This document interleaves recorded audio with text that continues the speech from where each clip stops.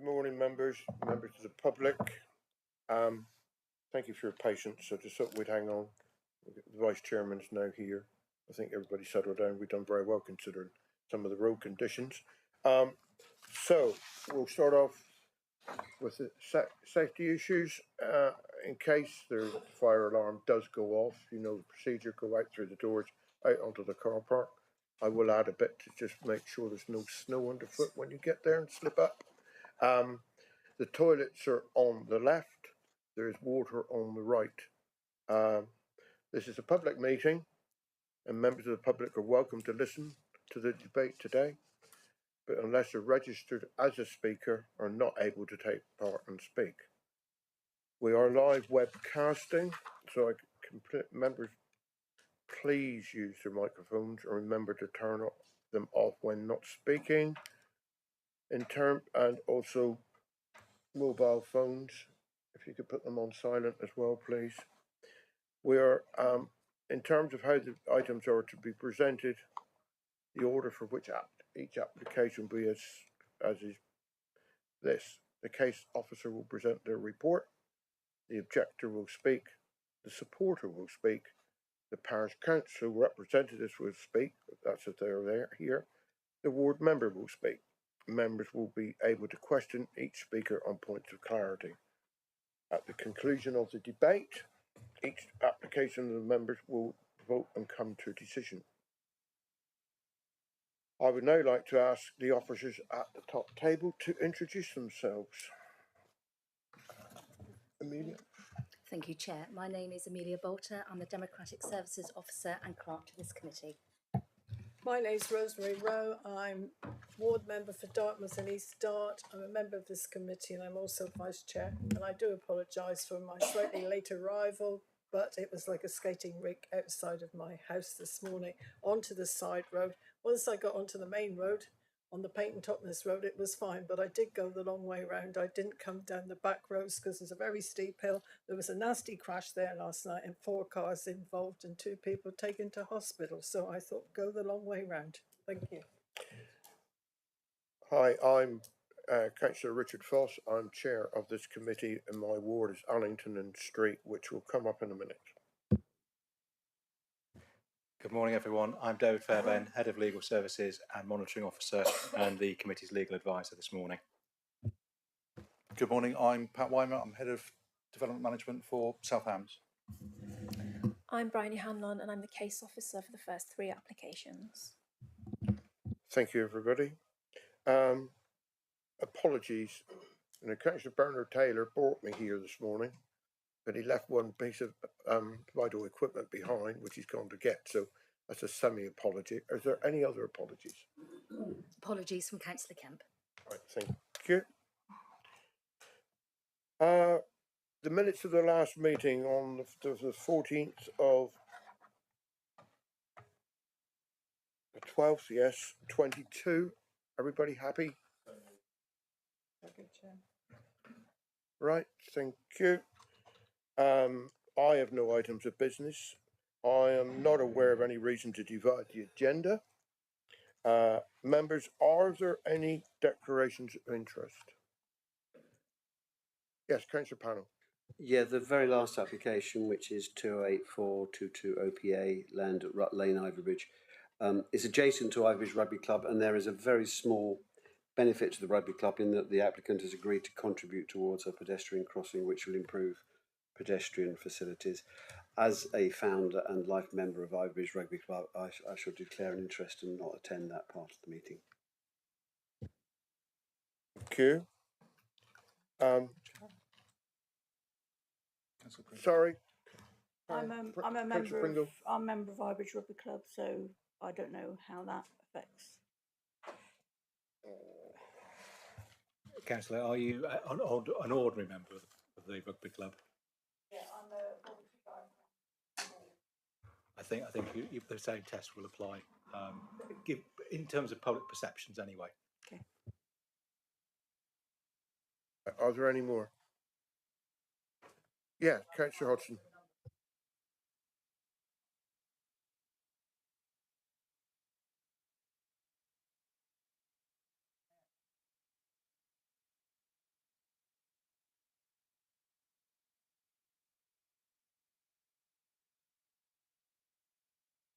Thank you. Any more? We've got a list of speakers that's been circulated to the members. Now, before I hand over to the planning officer, I'm going to hand over to the vice chair for the first item on the agenda, because I'm ward member for where this application is. Okay.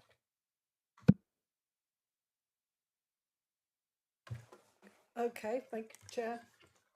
We will continue and introduce agenda item 6A, which is planning application at Higher Coltscombe Farm, Kingsbridge, from Mr. and Mrs. Harris, and the application number is 1984/22/FUL. I will hand you over to the planning officer, Bryony, please. Thank you. Okay, so this one is a full planning application for 2 units of holiday accommodation. So this is the site location plan. So the site is outlined in the red hatching. And this is the aerial view where the site is in kind of a lighter shading, just because obviously it had been mown at the time the aerial photo was taken. So these photos were taken in the summer. So obviously they don't reflect the slightly waterlogged conditions we saw on Monday. But this is the site entrance to the field with the gate, a view across the field. And this is looking back at the field gate from within the site, up to the north, and from outside the site looking south. This is the site location, the site plan, and it shows you the carport in the north of the field by the field gate, and then the 2 pods and the sewage treatment arrangements in the middle. The detail of the pods, so they have a curved roof and they're kind of a simple block form, and they have obviously showers and little kitchenettes inside. And then the carport with the solar panels on the roof. Obviously it can accommodate 4 cars. Councillor Abba asked at the site visit if there were any if there were public rights of way in the area from which the application site could be seen. So just to show you where the public rights of way run in the area, they're outlined in red and blue, and the field itself is in the centre, slightly to the left of the image. So the key issues, the proposal seeks to site tourist accommodation in an unsustainable location. So they've got limited access to daily services and amenities, and they'll be heavily reliant on the private car. There's no evidence for a specific local need for tourism in this location, and we're not clear how it specifically responds to farm diversification. And the dispersed and detached nature of the facility would not respect the local character of the area, and the application is recommended for refusal. Thank you. We will then move on to the speakers. Oh, any questions? Sorry, yeah. Any questions? Councillor Abbott. Thank you. Can we just go back to the footpaths, please? Can you put your cursor on the field? I'm a bit disoriented. Okay, so thank you. So the corollary to them being there is, can they see the site from if you're walking, is the site? I would say due to the topography of the area, it's not widely visible. Thank you. Any further questions, members? No. If not, reporter is Tom Jones. Welcome. Welcome, Tom. I think you know the score. Thank you. We've got 3 minutes. Fine, thank you.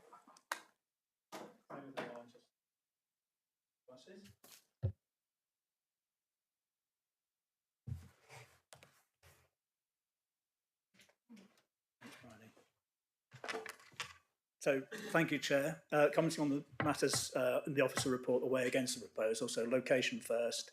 need, then a little bit on landscape impact. The applicant can only provide the accommodation on their own land and has considered redundant buildings. These are not suitable as they're within the operational farm, whereas the land in question is not currently managed sustainably. The need being met is for holidays immersed in nature, requiring a countryside location. Next slide, please. So just a cursory view of the spatial distribution where needs being met. This is booking.com, just one of many websites. It shows where their accommodation is available in the South Hams, largely outside the main towns. Next slide, please. And again, these are huts that just pop up on Google Earth, Google Maps. Again, demand is being met in the countryside. Next slide, please. And nearby, there is a cottage rental, Airbnb, seasonal camping, permanent camping. And next slide, please. And here's an Airbnb shepherd's hut near Slapton in the undeveloped coast. So supply is clear evidence of the need. Next slide, please. And we have Canopy and Stars, a market leader in glamping, advises that enormous growth potential continues. So do we want our farmers to benefit or for opportunities to be taken elsewhere in Devon and Cornwall? Next slide, please. We should also be mindful of the negative impact in terms of loss to Airbnb and others of properties that would otherwise accommodate local workers. The government is investigating this and granting permission for bespoke regulated holiday accommodation is a key factor in addressing this. Next slide, please. Potential adverse impacts. 2 vehicles out and in per day would not be a significant impact on the rural network. Huts are unlikely to be visible from the outside. There'd be additional planting to screen, cessation of cutting for feed, and encouraging land to revert to wildflower meadow would be use of renewables and facilitating electric cars and bikes. Next slide, please. So in terms of farm diversification, we have Levelling Up, Future Farming Programme, Rural Shared Prosperity Fund, all point to this sort of diversification, and noting permission was granted at Butland Farm for 3 huts in a location in the open countryside in the OMB, where the officer concludes there is policy support for the diversification of rural enterprise. And for this application, noting our MP is a keen supporter of food security, this fact is significant. In 1976, there were 13 family-run dairy farms in the parish of Slapton. Nicola and Johnny here is the only one left, and they often welcome school children to the farm to experience dairy farming. The importance to cultural heritage and economy of sustaining this business is clear. And could I just make a closing statement and we'll finish? The joint local plan and, next slide. So thank you, Bryony. The joint local plan and the national planning policy framework allow a balanced decision, and we ask that councillors recognise and look favourably on the positive aspects of this application and support this family in their endeavour to sustain a business that maintains the heritage and environment of this beautiful part of the South Hams for which they hold the stewardship. Thank you for listening. Thank you. Members, any questions, please? Councillor Hodgson? Thank you. So in terms of that overall field where these would be sited, how much of that would be put into creating a wildflower meadow, which is described? The vast majority, the vast majority. So you have, thank you, you can see the carport with the solar panels on the roof. That would be 4 cars, recycling and waste could be stored in there. And then there'd be a gravel hard standing for the vehicles to manoeuvre. You've got 2 shepherd's huts there. The rest of it is, a landscape and ecological management plan. We've got that whole area to play with. But the application does have hedgerows and suggests a wildflower meadow. Yeah, and I've got another. The other question was when we visited the site on Monday, that where you've got this site for the septic tank or some kind of sewage treatment there, that is where there was an awful lot of water sitting. Yes. Is that still going to continue, or is there an alternative that might be considered for that? Because I was concerned about that. Yeah, so the landowner intends to put have a pipe there to get the water draining into a pipe as well to reduce that amount of water standing there, and the treatment facility can be moved to make sure it's compatible with the ground conditions. Thank you. Councillor Brazil. Yes, thank you, Rosie. Yeah, just interested in the landscape and ecological management plan. Did you say there is one with the application? Yeah. If you could just sort of expand on that, so we've got a sort of slightly better. slightly clearer idea of what would be there. Yes, That's possible. there's not a detailed plan. We're absolutely comfortable with the condition to work up the details of the management, the maintenance, the seed mix, etc. But you'll see there are hedgerows planted around the shepherd's huts. It's really quite simple. It's allowing the hedgerow at the edges to grow up to improve landscaping from a visual side and ecologically as well. And then within the site, hedgerows around the individual shepherd's huts, its extents, sort of creating a bit of seclusion there. And the rest of the middle area, would be, I think it's more a written statements needed to specify how it be established and how it be managed and maintained. So it does need a written statement that we'd be happy to produce as a condition for as a landscape management plan. Thank you. Thank you. Does that answer your questions? Yes, it does. Thank you, Chair. Thank you. Any further questions? No. Oh, Councillor Long, please. Thank you, Chair. Just one question. At the site meeting, there was the point about it being off-grid and the power supply and water supply. If you can just confirm where the water supply is coming from and power to the units. Yes, so the power, you can see solar panels on the roof there. We think you could maybe get 3 to 4 kilowatts possibly on there, and that would charge a battery. And I think largely would meet the requirements, but there would be a backup. I think it's a diesel. Would it be a diesel? Diesel gas generator as a backup if needed in the winter when there's not so much sunlight. So essentially off grid, so there's no mains electricity coming in. There's a bore hole, and there's you won't have seen it at the site visit. There's a blue pipe at the gate where the water's available, and that could be treated to get it to the right quality to feed into the unit. So it's the source is on site. Thank you. Any further questions for Mr. Jones? No, thank you very much. Thank you. And the next speaker is a representative from Slapton Parish Council, please.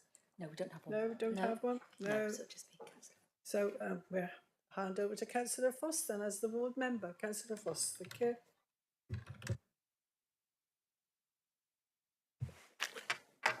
Thank you, Chairman. I left my notes at home, so I'm not the only one who's left stuff behind this morning. But basically, I brought this because I want applications to be looked at in equality. I'm not criticising the officer for what she's done.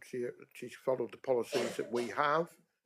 And you know, you've heard me say this many times, I'm not happy with some of the policies for the rural policy. We got to work with them, I know. But I can name several sites that we have already had come through committee and passed. In fact, one that didn't even get to the committee, not dissimilar to this.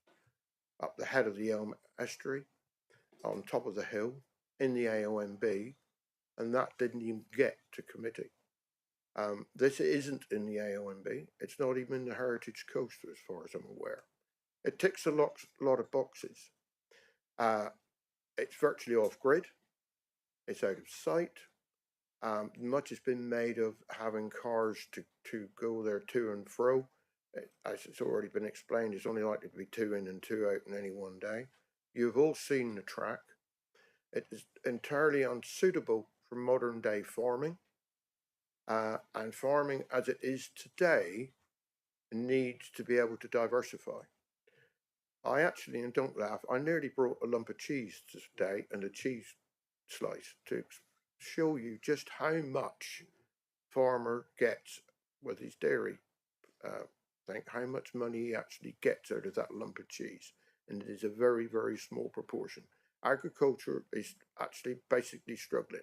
We've never made a lot of money. And if you want to actually be able to do other things, you have to diversify.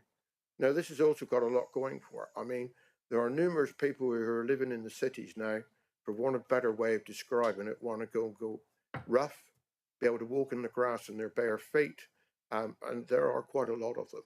And I fully support this application. I could go on, but I mean, their representative has said a lot of what I wanted to say. It's off grid. It's not visible from any of the public footpaths as far as we can see. Yes, it's inaccessible, but that's part of the attraction. There is holiday accommodation not very far away. So it's isolated in one way and not in the other. So it's not unique by any means in the South Hams. We have had other similar applications that we have approved. So I think I'm going to leave it there and let you members decide. I'm not going to say one way or the other what I feel. So I'll leave it there. Thank you, Councillor Foss. Does anyone have any questions they'd like to ask Councillor Foss? No. If not,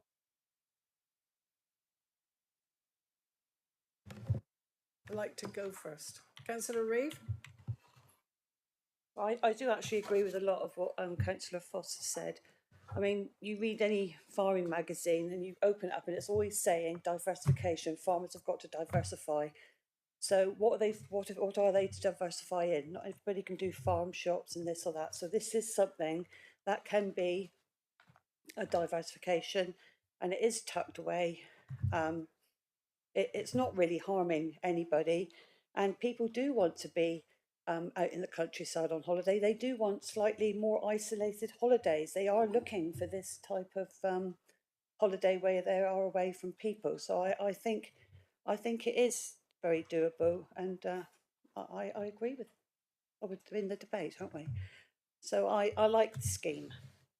Thank you. Thank you. Councillor Hodgson. Thank you, Chair. Vice Chair. I think if you look at it through the lens of the holidaymaker and the tourism industry in this area, we have seen a rise. I mean, obviously we've seen a COVID rise of, staycations, and the offer is still fairly limited. We still have a limited number of accommodation. There is always a conflict when people start turning village housing into holiday homes, because that's where perhaps people who live here want to be able to buy. And this is clearly a holiday offer. And I think it actually is, in terms of sustainability, I think it ticks lots of boxes. For example, just thinking about the actual footprint of the holidaymaker. Okay, they're going to have to use a car, but the chances are they would be able to use an electric car to go to this, because obviously that's being provided on site. The fact that it's off grid, it's not actually imposing an awful lot more on the network in terms of extra cabling, so that carbon footprint is reduced. It's very light kind of accommodation, so it's got a low carbon footprint in the development itself. They don't actually perhaps even need to do concrete plinths. They could do something a bit more of a base, but anyway, notwithstanding that, I think it's actually even in the it actually is supporting the idea of how we do sustainable development. And the tourism economy is really important to this area, and that includes the people living here, like the farmers who, as has been said, need to be able to diversify. In terms of biodiversity gain, there's a massive opportunity for net gain in that field, and we don't very often see this. Time and time again, I'm the one who sits here having a go about going into greenfield sites and seeing the place cleared out and just turned into a concrete jungle. This is the opposite. This has the potential to really enhance biodiversity, and I think if we put in some conditioning to actually make sure that we get the maximum benefit from that, and including the hedgerows being allowed to grow up, the countryside stewardship schemes are looking about how you can really increase the biodiversity just in the hedgerows, let alone what you can do in a water meadow. And that water we saw on site, if it was managed carefully in terms of the field, that actually a lot of that would be modified anyway. So I'm actually prepared to propose approval of this scheme, which I realise is against officer recommendation, which I respect, but I think actually that the opportunity for us to kind of maybe support the rural economy and the tourism economy, I think is here. So I would like to propose that. Thank you, Councillor Brazil. Yeah, thank you, Rose. look, we've got a recommendation from the officer for refusal, and the reason is clear in the report. And I think the danger we have is that what we don't want to do is just give a carte blanche. You know, anyone can open a campsite anywhere in the South Hams. It's not a problem. And so, you know, when I look at this, I have to look at this as, why would this be a special case? What's different about this? What's special about this? What makes this acceptable when others might necessarily not be acceptable? I think first and foremost, it's not in the AONB, so we don't have any specific policy that says that we shouldn't encourage tourism facilities within the AONB or extensions of campsites. So we don't need to jump over that hurdle. I think massively in this favour is its small scale. It's a relatively, compared to what we're expecting, it's a relatively large field. We're only putting 2 pods in here. It's hidden down. It's well set. It's below the skyline. It's at the bottom. I mean, as we saw with the stream in the middle. So visually, I would say there's a minimal impact. And we saw from the footpaths and the roads that Victor wanted to show, and we saw from Bryony that actually you can't really see it from anywhere. And I think, as Jackie's already said, I think the opportunities for a massive increase in biodiversity here are something that we should grasp really wherever we can. So I am happy to support this because of the reasons that I say, that it's small scale, it's well hidden, and there's a big net increase in biodiversity. I do have a few concerns. I'm concerned about the generator. You know, this is in the middle of the absolute countryside. If you live in the countryside and suddenly you open your window and you've got the chug of a generator going on, it's not ideal. So I don't know what conditions there may be that we could put on that. And then also other conditions I'd like to see, obviously, is a very detailed landscaping, ecological management plan of the site, and indeed the drainage, because again, I think that is going to be crucial. There's a watercourse there. We don't want to pollute the watercourse. So taking those all into account, I'm happy to second the proposal, which is against officer recommendation, and for a proposal for conditional approval. Thank you, Chair. Thank you, Councillor Brazil. I think you've laid out reasoning on both sides very well. And as anyone else, it's been proposed and seconded for approval. Does anyone else wish to speak on the subject? Councillor Panel, please. Yeah, I'm probably a lone voice here, I don't know. I have enormous sympathy for farming families. I do understand the great pressures they're under. But I do have concerns about going against our policies on sustainability and developments in the countryside. As we saw, it's a very pretty remote spot. The road access is not very good, and I would find it very hard to support this development on that field. I think we have to be very careful, as Councillor Brazil has said, about giving carte blanche to every farming family to set up this type of development anywhere in the South Hams. I'm concerned about protecting our landscape, even though it's not in the special measures areas. I don't think I can support this. Thank you. Anyone else wish to speak? No? Okay. Well, we did visit the site on a Monday, and quite frankly, I thought it was in the middle of nowhere. If you didn't know where it was and we were following a leader, I think we would have had a job to find it. And I do know South Devon pretty well, and the back lanes and what have you. But it was pretty remote, and I have sympathy with farmers needing to diversify. Farming has taken a big hit. It's taken an even bigger hit with the doing away of the basic farm payments, which I think many farmers basically relied on to keep afloat. And I can remember when I worked at Unigate many moons ago, and we had about 1,250 dairy farmers supplying milk to that one factory, and now I doubt if there's one dairy farmer in a parish. So I don't think there's even one in Stoke Gabriel parish now. So dairy farming it's either you keep hundreds of cows or you don't have anything. And we've gone into intensive farming, small farms, family farms. They don't exist pretty much anymore, which I think is very sad. We've got policies as to why it should be refused, but I think Councillor Hodgson and Councillor Brazil, who have moved the recommendation for approval, have set out mainly policies or reasoning for approval. So it's been moved for and seconded for approval. Thank you, Vice Chair. I think I've been doing this long enough to be able to judge the mood of the room, but I do feel I need to just say something. I firmly agree with the officer recommendation for approval. And the only thing I'd like to just say is that refusal. Sorry. I think the reasoning behind the joint local plan policy is that where we've been before, this sort of business as usual approach took us to the point where we were compelled to declare a climate change emergency because things just weren't changing. And I think, and even the ward member agrees it's inaccessible and will only get to by vehicle. And carbon emissions through vehicle transport in rural areas is something that's just not coming down quick enough, hence the policy.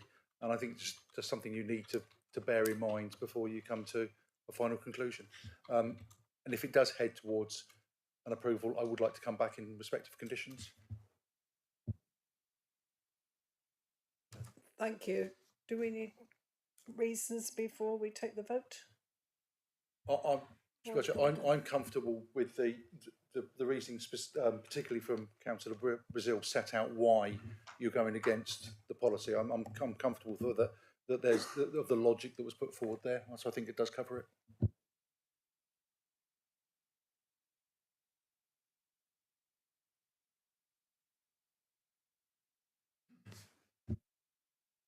Sorry,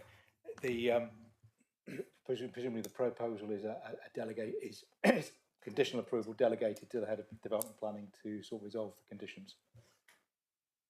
Are you happy with that? Yeah, if I could just, on the conditions, there's a couple of others that I was talking about. First of all, I'd like it to be tied to the farm.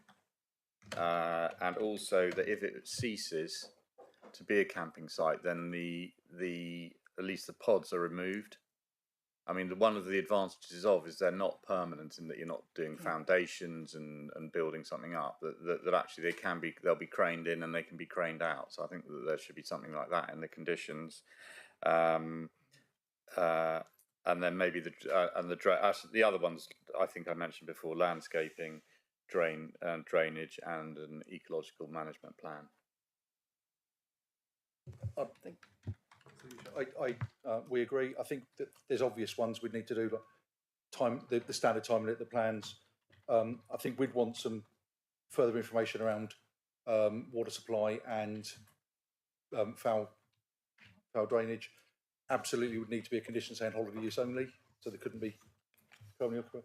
And I think we'd want to make sure that there's a condition saying that the solar panels have to be provided. They're not just shown on the plans, but they have to be done. The landscape and ecology management agreed. No external lighting unless otherwise agreed by us, because I think that's really a site that you wouldn't expect that. And it's something I jotted down. I think you've absolutely picked up. Only to be operated by the owners of the farm and not sold off separately, because the basis of this is farm diversification. If it's then sold off to somebody else, that kind of pulls the rug from under that argument, and take up the point about removed if they cease to be used. That's just obviously the skeleton of them. I'd expect those conditions to be agreed by Vice Chairman and proposer and seconder before the decision was issued, if approved. Can I suggest that maybe that would be added in terms of the being removed, but that then the land reverts to agricultural purposes only?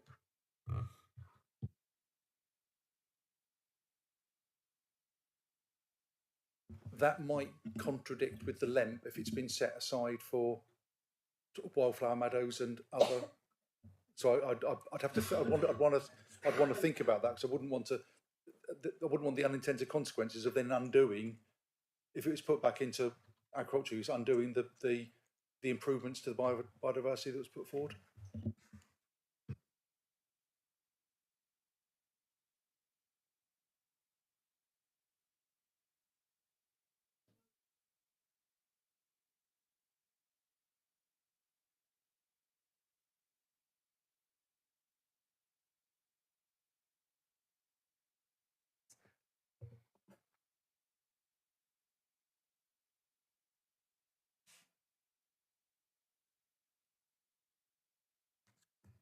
Okay. Against? Against, and I think that's everybody, is it? Abstention? You voted in favour. 7. Okay. So that. Sorry?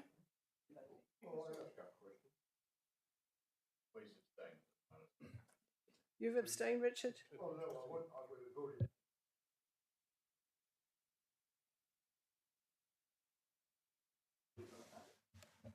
Yeah, Chairman, I mean, you spoke very powerfully as ward member and spoke very positively in favour of it. I think potentially, people might come to the view that you might have predetermined it. So if you want to proceed on that basis, then I think I'm quite happy to say that you didn't take part in the debate. Okay, right, we've clarified that matter now. So that application has been approved subject to all the conditions which we have and subject to consultation with the proposer and seconder and the vice chair of the committee in consultation with our planning department. Correct. Is that correct? Delegate approval, subject to you. conditions being agreed. Thank you very much.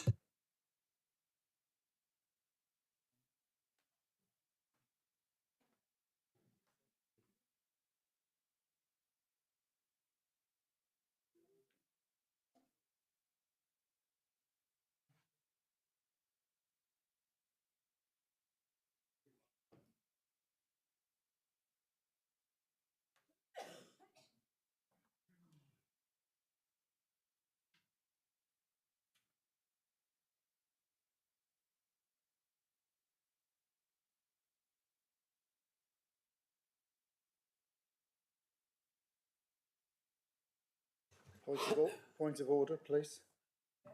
Yes. Thank you. I'm a bit worried about where we are with ward members not voting, and I've made a case in the past, and I refrained from being the proposer or seconder, but I'm just worried it takes away a member of the committee and someone who has thought this through. Councillor Abbott, I'm not going to say anything here. I think we need, as a committee, as members, to have a debate with the officers and our legal advice that I've just been given. But now is not the place to do that. But I fully understand where you're coming from. Okay, we'll leave it there for now, I think. I think Councillor Abbott is talking about one that's going to come up today. Do we need to adjourn and have that conversation? Because if not, I think we'll just end up having Councillor Abbott, are you referring to another application as well that's about to come up from another ward member who won't be here today? No, I think it's. You weren't referring to that. But do you... Okay, I had perhaps wrongly assumed that Councillor Abbott may be referring to an application in his ward this afternoon, and seeking clarification on that.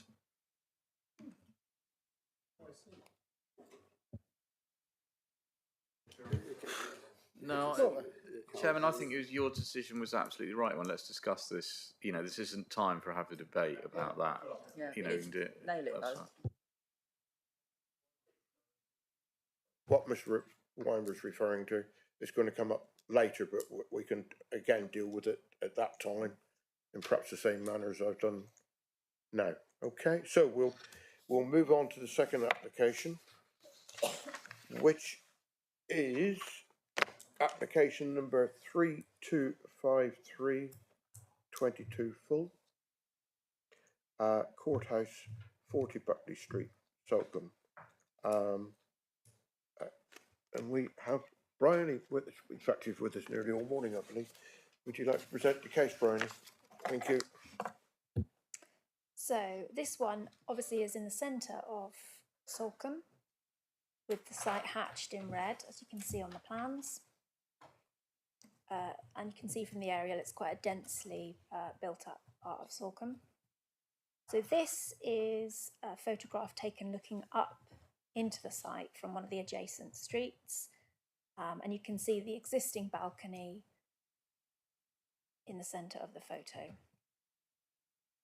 And the front elevation of the building and the existing balcony from within Buckley Street. And this is the site from within the terrace as it is now. This showed the doors as they were previously. I know that you all saw the construction works on the site visit. This is what they looked like prior to that. Existing views from the terrace and across to the neighbouring houses. This is the existing access up to the terrace. So there's that hatch and the internal set of stairs. Neighbouring windows that you might have seen referenced in objections. And the kitchen window with the elevated roof lights is shown on the left. So these are general concept drawings. They're obviously not to scale, but they're just to give you a general 3D picture of what's going to be proposed. So the applicant wishes to replace the metal railings on the lower terrace that we stood on during the site visit.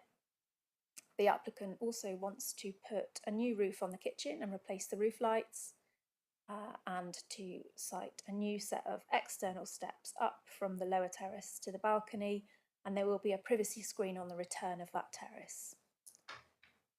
So these are just the plans to show you exactly where everything's going. And the elevations just to hopefully make it a little bit more clear.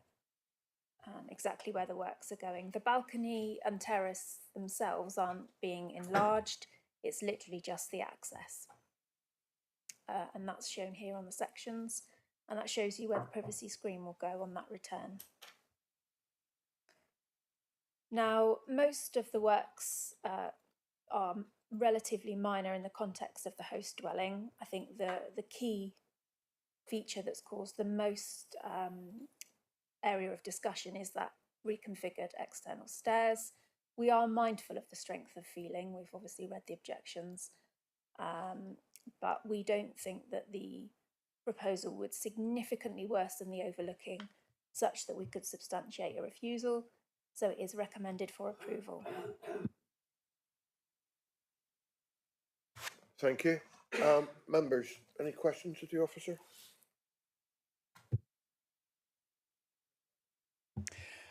Please, can you use your cursor, but on the very first photograph where we're looking up through the buildings, although I stood there, just wave it over. Right. Right. Okay. Any other questions? Councillor Brazil. Yeah, I just if we could go back to the picture of the windows as they were before. Yeah, that one there. Now, you know, that is to me, I think we heard on the site visit that in order to extend those windows and turn them into one big glass frontage, that was permitted development. I'm just surprised in a conservation area that is allowed, because it's sort of, what's the point of a conservation area? Because you can't tell me that the windows that are going to be in there, I appreciate for living standards, they're going to, you know, it's going to be a lot more light and you've got a lot more view, but you can't tell me in a conservation area that what we've got now, which is just one big glass thing on there, in any way or sense conserves or preserves the historical aspect of that building. So it's really a question. I mean, you know, what do conservation areas mean? And if it means that they can just do something like that, then what's the point? And why do we do them? Well, that's a wider debate, but we don't have an Article 4 in Salcombe, so people do have PD rights. So when you say an Article 4, does that mean what is an Article 4 in respect of a conservation area? Councillor Article isn't necessarily just in respect of a conservation area. The general permitted development order grants permitted development rights you do have additional restrictions in the conservation area, but it certainly doesn't go as far as saying all works require consent. If an authority wants to restrict permitted development rights further, whether it's a conservation area of outstanding natural beauty or some other reason, there is a process that you can go through an Article 4 direction to remove those permitted development rights. However, as I'm sure Mr. Fair will agree, it's not an easy process. The authority is open for compensation claims for taking away those permitted development rights, and there aren't that many served because it's not that user friendly from an authority's perspective. Thank you. Any other questions of the officer? Yes, Councillor Long. Thank you. I was going to raise the point about the windows and the impact in the conservation area, because I think it does sort of the question of PD rights. The other thing is, can you confirm the amount of increased space created by the sort of landing stage of the stairs and the removal of the hatch within that area? Because is there an intensification of use and greater access to sort of look into neighbours' properties by the removal of that hatch? So if you look at the slide, you can see the landing space is highlighted in yellow. So it's smaller than a sort of standard roof light size. And the hatch obviously is sited at the end of the existing terrace. So, and that's highlighted in a red dotted line. So that would be the area that you could put a chair on, whereas obviously you can't now. So that kind of gives you the comparison in terms of floor area.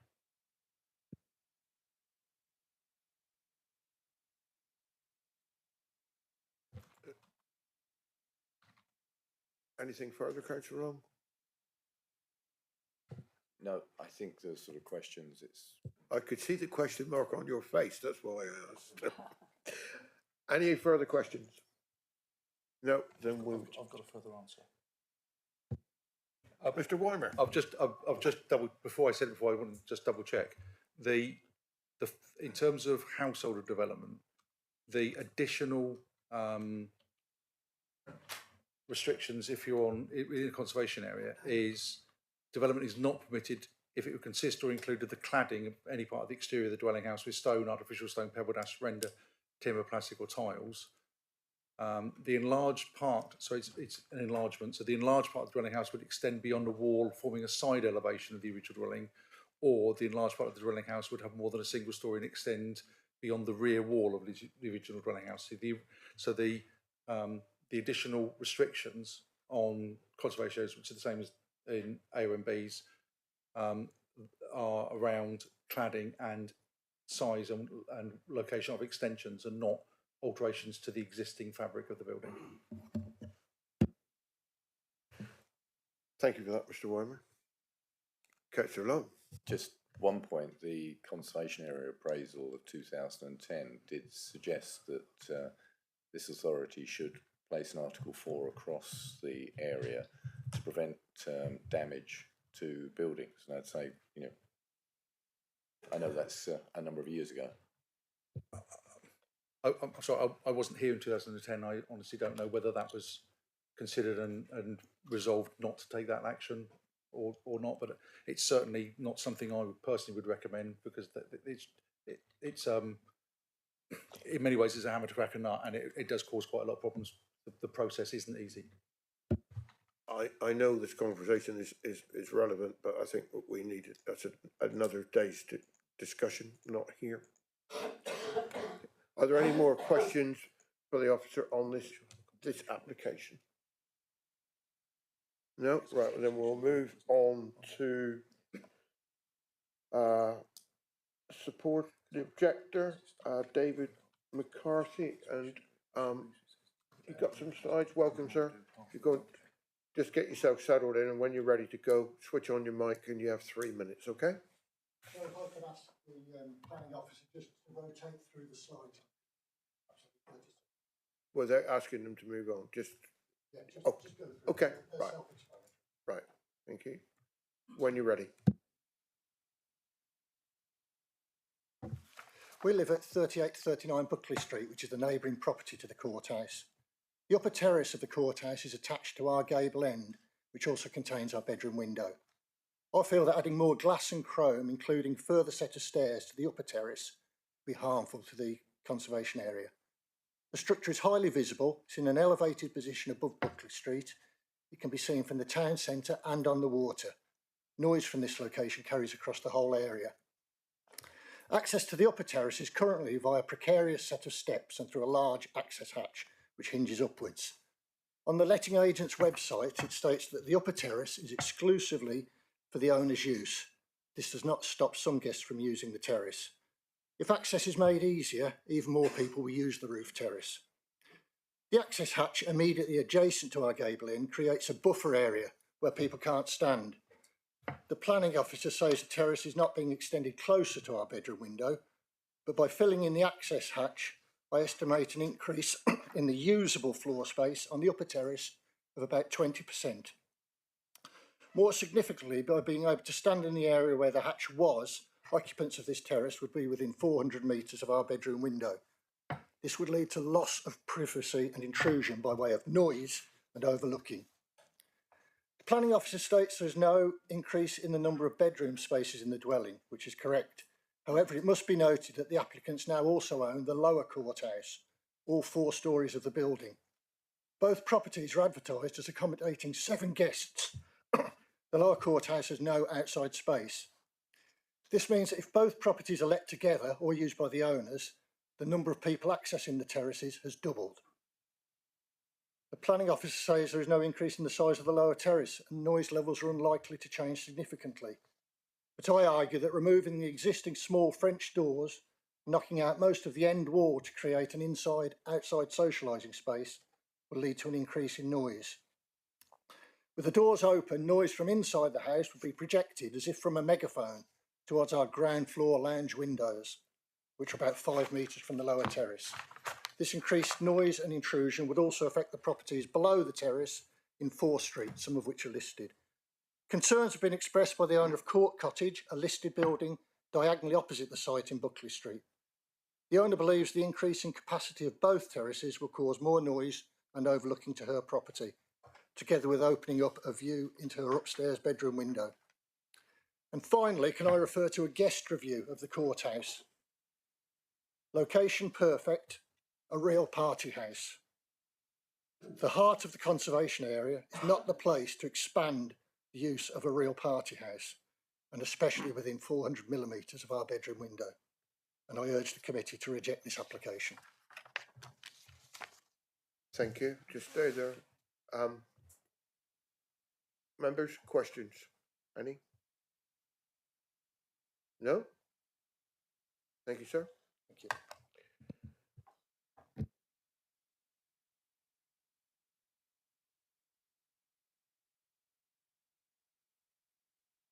Okay, we'll move on now to the supporter of this application, who is on Teams, and I think it's Mr. rather than Mrs.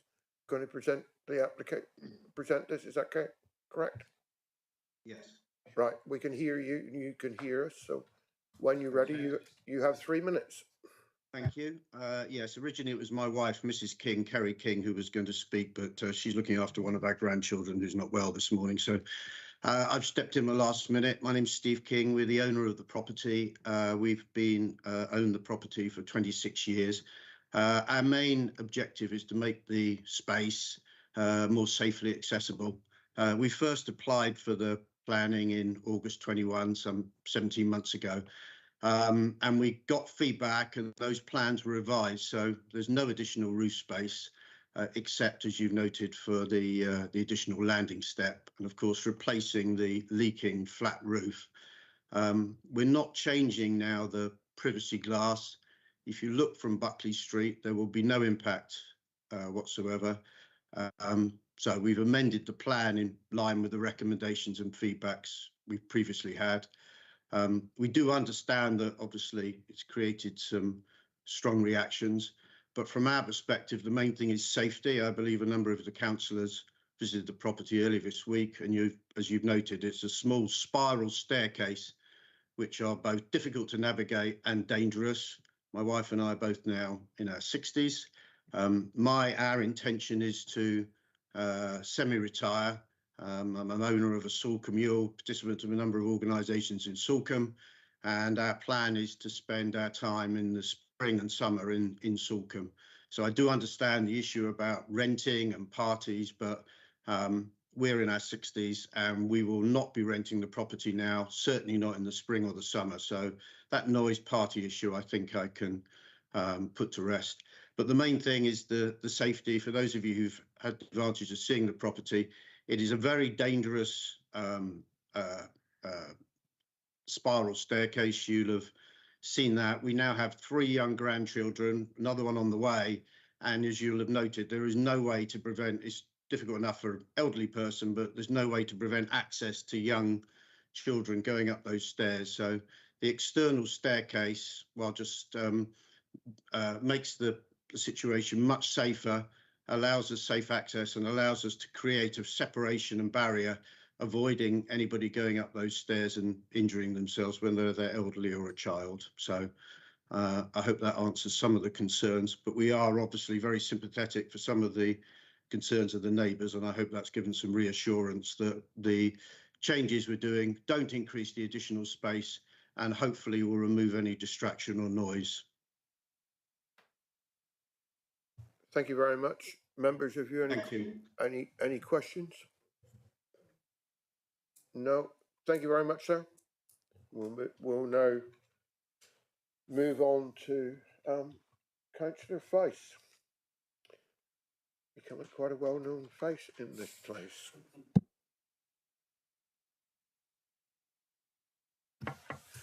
Thank you, Chairman, and good morning, members. As you're all aware, Town Council objected to this application. Our major concern is the impact on the amenity value of neighbours.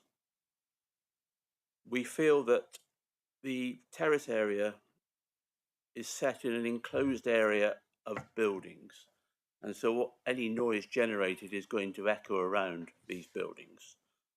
Although the terraces are not being increased in size, the access to the roof terrace is being made a lot easier, as is the access to the ground terrace.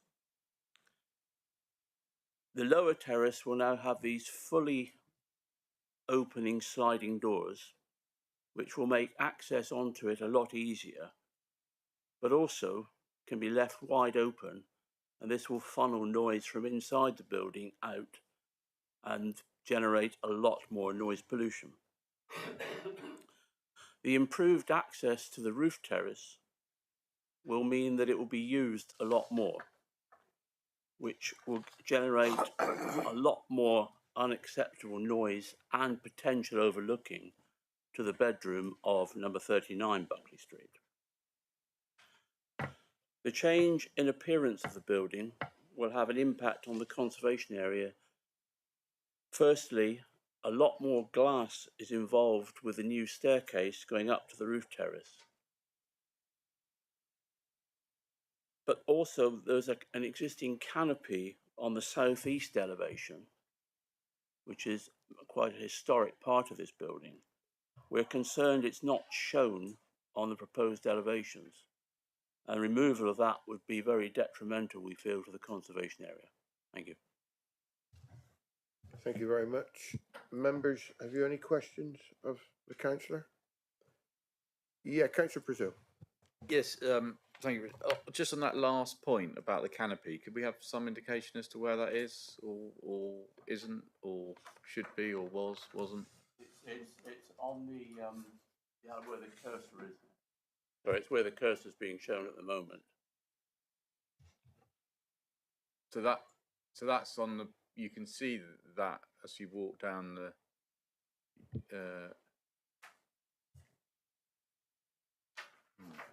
We definitely saw that. There was a sort of a veranda. yeah. If you go back, keep going. Yeah, that picture there. Yeah, sorry. Yeah, that one there, the one you had just up before. So yeah, above there, there was a veranda on there. What's happening about that?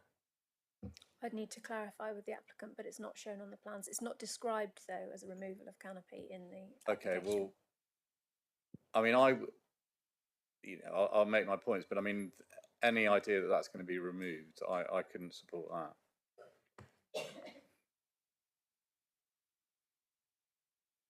I think, Chair, I see the applicant wants to say something on that. Yeah, I'm sorry, I'm not. I'm not sure if I may just to clarify this, because the point about the veranda is I think is a misnomer. There's no change to that from its current situation at all. Okay, I mean the problem that we got here, and you can see from both those two top pictures on what we've got up here. I don't know if you can see those. Yes. The general concept is that the veranda. It's not the veranda itself. It's the bit above it. I don't know if you call it what that's called. That's an existing canopy that's been there. And that's remaining, is it? That's remaining. There's been no change to that. It's not. It's just not shown in those drawings. It's not thank new. you. Thank you for that No clarification. Thank you. Thank you for that. We don't normally allow you to come back, but we needed that clarification. Thank you. Thank you. Mr. Weimer, you want to say something? Just if it helps, I think Bryony said it earlier. Those drawings are concept drawings. They're not scaled. They wouldn't form part of the approved plans. The approved plans are on the proposed elevations. There is nothing in the application to indicate that that's being removed. Thank you for that. Councillor Long, put your hand up. Mr. Chairman, I just wanted confirmation. I think Mr. Weimer has confirmed that, you know, if it were approved, those plans don't include the removal of that canopy because it's an integral part. If the application is approved, for clarity, I think it ought to be approved subject to receipt of revised plans that clearly show the retention of that element on the approved plans, and that would just provide the clarification that I think you're seeking. Thank you.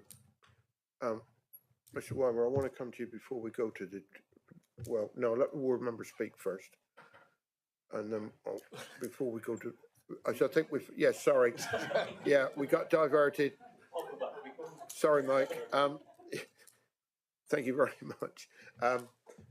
Ward members, you'd like to speak, but I want to ask Mr. Weimer a question before we go to the debate, okay? Who's going to speak first? Right. Councillor Pearce first.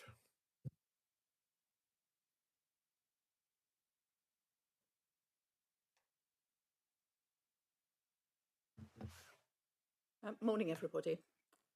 I didn't, in fact, call this one to committee. I was happy for it to go through as a delegated decision, all things considered. I note the Town Council's objection, but given that the windows could be changed under permitted development and the roof terrace was given permission in January 2014, I didn't see that the changing of the staircase was going to make a huge amount of difference. Now, there is history to the upper roof terrace over what used to be the old garage. The old garage wasn't really big enough to get a modern car into, hence the reason it was allowed to be incorporated as part of the living space. And originally, the application was to put the terrace right back onto Buckley Street, and in the end, it was moved back to its present position following a site visit by one of the then senior planning officers. So I think that was the time to consider how much that terrace was going to be used. The fact of the matter is that the terrace exists now, and I think that the change of staircase, having seen what there is to get up onto that terrace at the moment, is a really good idea. because it will make it much safer for everybody. Otherwise, as I say, if the windows are permitted development, to change those windows, there would not even have needed to be a planning application. So that has only really come in as part of the changing the staircase. There is always a noise problem when you're living in the centre of town, because you're very, by definition, closely packed. And people can make just as much noise on a terrace that has room for a table and 2 small chairs as on a terrace that has room for everybody to be on it. It just depends on how considerate the people are. We've heard that the owners will be there more, and hopefully that means that they will be mindful of neighbours. But certainly as far as overlooking goes, it does comply with our SPD overlooking rules, and so there isn't a problem there. And noise is not something directly that would be considered by planning, but if there is excessive noise, the neighbours can always complain to the environmental health officers, who will arrange monitoring of that. The other thing was we did walk down into town to have a look back at the property, and in fact it is quite hard to see that from the street. You'd really have to be turning around and looking for it to be able to see it, and it's not something you would notice definitely as you walk down. So all in all, I'm always saying this, but I think we need to pick our battles, and this one, I don't think, I agree with the officer on the case, I agree with Bryony that this is a minor change and therefore should not be refused. Thank you. Are we allowed to, anybody want a question? No? Thank you. Thank you, Councillor Pearce. Councillor Long. Chairman, thank you. Obviously, we have to accept the existence of the current terrace and its use in that way.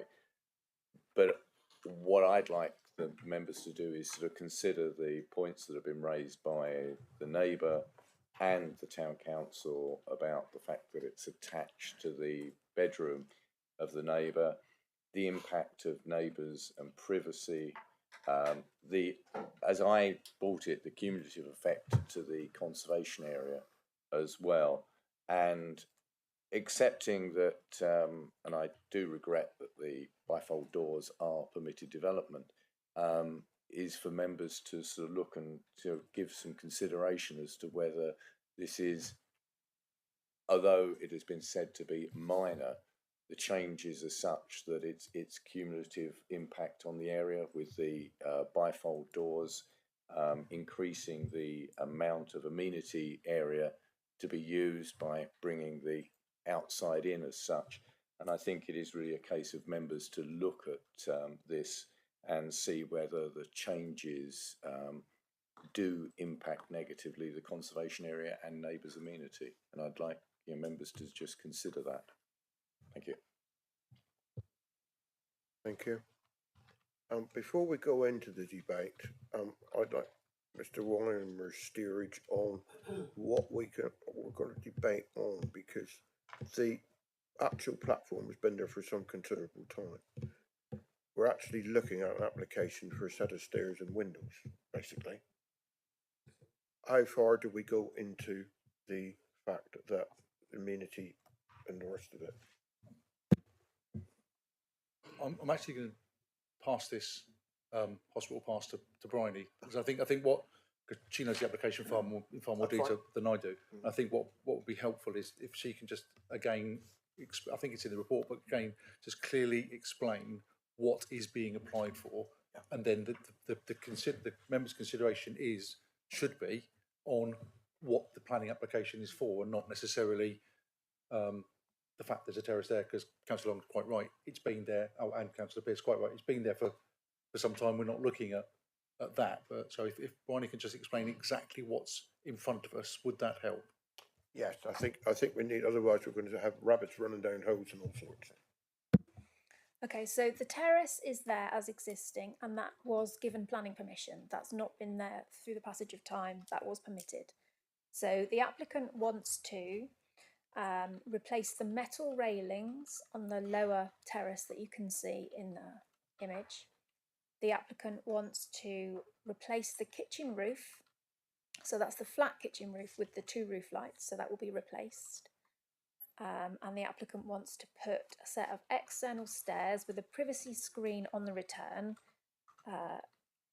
to access the terrace from the outside. Now, there are also changes to the windows. Those are shown on the plans for clarity. But obviously, if they're PD, they don't need permission to do them. So just to be clear, it's the replacement of the railings, like for like. It's the replacement of the kitchen roof and 2 roof lights, and the installation of the external stairs with the privacy screen on the return.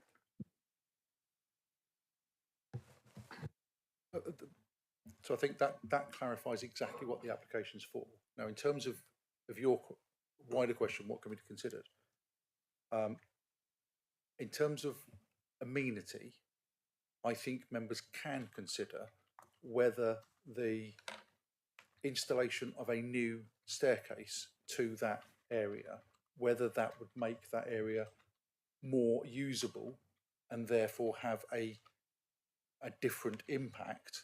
I think that can be considered, but what you cannot consider, in my view, is a terrace in that location is unacceptable because that's already there. So I think it's a consideration of what's there now and what's being proposed. Thank you, Mr. Weimer. So I'll open it to the debate, and I found it quite interesting both what the proposer and opposer, or the other way around, actually, the opposer said and what the proposer said. And I think we need to bear in mind some of what they both said.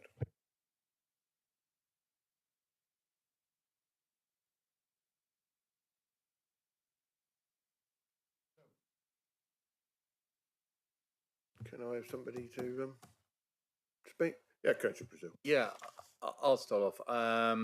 Look, I mean, I've made it clear that I find it very disappointing that those windows have been lost in a conservation area. The saving grace, I suppose, is you can't really see them from anywhere in the public domain, possibly unless from one of the terraces of the adjoining houses. I appreciate what the gentleman said about noise and disturbance, but I'm afraid I think that that's one of the consequences of living in a very tight urban, if that's not pushing it to area. I mean, we all know that Salcombe, gets incredibly busy and noisy in the summer. It's always been like that. It's nothing new, and I think, although I can understand if I lived next door to it and you got a load of hoorays giving it large next door, that's going to be, it's going to wind you up. But I don't think that's really anything that's not new, and I'm not sure there's anything we can do. And I think, as Judy said about environmental health, that would probably be the way there. I think, just to say to Mr. King that, the sooner he moves down, the better, and hopefully that they can sort out the neighbour relations, because I'm sure that once that's removed from the equation, then it will be a lot better. You can just fractionally see those ladders if you're standing by the butchers down on the high street, but as again, it's a sort of, you're craning your neck. It's not your natural way to look. You're looking the other way out to sea, if I'm honest. So, my view, I don't think it's perfect, but I just don't think there's enough here that we could say to refuse it. So I'm quite happy to propose conditional approval as per the officer's recommendation. Thank you, Councillor Brazil. Councillor Brazil, can the proposal, could it be, ask you to consider delegated approval subject to the receipt of plans that shows that cover? The keeping of the canopy over Yes. there. Yeah, absolutely. Yeah, very happy to do that. Just amend that side. Yeah. Councillor Brown. Thank you, Chairman.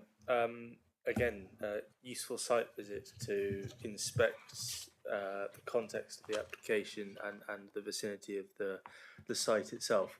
I must say that whilst I have sympathies with the views of the objector on this one, I do concur with many of the comments that Councillor Brazil has made regarding use of something like this, and living in the centre of a town, basically, it is probably invariably going to be noisy at times. That is the nature of a town. When considering the neighbour amenity, as we've been told we can on this, regarding that balcony, personally, I don't think this will make any difference whatsoever. Because if you've had the summer we had last year, with many glorious days and glorious heat, then you could pack as many people as you want up there, really. And I don't think that hatch will probably make any difference if somebody really wants to get a few more people up there, to be frankly honest. So I don't have, knowing that the balcony or the terrace has planning permission, and we're not here to debate the nature of that. For me, the logical conclusion is that I'd be happy to second Councillor Brazil's moving of approval and to accept the additions that Mr. Weimer has suggested in terms of his comments as to conditions or the exact wording of it. Thank you for that. Councillor Panel? Yeah, I support the application. I think I'm concerned about those internal stairs. I'm amazed they meet building regs for safety, because there's no safety rail. There's nothing to stop anybody falling off those as you go up, whether you're very young or increasingly elderly, like me. Just on the basis of safety, I support the development of an external safe staircase, and that's the real issue that's happening here. And without as I agree with Councillor Brown, there's no nothing we can do to stop that balcony being used. It has planning permission, so therefore I would support. Thank you. Councillor Hodgson? Can we put a condition on for the hours during which that upper balcony can be used? Because I'm thinking about neighbour amenity, because I do think it's very unneighbourly, the whole thing of having I think I place know that the could be answer, like the centre of parties in the middle of the night when you're trying to sleep, a few feet away. Environmental health.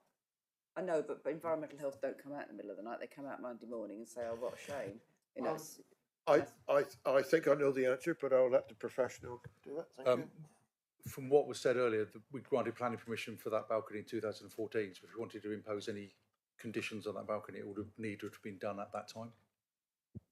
But surely, if we're changing the access, which is effectively what we're doing, so increasing potential usage, then does that not give us the opportunity to put constraints around that? I don't believe so, because it's already got a planning permission. You're further restricting something that's already got consent. Mr. Fairbairn? Yes, Chairman. I think I would agree with Mr. Weimer. At the end of the day, I think such a condition wouldn't pass the necessary legal tests to be a valid condition. I don't think it's reasonably necessary. Thank you.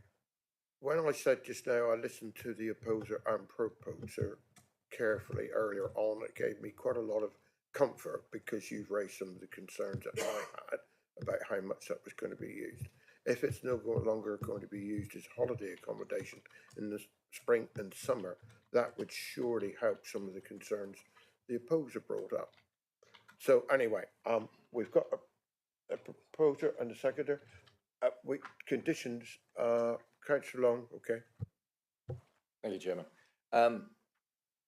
Obviously, you can see the direction that this is going in. I think there is a concern about the increase in usage of that area, the increased usage of the upper terrace being closer, because obviously people can't stand where the hatch is, for the impact on the neighbours.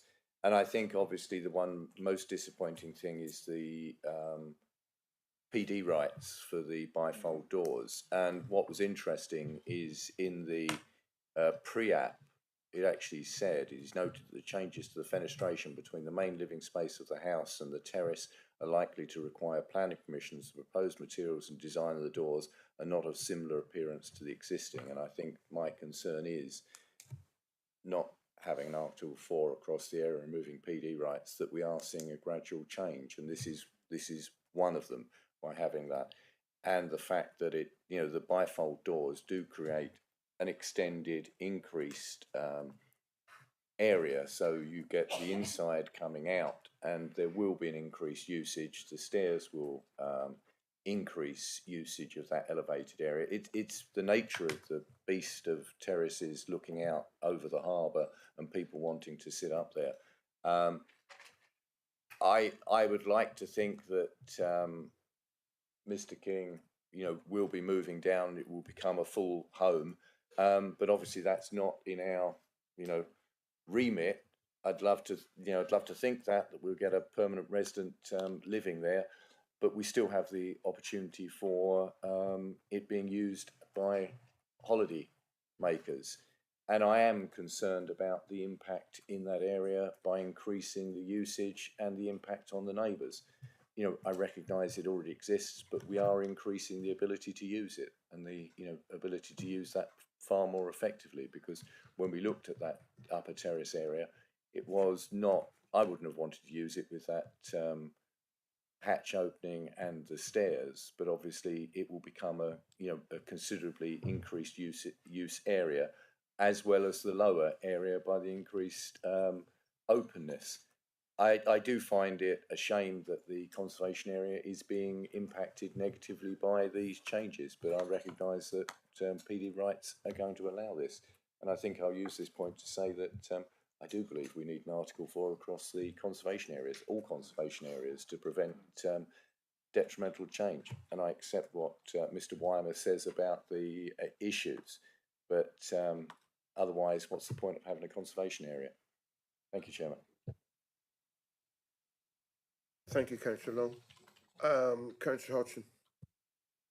Thank you, Chairman. I have spoken, I know, but I only raised a question. I just wanted to flag up that the Town Council, which is, you know, I think we need to look at what their view is as well, because it's all very well us coming in, but they have objected. They have also flagged up that it's in contravention of one of their policies, and I think on that basis, I'm happy to support what the Town Council's view is. Can you allude to which policy that was? It's sorry, what they've referred to is that it's the overall design. It's not in keeping the conservation area, and would also impact on locally important view B14 as it's set out in the neighbourhood plan policy ENV 6. I know it's not safe to assume anything, but I assume that the planning officer would certainly take that into consideration when he in her deliberations with coming up with this recommendation. It was set out in the report, Chairman. Yep. Okay, I think we've come to the end of that. So we've got a proposer and a seconder with Mr. Weimer's add-ons. Do you have that one? Delegated. Yep. Yeah. Subject to receipt of a plan showing the retention of. Yes, that's what it was. I think it was a canopy. Right. Thank you for that. So can I have a show of hands, all those in favour?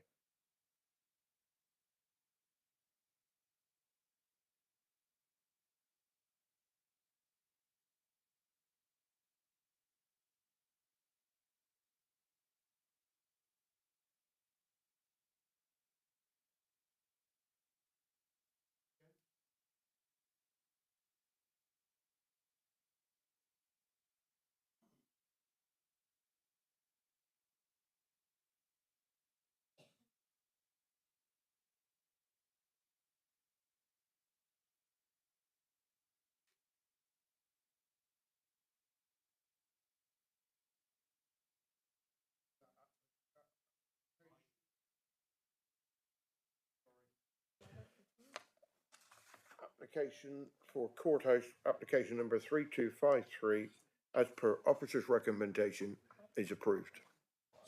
Sorry, Chair, to interrupt that. Right, subject. It's delegated approval. Subject to delegated. We have 2 minutes. Anybody want a comfort breakfast? I mean, no. I'm just talking about a bit of relief, shall we say?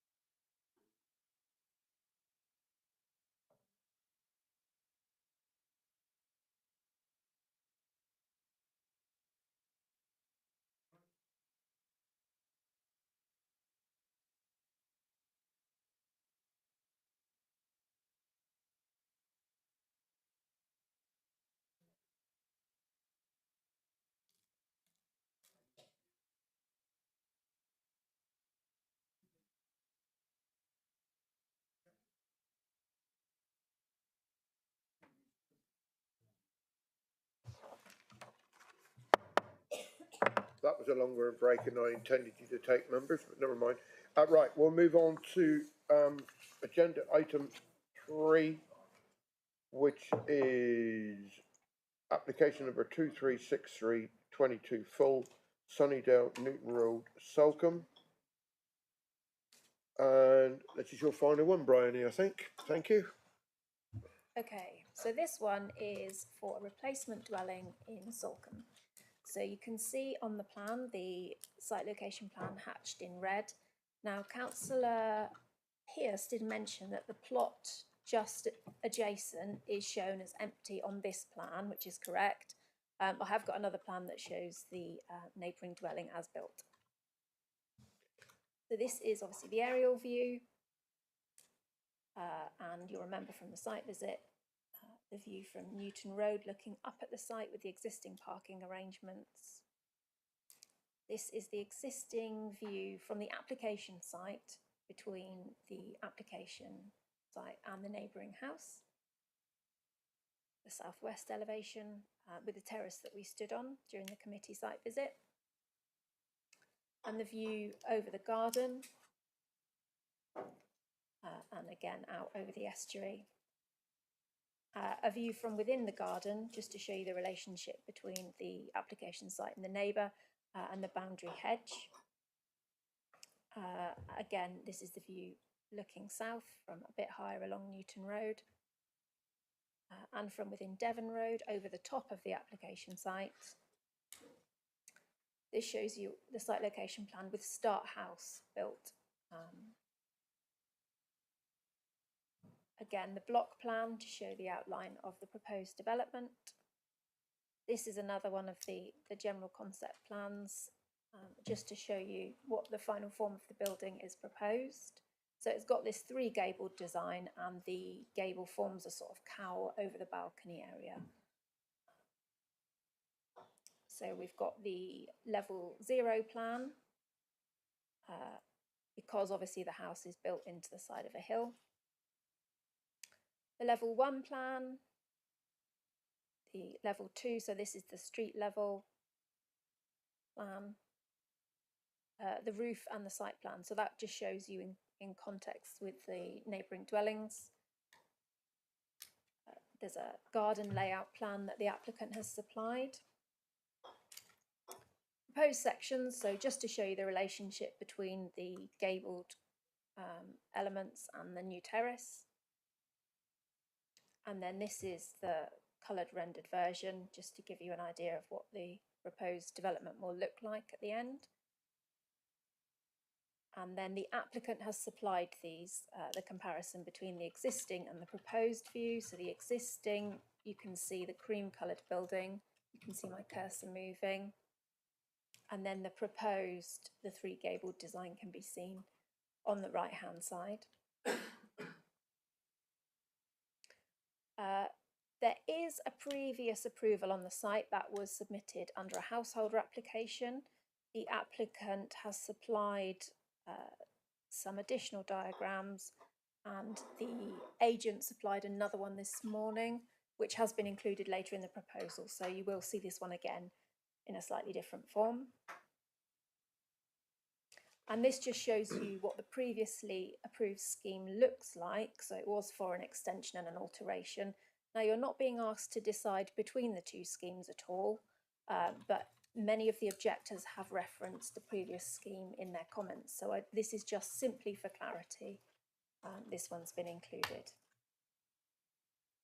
Now, officers do recognise that the contemporary design of the replacement dwelling isn't to everyone's taste, but we are satisfied that the design has been informed by the climate emergency, and they have included air source heat pumps, and we've obviously got other conditions, things like construction environmental management plan, drainage, and materials, that sort of thing, and ultimately we do recommend approval on this one. Thank you, Bryony. Members, questions for the officer? Councillor Panel, then Councillor Hudson, and then Councillor Brazil, and Councillor Lovell. Councillor Panel, let's start there. Thank you, Chairman. At the site visit, I did ask if you were able to give us an indication of the percentage increase in the floor space, or not the floor space, the footprint of the building, and you were not able to do that. Are you able to give us any indication of the increase in size from the approved extension and the footprint of that building with the one that's being asked for now? So the agent has supplied some comparison drawings, but I would be mindful you're not being asked to pick between the two schemes. So you just need to consider the current application on its own merits. So this is something that the applicant has provided just to provide some clarity in response to some objections. And there is a further diagram that the agent will talk through in a minute, but this is the one we'll look at now. So you can see the approved in green and the proposed is in blue, and the projection that you can see in this corner, that's the terrace. So that's what that projecting element is. Thank you. I'll give you time to consider that, Councillor Panel. Councillor Hodgson. Thank you, Chairman. Can you go back to the slide that was just before the key issues, please? Yeah, the one before that now. So that red line that's in there, that presumably is the current house in there, is it? And can you show, so there was a previous slide which showed what the new proposal is. Can you indicate where that red line would be on the new one, please?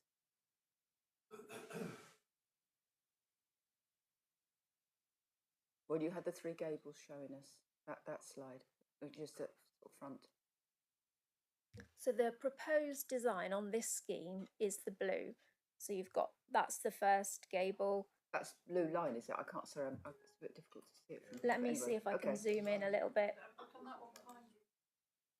Okay, that's better. That's fine. Thank you.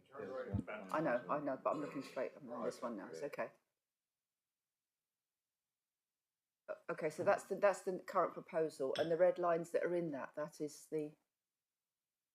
Those red lines are lines of sight. So the applicant wanted to confirm you could see between the gables, and so that's what the red lines denote on this plan. No, but if you can show me on there where the old building sits within that. So how much bigger is this than the old building?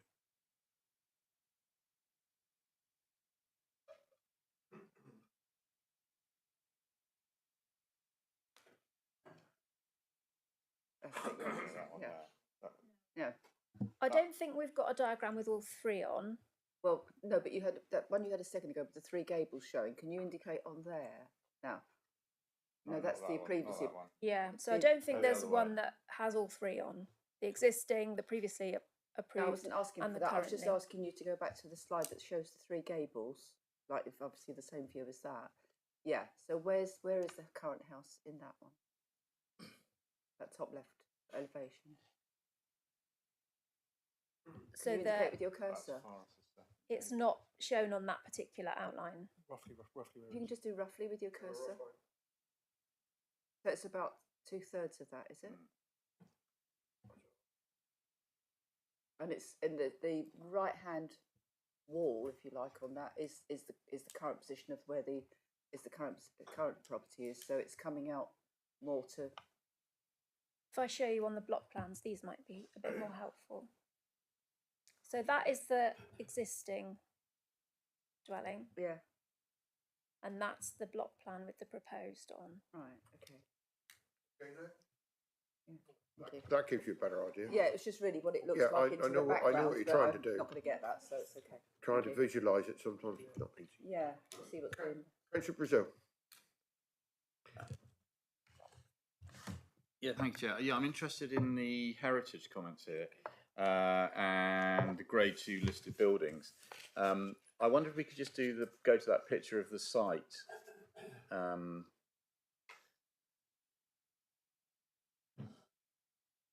Yeah, that one there.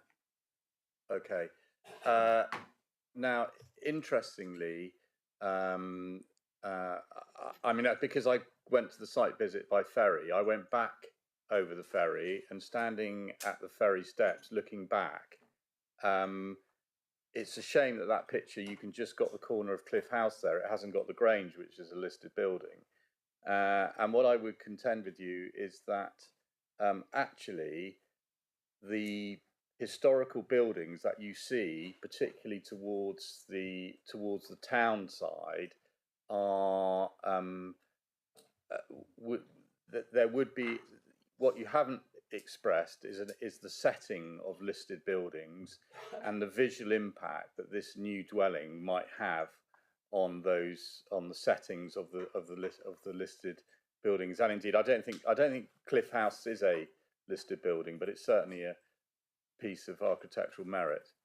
But yeah, so I just wondered if you could just comment on the visual impact that a dwelling, a contemporary dwelling like this might have on other listed buildings that you can see from the other side of the estuary. Because I have to say, if that's the only picture we've got from the other side of the estuary, I'm bitterly disappointed, I have to say. I think that from all along East Portsmouth, along that coast, this is a huge change to the landscape that you see when you look across the Salcombe, and the fact that we haven't got any pictures of that, I think, is an omission, quite frankly. Anyway, yeah. So, can I have some views on the visual impact?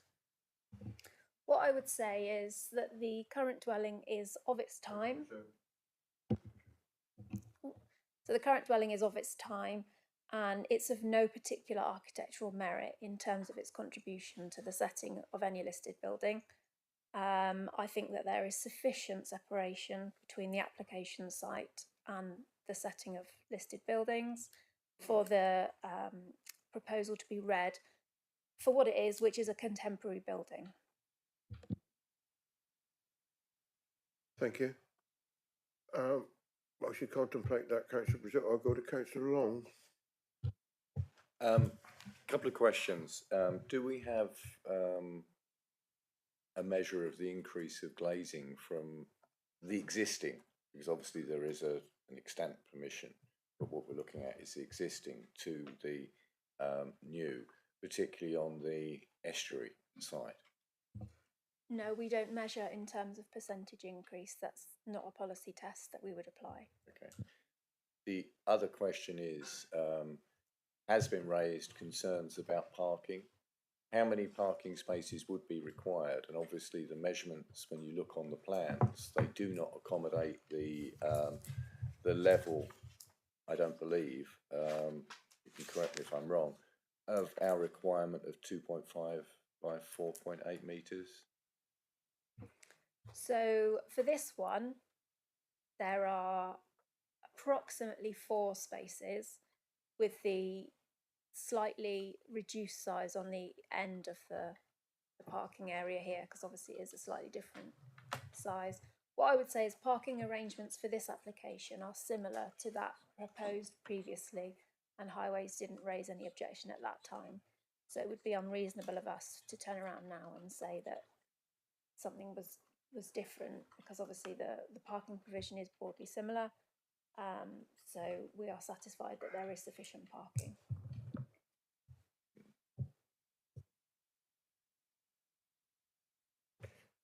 Okay. Any further questions? Any other clarity you want to? No, fine. Okay. Right, then we'll move on to our objector, Sarah Fairburn. Is that who I'm looking at now? Yes, it looks like it. You can hear us? Can we hear you? Yes, can you hear me? Yes, we can. When you're ready, you have 3 minutes. Thank you. Thank you for giving us the opportunity to speak today. There have been objections to this application from the Salcombe Town Council and 11 neighbours. Respectfully, we don't think that these objections have been given sufficient credit or consideration. This new application to completely demolish and rebuild the whole house is considerably greater than the refurbishment previously submitted, let alone what currently exists. We believe the officer's views on these objections are based on reading 2-dimensional elevation section drawings, which do not fully represent the 3-dimensional impact of the proposals. The objectors all have very personal experiences of the site, the steepness and bend of Newton Road, and the important gaps between the buildings which provide views between detached houses. The officer report agrees that the replacement dwelling would be larger than existing, but they suggest that this is mitigated by the fact that the ridge height will not exceed that of the existing building. This does not take into consideration the three-dimensional aspect where the extra depth and width of the building create a massive increase in oblique views. Of three-dimensional sketches will shock you into realising the full extent of the impact of this proposal, and we have a couple more drawings, I think. There is a genuine safety issue with the parking proposals for this plan. It shows 4 parking spaces, and there's another space in front of the master bedroom which might get used. If all available space is used, parked cars will overhang the highway. Only 3 cars out of these possible 5 accord with the space standard provisions of the SPD, but the planners consider this to be acceptable, but we do not. Unless some provision is made to limit the parking on the forecourt, this will be dangerous on the inside of a bending steep carriageway with no pavement. 3 cars are parked at right angles to the road behind a high stone wall with no visibility of traffic speeding up the single-track road. Newton Road is a thoroughfare to the town and also extensively used in both directions by pedestrians, especially families with young children and pushchairs who want to avoid the numerous steps to town. It is for good reason that all existing parking spaces on Newton Road are parallel to the roadway, where wing mirrors and indicators can be used to emerge. The application should be referred back to Devon Highways or refused purely on this objection. The application should also be refused on the principal grounds of overdevelopment, something that's happening more and more in Salcombe.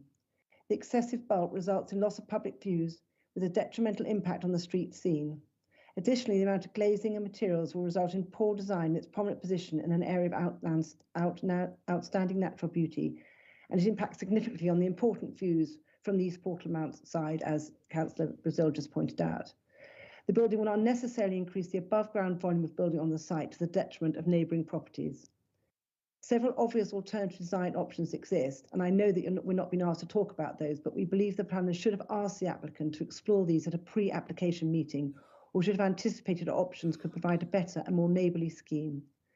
A different scheme providing similar floor space and volume with less steep profile, more building in the garden, or more low-level building off the site could have answered our objections. Your 3 minutes are up. Could you just wind up with a final? Yes, I'm on my last. More building in the garden or more of the building would have answered most of our objections. With respect, we therefore urge you to refuse the application accordingly. Thank you. Thank you very much. Just stay there for a minute. Members, have you any questions? No questions. Thank you very much for your presentation, and we'll continue with the meeting. Thank you. Okay. Mr. Mark Evans, please.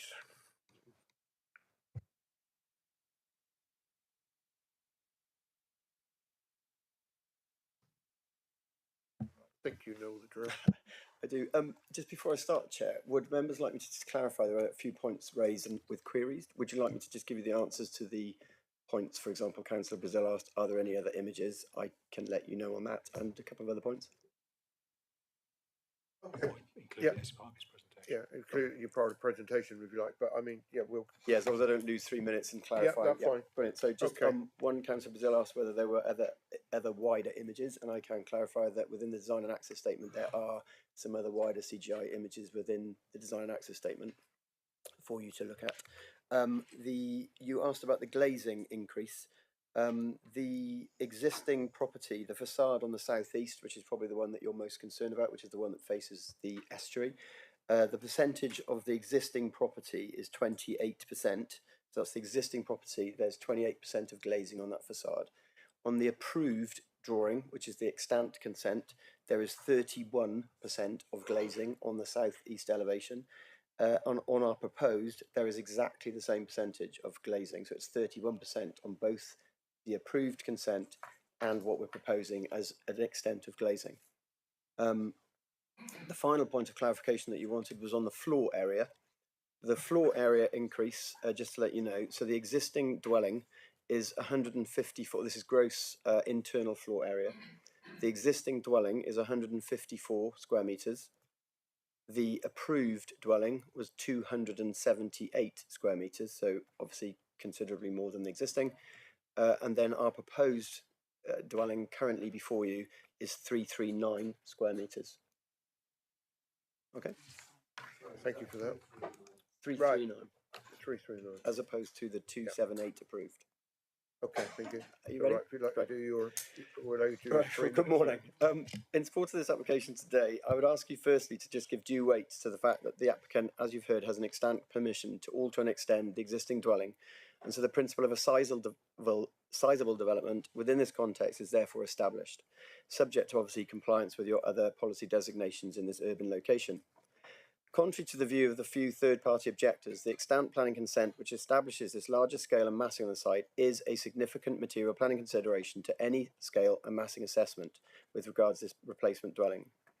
The proposed development for your consideration today is for the demolition of this dwelling and providing a contemporarily designed replacement with associated parking and garden landscaping.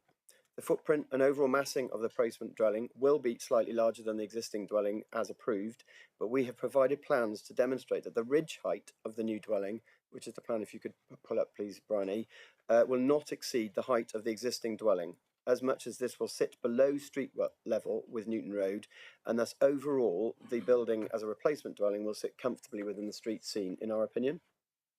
We certainly fully recognise and respect personal subjective views on the contemporary nature of the design of the building, but in any related assessment, it is a material consideration to members today that as a point of fact, within the town of Salcombe, as you'll be aware, and specifically the site context, there is a range of both traditional and contemporary dwelling designs in the area, and we are of the agreement with your planning officer that when viewed in this context, the contemporary design will not appear incongruous within the urban setting of Salcombe. Similarly, your professional specialist planning officers agree that the setting of any nearby listed buildings will be preserved as your policy requires. Your professional planning officer has also confirmed the impact of the design of the glazing, particularly when noted with wider views from East Portsmouth, are adequately mitigated by the use of a recessive materials palette and the deep recesses of windows with the integral cowl design. This will help reduce upward light spill and break up the areas of glazing on the east elevation. Whilst design is clearly a subjective opinion, members, I would ask you to agree that the proposal does conserve the protected landscape of the OMB, and that as any perceived changes to character and appearance of the immediate site context with this residential area, they will be localised only, they will conserve and in fact enhance the quality of the building design over that previously approved. Noting the extant planning permission and the existence of a number of other contemporary building designs in the locality, I hope you can agree that it is acceptable in terms of your policy. I can categorically advise that the three-dimensional models produced are based on accurate topographical detail and scale drawings and are as accurate as they practically can be. The crucial point on scale is the proposed ridge has been designed to match the ridge of the existing house. I have to say that the objector's image showing the proposed ridge significantly higher than the existing is completely inaccurate and misleading, and it depicts the proposed ridge height approximately 800 millimetres too high.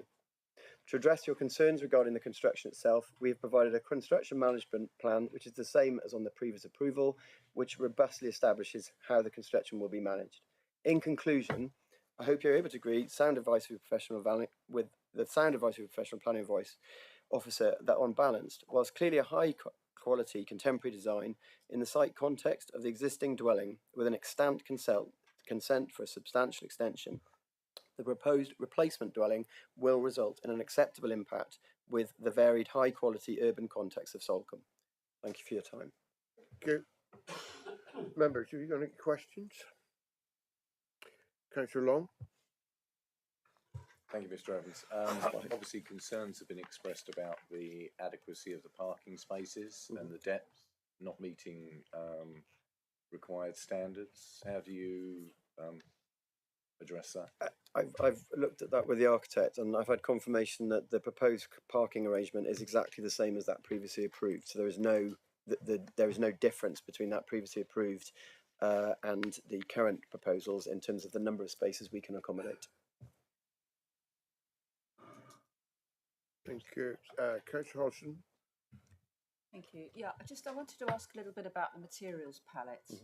So am I correct in thinking it's kind of a brown zinc that's being used to form that front that leans forward? So it's not nice and flat like they would be like a wharf, but it's actually, which you've done a comparison of in the DNA. Yes. But it actually sits forward, so it's forming a kind of a... It's a pre-patinated zinc, so it will stay that colour. It won't weather to a different colour. It will stay the colour that you see in the indication there. And what colour is the rest of the roof? The It sits majority. behind it. You've got side view there. a mix of, well, you have a mix of slate and zinc. So that there's slate obviously where there's grey. The zinc is the pre-patinated colouring that you can see in those elevations. And then there's also stonework obviously on the lower basement and parts of the other wall. And then when you look from the rear, there's a view in the DNA from the rear, which looks like it's all timber. Is that right, with a wraparound of slate? Yes, that is correct. Thank you. Any other questions, members? Oh, yeah, Councillor Panel. Yes, thank you. You've given us the increase in floor space. Are you able to give us the percentage increase or figures increase on the footprint of the building over what is already approved? No, I'm afraid I don't have that figure to hand, sorry. Any other questions? One I would like to, when you were talking about the glazing, is it anti-glare for at all? Because when we've done anything where near the water, we're bearing in mind that at certain times of the day you can get reflection, you know, for boats coming in and out. If just through you, Chair, if I could just check, the architect is here today. I'm not sure whether we're actually proposing it, but I'm pretty sure that the client, if members felt that to make this a supportable scheme, they would want a condition saying it should be anti-glare, then I'm sure that the client would accept that as a condition. Okay, well, fine. I'm just asking that question. If there's no other questions, thank you, sir. Thank you.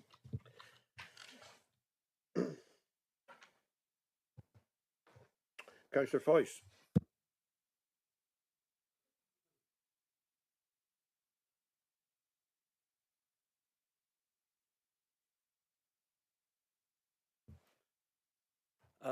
Town Council consider this to be an overdevelopment of a site due to mass and scale, and I think that is exacerbated by the design. And this is a very prominent situation. We've already heard that the footprint is going to increase. We don't know by how much. The officer has considered that the proposal accords with many policies in the neighbourhood plan, which we don't agree with. SAOC EMV7 seeks to maintain the character and density of development in key areas. This property is within Area B. We don't feel that this does maintain the character and will certainly increase the density, so it must be contrary to that policy. Salcombe B1 relates to design quality. Paragraph 1 states that development should be in keeping with the area which is located, integrate with local built surroundings, landscape, context and setting. Whilst there are varied designs in this area, there is nothing which shouts at the landscape as much as this design with its huge zinc gables. Salcombe EMV1 considers the impact on AONB. Paragraph A requires any development to maintain intrinsic character of the townscape, but as can clearly be seen from the DNA statement proposed views, this development stands out like a sore thumb and will impact on the AONB in the form of views from the estuary, Cliff Road and the coast path. The additional width of the proposed development and the design of it will have a significant impact on the public view from both Devon Road and Newton Road. The officer states there is not a right to a view, but surely this is not correct in the terms of a public view. We also have a concern with the parking arrangements, as currently parking is parallel to Newton Road and further from the bend. The proposed arrangements for 3 cars to be parked at right angles to Newton Road, which will mean either reversing into or reversing out of the spaces, both which are not simple on a narrow road. The location of the new spaces is adjacent to the neighbouring property with its high stone walls, so visibility from these spaces will be nil.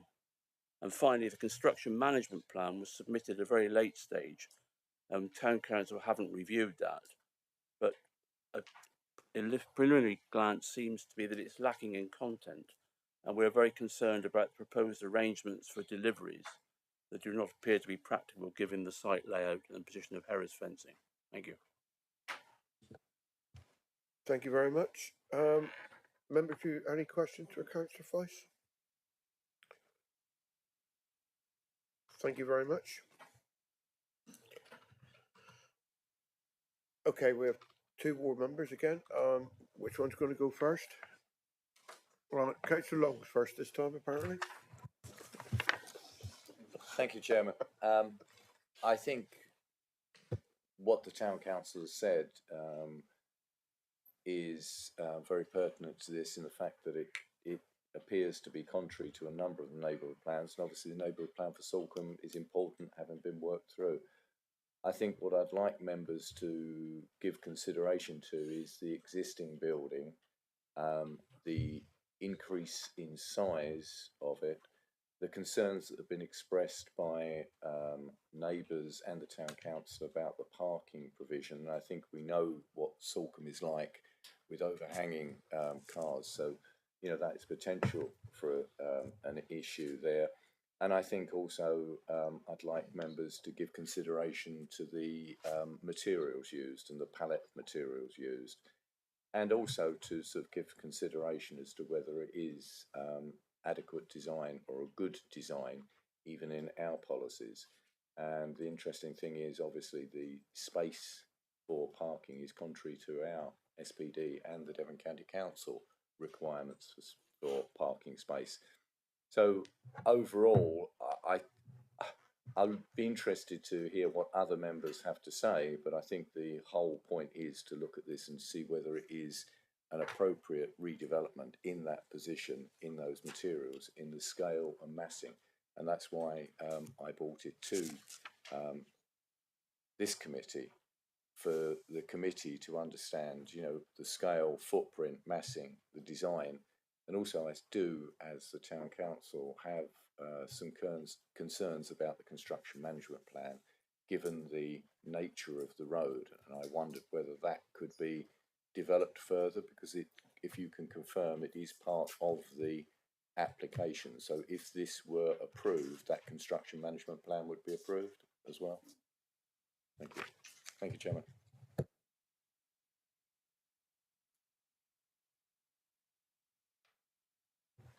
Thank you. Councillor Pearce.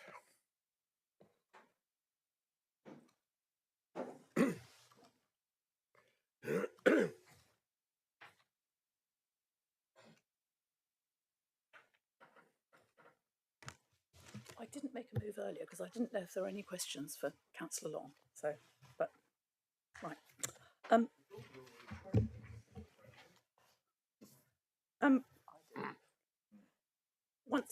Once again, I was happy for this to be a delegated decision, but I acknowledge that the Town Council have objected. So I'm largely going to respond to their objections. Now, they're objecting to the size of this, but I think you would all have seen, and thank you for coming on the site inspection, that actually this is a pretty large plot. You know, certainly by modern standards, it is a very large plot. And unfortunately, the neighbourhood plan does not have any restriction on the volume and footprint or floor space increase on rebuilds. So this doesn't exceed the SPD recommendations, and as such, that's why the officer felt comfortable to recommend approval.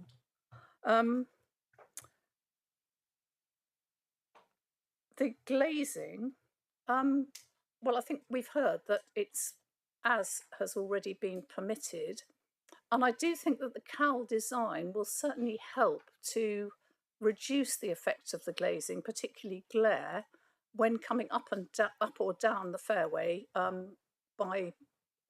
water level. And actually, it'd be helpful if we could have the picture of the view in context of the hillside. That's the one, Bryony. Can we just have it once, or do we have to have it twice?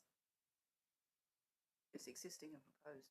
Oh, it's existing. Of course it is. I'm sorry. I beg your pardon. Yes, because I've just been looking at the one. Yes, I've just been looking at the one in the design and access statement.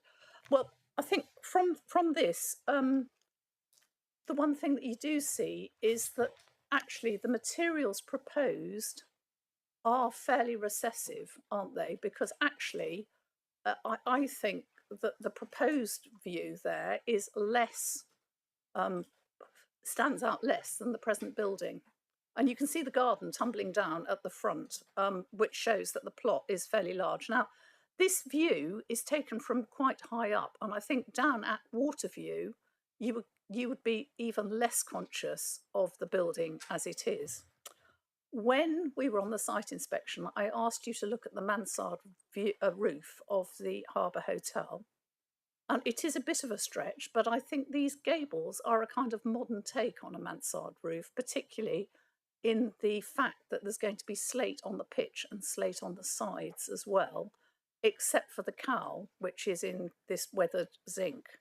But the point is that with the stone and the weathered zinc and the slate, I do think the materials have been chosen to be recessive rather than to plan on jumping out at you. The final thing that I'd like to talk about is the construction management plan. And I acknowledge that Newton Road is fairly busy for getting up to town or getting up into the higher part of town and not very wide. And I therefore think it's important that if this is given permission, the applicant should be asked if they would accept a pre-commencement condition on the CMP so that we've really got an opportunity to sort it out before the building starts, because I acknowledge that that would be pretty difficult in that position if we didn't have things sorted out beforehand as to where the depot is going to be, the size of the trucks coming in and all the rest of it. So I don't know whether the committee and the officers would consider that, please, as a pre-commencement condition. I know we don't use them often, but I think this is somewhere where it would be good to sort it out before anything starts. Okay, thank you.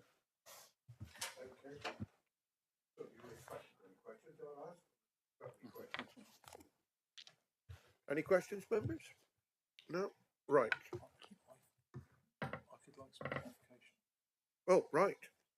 Councillor Weimer, Councillor Weimer. I'll do it every time. Not yet. Is he standing in May? I know. I realise that. I've got a quick question. It's for both board members because you both mentioned it. As far as I was aware, we did have a detailed construction management plan in that does sort out the issues you raised. So if you, I'm not sure what elements of it you feel are inadequate that we need to put more information on. So the officer, in response to Councillor Long's question earlier, that our view would have been the condition would be construction complete in accordance with the construction management plan. If members feel there are elements that are inadequate and need further investigation, then we would need to put a condition on. But I think we need to say what those elements are because we have got it in front of us. Chairman, I think it is the number of lorries in that area because it is a one-way street. It is a main thoroughfare through, and it really doesn't give a clear breakdown because it talks in there demolition and groundworks of 9 months, and we know what demolition lorries and the volume that can come out. And I think it is the size of those lorries, the number of those lorries, because it only talks about bulky material deliveries will generally be delivered by an 18-ton crane lorry from Newton Road. Where appropriate, a pulling space will be maintained to ensure access along the road. I think we all know if they are during the demolition, there is potential. I think we needed, for me, I would want to see more detail on the size of the lorries, the number of lorries and the hours of operation, because obviously you've got a standard operation 8 till 6 and 9 till 1, but obviously the period is projected to be commencing May 23, running through to May 25, and that covers a number of holiday periods, and we've already put construction management plans in place on other sites which restrict the number of lorries and the number of deliveries during the main holiday periods. And I think this is a key route coming into town, the same as Cliff Road. So I think it needs more detail. I would agree with that. I felt, even though you think it's fairly detailed, I don't think we've got enough detail in it.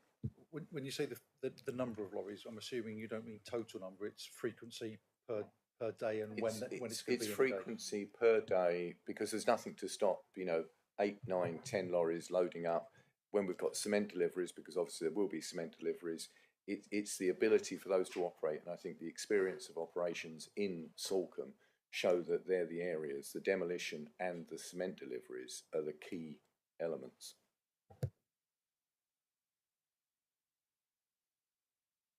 Okay, I understand where you're coming from. Can I add that I think when there is a delivery, there would need to be a banksman at the bottom of Newton Road to stop traffic trying to get up there, because otherwise it's going to hold it up all the way through town. When there's a delivery in Newton Road, the traffic is going to have to go straight on up Bennett Road, isn't it? I think I understand the information you're seeking.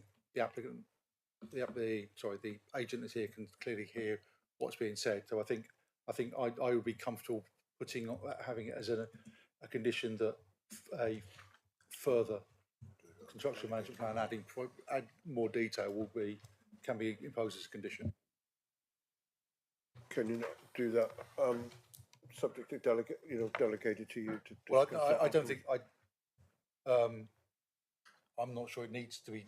Okay. I don't think it needs to be delegated. We've got a pretty standard conditions around seeking construction management plan. If members want to say yes, if approved, I hasten to add, if approved, they want to add that condition, then I don't think it needs to come back to get that wording resolved. Right, thank you. Right, members, we're up for discussion. Who's going to go first? Councillor Brazil, or Councillor Brown, and then close one, but yes. A very informative site visit indeed, and I I share the concerns and views of both ward members regarding how this is going to be constructed, on the grounds that Salcombe is a very busy place during the summer, and thus this in that respect could be a complete pain in the backside, but that in itself is not a reason to refuse a planning application, so we mustn't base it on that. Looking at the existing and proposed views, I don't think it's particularly unsympathetic to the landscape, personally. I think the difference is that at the moment, with the sort of white render style, it perhaps blends in a bit more in accordance with the homes above it than it would do, but I don't actually think it's particularly unsympathetic towards the existing landscape, particularly as Councillor Pearce said, with the way the sort of garden falls down and creates clear difference between what's below and the property or the development itself. All things considered, and I've listened to all the representations that have been made and considered it in the context of it, I personally am happy to propose approval in accordance with officer recommendation. Thank you, Councillor Brown. Councillor Brazil. Yeah, thank you, Chair. I have to say, and it's rare of me to do this, I don't think I've ever done it before, but I feel so strongly about the lack of, and I appreciate the site visit that we had in Salcombe, but what we don't have is a clear view from the other side of the estuary, or indeed the estuary itself. And I would propose that we defer it until we can get a proper panoramic view of the effect that this building will have on the overall visual aspect of Salcombe as you come in from the sea. If you look at it, you can see along that area and seaward that there's the sort of creep of the carbuncle. And this is another one, but this one is probably nearer in towards the town than all the others. And when you look at it, that this is an incredibly important view that you have from the Portalmouth beaches, and I'm afraid that is not. We didn't look at it in the site visit. I didn't realise until I went back over there and had a look back actually how important it was. So I would move deferral until either we can get some proper photographs from the Portalmouth side, or indeed that we go on another site visit.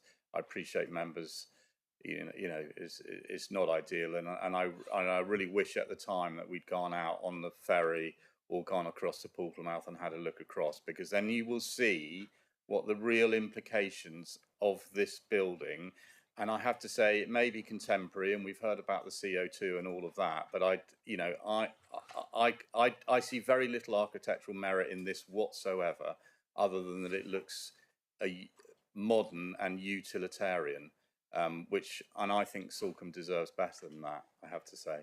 Anyway, I'll leave that on the table as a move for deferral. Thank you, Councillor Brazil. Councillor Hodgson. Thank you, Chairman. I actually have quite a lot of issues with the palette that they're using. The design, and in the design and access statement, one of the gables, which actually isn't quite the same as what's being proposed anyway, but they've used a kind of a modification of one of the gables with the zinc fronting on it in alignment with what would have been sort of something probably more likely to be found down near a wharf or down near the water. So in other words, a commercial kind of design. And I think the way that that's been multiplied up, again, it gives a much greater impact of it. And while on this, looking at it in this light, where you can just see, just looking at the comparisons, you can see that brown, but there's nowhere else in that picture where you're seeing a similar kind of vernacular. Well, if that's where it's meant to be sort of aligning with. And I think actually also the sheer volume of glass that's okay, it's still a 30%. But when you're looking at what was previously there, you're seeing a massive increase. I mean, it's 30%, but of like more than double what the existing building is there at the moment. And I mean, while I'm also thinking about, I'm going to stop you there for a minute. I should have asked when Councillor Brazil proposed for deferral. Is there a seconder for deferral before we go debating this anymore? My mistake. No, there's not a seconder for deferral. Okay, that's fine. Sorry, Georgia, you carry on. yeah. So I think I think the massing is large. The points raised by the town council in terms of the impact on the view from Newton Road. When we were up there at the site visit, I made a point of walking back along there to see how that view would be affected.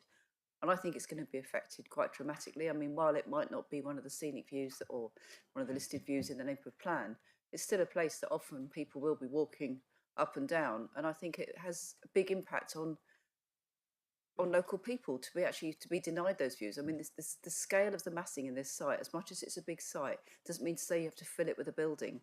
A lot of these views that we're looking at now have the benefit of greenery between the buildings, which gives a framing and gives a setting to them. But when you lose a lot of that because you actually increase the size of the buildings, and also the fact that this is, I don't think, sort of fitting in particularly well.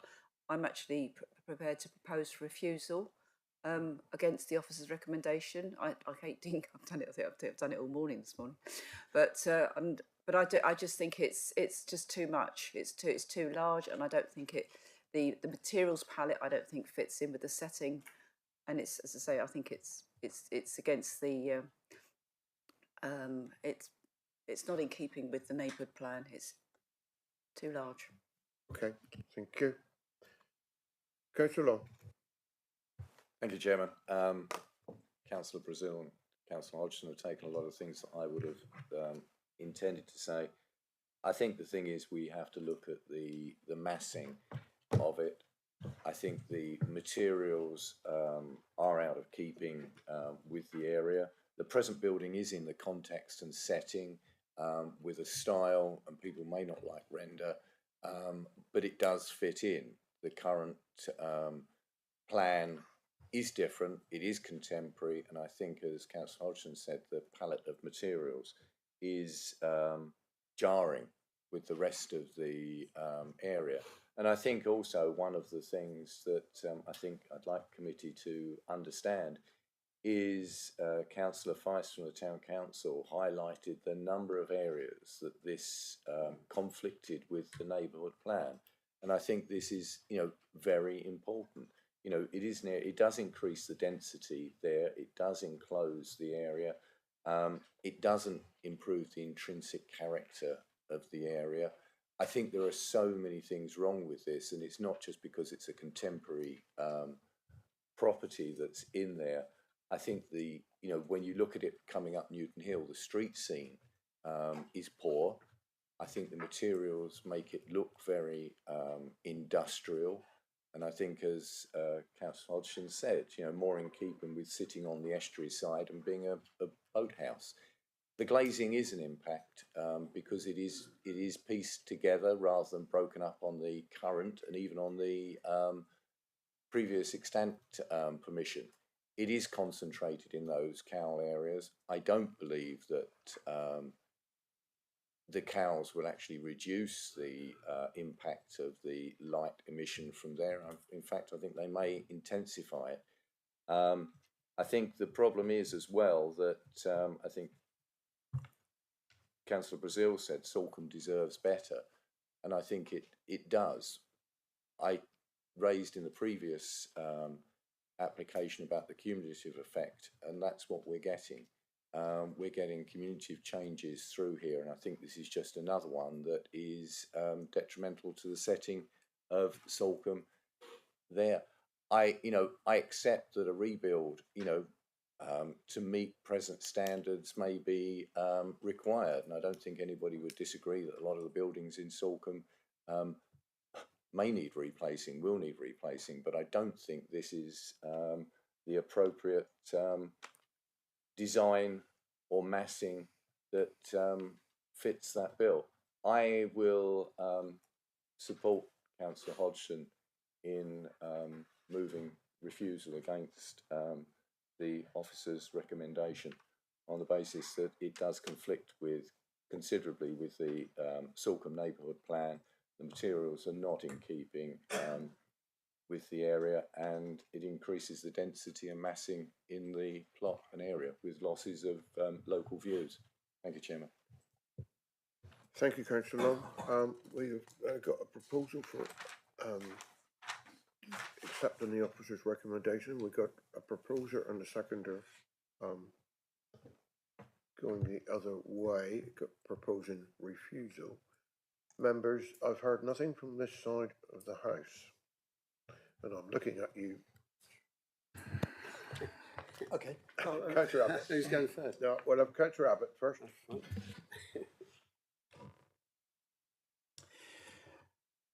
So when I look at that diagram, those two pictures are what is a mock-up, of course. I think it was interesting that Councillor Pearce had seen them as two of the same. I just don't see one of the new buildings sticking out. I think it's. I don't think any of them blend into the to the area, but to object on it sticking out, I find problematic. I didn't second the acceptance, and I wasn't ready to vote for a delay because I hadn't heard enough of the arguments. And maybe that's now not possible because we're hearing arguments. But in listening to what's going on, not being bothered myself about that view, but hearing that if we were to see it with our own eyes, that it's different from a photograph, that it would be better to look from Portalmouth. Well, I would go along with a postponement, if that's still possible, seconding a postponement, because I'm not convinced that it's a problem. Right, on that very fact then, before we go any further, as you have seconded the... No, come on, yeah. Chairman, I think the appropriate way is that effectively there's another proposal for deferment having heard, because there was a vote on there was no seconder for the initial proposal. So is there a further proposal? That's quite acceptable. Yes. A proposal for deferring this application. Yes, Councillor Brazil. Can I just say that I do? I mean, if you come into Salcombe on the estuary or you're on the East Portalmouth side, I cannot stress the visual impact that this new development will have on the aspect of Salcombe, So I mean that's why I asked for deferral. I would normally never do that, especially as we've been on a site visit. But I just think that this is so important and so important to Salcombe that I think it, like I said, I think Salcombe deserves it. And indeed people who live in East Portalmouth who have to look at it. You know, it might be all right living inside it, but if you've got to look at it, it's a different matter. That we should be able to see exactly the impact that this building has, because there are no pictures of that straight on, or indeed from the seaward side, which I you know, like I said, I'm very disappointed that that's the case. Councillor Brazil, knowing the very fact you sat in this seat for many years as well, coming from you, knowing what a deferral can cause, I've got to listen to what you say. So, can we have? Do we need to say that before if you just go the back? Can I just have, in my own mind, clarification? Is this a deferral for a further site visit, and if so, is it as members' views that it's a site visit from land, or water, or both? Well, if it is to be a site visit, and I think that we could probably do it with photographs, proper photographs, that it would be from Portalmouth and maybe even the estuary, not from Salcombe side at all, because I don't think that's necessary, because we've done it, we've done that side. You get the clear. What are we proposing then? Well, my feet, given the strength of Councillor Brazil's really and members' comments before about photographs, and it's just from one there. If you stood 10 metres that way, it'd be a different view. If we're going to defer it to look at the impact, I think it has to be for a site visit for that side. So I think we could be in a situation where, well, we're not sure where those photographs were taken or what height they were. I think members, if you're going to defer it, you need to go and see it with your own eyes from the other side. I can't take you. I technically can't. Can I let the ward member? It's only regarding the site visit, Chairman. I would say that it would be a good idea to go out in the Harbour Masters launch, because we could go to the other side if we wanted to, but I think going over to the other side in the launch from Salcombe would be sufficient to see it from the other side. I'll have to defer to Councillor Brazil on that one. Yeah, no, I agree. I agree with what Judy said. Just to say that obviously Victor proposed it, so I mean, I hear what he's got to say. But I mean, the ferryman actually took me to look at that view, which is why So the ferry route, if we're going to do this, the ferry route is insufficient. Whether we go by land or whatever, the talk has been of the view coming up the estuary, and so this is one perspective. We need to be downriver as well. I don't mind. I don't know enough to know whether the road access is appropriate.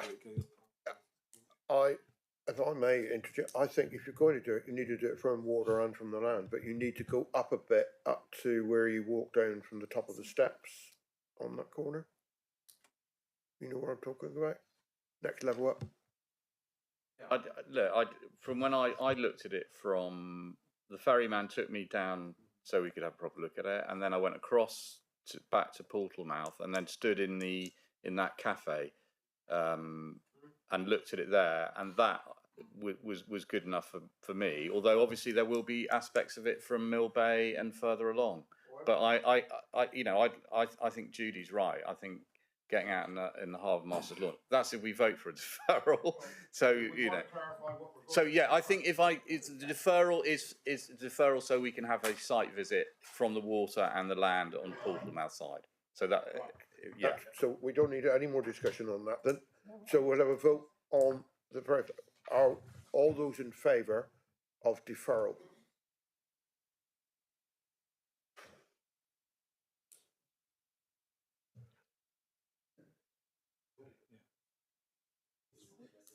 Six. Yeah. Those against deferral? One.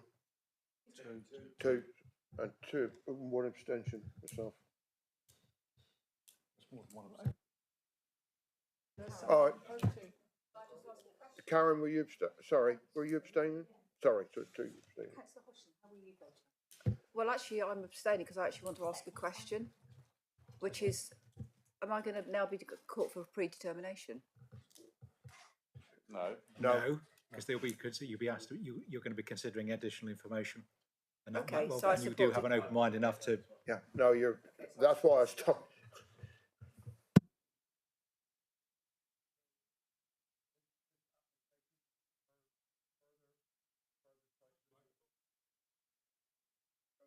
This application, sorry, is deferred until we have a further site visit from the other side of the estuary and on the water.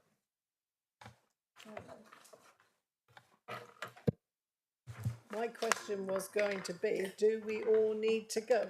Or can some members go and bring back the information to us? In a I think previous we'll have a life, conversation later about that. okay. All right.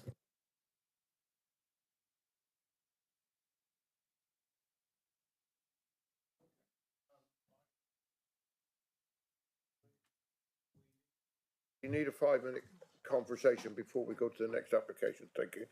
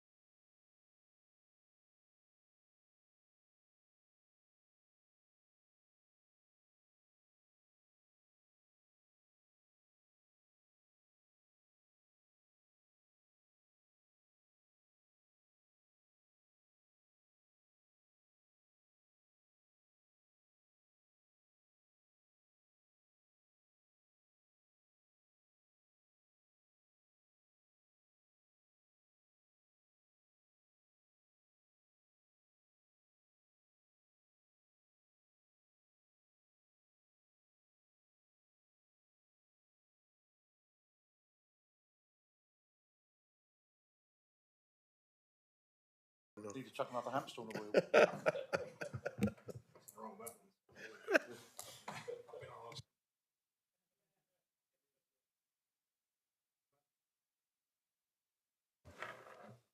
Members, Mr. Weimer is going to make a statement.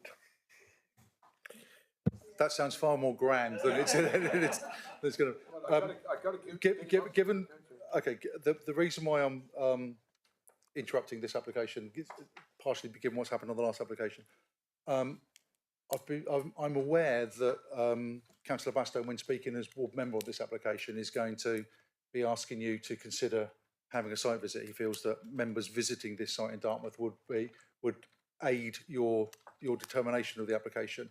And rather than going through the presentations and then having a vote for having a site visit, I just wondered whether it would be worthwhile members considering that request at the beginning and then deferring the application at that point. It's entirely your decision. But I just thought it'd be worthwhile making that point now rather than go through the presentations and then when Councillor Bastow speaks as ward member, then asking you to consider to defer it. It just seems to be sensible to consider it at this point. Thank you. I'm now going to ask, are there any members? Yes. To move deferral? Yeah, that's what. Yes, Yeah. You're ahead of it. Just I know. You carry on. Members that we're going to propose on second deferral, if that is what you wish to do. So we got Councillor Rowe who wants to Move deferral, Chairman. move deferral, and Councillor Taylor is seconding it. I think this would be an important one to visit on a site visit, to be honest. Can I have a show of hands in favour of that, please? In that motion, please. Right, I think that's sufficient.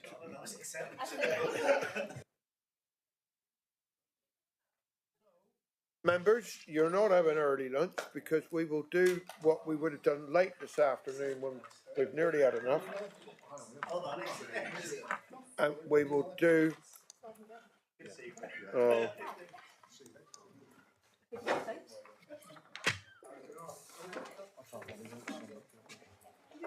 Chairman? Yeah. Can I just ask whether that site visit is also recommended to be seen from the water? Yes. So it's another boat trip? Right. Yes. Councillor Hodgson. It's quite a long way from the Dart to the... Can I have some order? Thank you.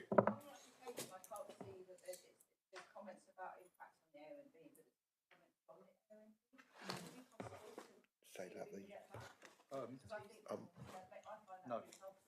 No, you won't. Sorry.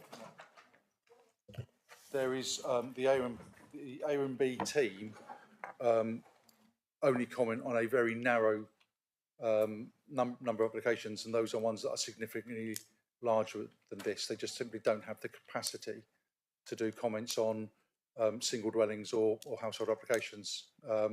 They don't actually have the capacity at the moment to respond on significantly large applications. If you recall, there was one relatively large application A&B not that recently, not that far. I know they're taking steps to address that, but it's too small to fall within the remit of what we've agreed we'll consult them on. Right, we're going to do the planning appeals and updates now, so we don't have to do them late this afternoon. So, Mr. Weimer, would you like to? Thank you, Chair. So there are two appeal decisions on the list. I don't think I've missed one. The first one is at Bigbury, and that was for the retrospective application for effectively an access and a hard standing. It was refused by officers in line with Parish Council strong refusal, and we refused it for two reasons. One, we felt it was an unsafe access due to limited visibility, and in one direction it's only about 2.5 3 meters visibility, and the other was the loss of a Devon hedge bank in this location. The inspector, who not that long ago was a planning officer, stated that he felt that drivers, effectively what he was saying is that drivers would use that highway slowly, they'd be cautious, there'd be traffic speeds were low. I suspect our view would be traffic speeds would be significantly higher in the summer because people don't know the road so much, and felt that the visibility, albeit only 3 metres in one direction, would be acceptable, and people using the drive would know of the risks and would come out cautiously accordingly. On the second element, it didn't consider that the loss of a 4 metre Devon bank was significant, and therefore approved the appeal. I have to say, from a personal point of view, this is not an appeal I anticipated that we would lose. Councillor Taylor was your patch, but the visibility there is just almost non-existent. It's just an odd one for me. Is this the one that Highways also objected to? Yes. It seems odd because we're always being told that we won't win if we go against Highways to appeal, and yet here Highways were on our side and we've lost on appeal. I agree, Councillor, and I've been past the site a couple of times, and I know Councillor Taylor knows it. It's just, I'm glad I'm not using the access on a daily basis.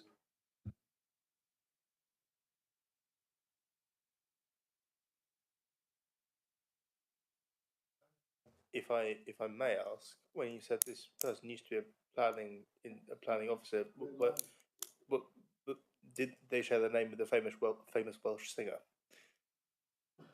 No. It's not a planning officer here. Oh, I see. That particular, I don't know what the cut-off is, but there's quite a few years before they are allowed to deal with appeals in any authority where they used to work. I don't know what, but it's right. The second appeal is a certificate, and I might need David's help in answering some questions here because it's a little bit complicated, but I'll try and boil it down to, this is Seymour Drive.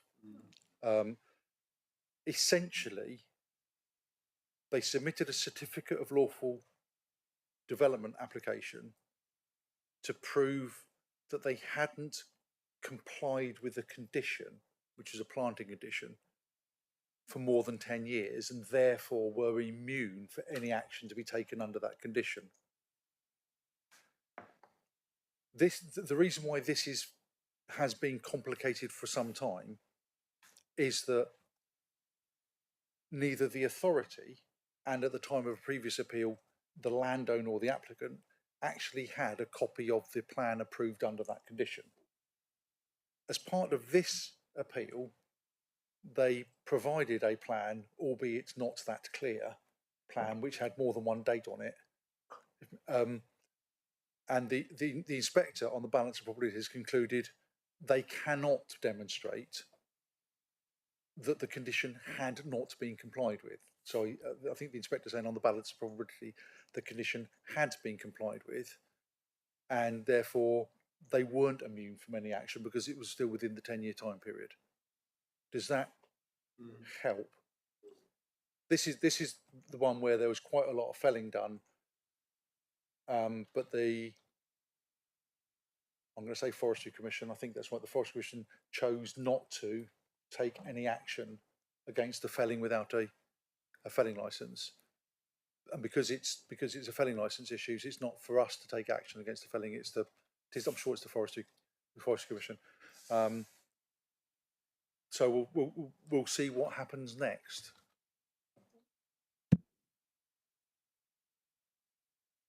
Right, thank you for that. Do you want to move on to? As per usual, I will answer any questions that I can, or if there's something I can have a conversation with members either lunchtime or after the meeting on the other two arrangements, I will do, but I don't propose to go through it line by line, but I'll happily answer any questions. I'm not aware that there's any questions coming up. at some point I will have a conversation with Councillor Hodgson about the Dartington one.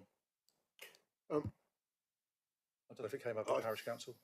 I think probably Oh, okay. the one yeah, I think it'd be better if we went off air. I just want to flag up to you all that we passed, and I don't think. I'm happy to have any informal conversation over lunch. Yeah, okay. It's just for information for everybody. The trees reminded me about it. That's all. If you want to formally close Yeah. the meeting. I'm going to. If there's nothing further you want, of Mr. Warner. Right. So we'll close the meeting, and Steve's going to. and we will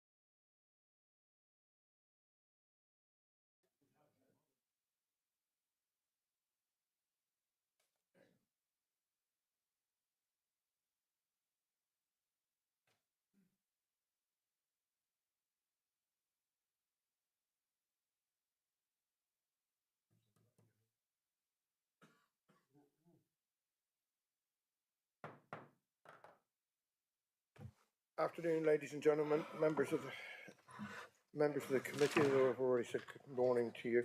But the very fact that we've got quite a few different new people in the public domain, I'm going to go through some of this again.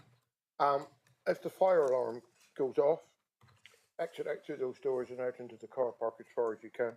We're not expecting it to go off, so, you know. The toilets are all out through that door on the left, and there's water out through that door on the right. This is a public meeting, and members of the public are welcome, as you are, to listen to the debate. But if you're not registered to speak, you may not take part in the proceedings this afternoon. We are live webcasting. Yes, got a thumbs up today, so can I remind members to use their microphones and remember to turn them off when not speaking, and also to, as I failed to do in the past, put your phones on silent. Thank you. In terms of how the items are to be presented, the order for each application is as follows. The case officer will speak, the objector will speak, supporter will speak, the parish council, the ward member, and then members will be able to ask questions of each one in turn, and then it will go to the debate. Once the debate has happened, we will then have a vote which will determine the outcome of each application. Yes, I think I might do that again. I would now like to ask the officers on the top table to introduce themselves again, please.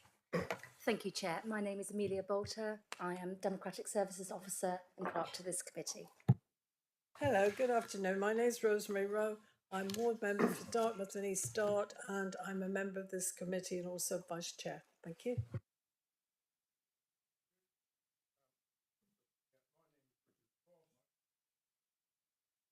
I'm bound to forget something.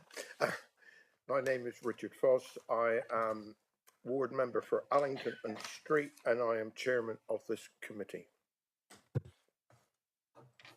Good afternoon, everyone. I'm David Fairbairn. I'm Head of Legal Services and Monitoring Officer and the legal advisor to the committee this afternoon. Good afternoon, I'm Pat Weimer, Head of Development Management for South Hams. And I'm Charlotte Harrahane, Senior Planning Officer and Case Officer for the first application being presented. Thank you. So I don't need to go through all the minutes and all that. We did that this morning, so we'll go straight into the next application. Big pardon. Yeah, has any members got any of the committee got any declarations of interest, please?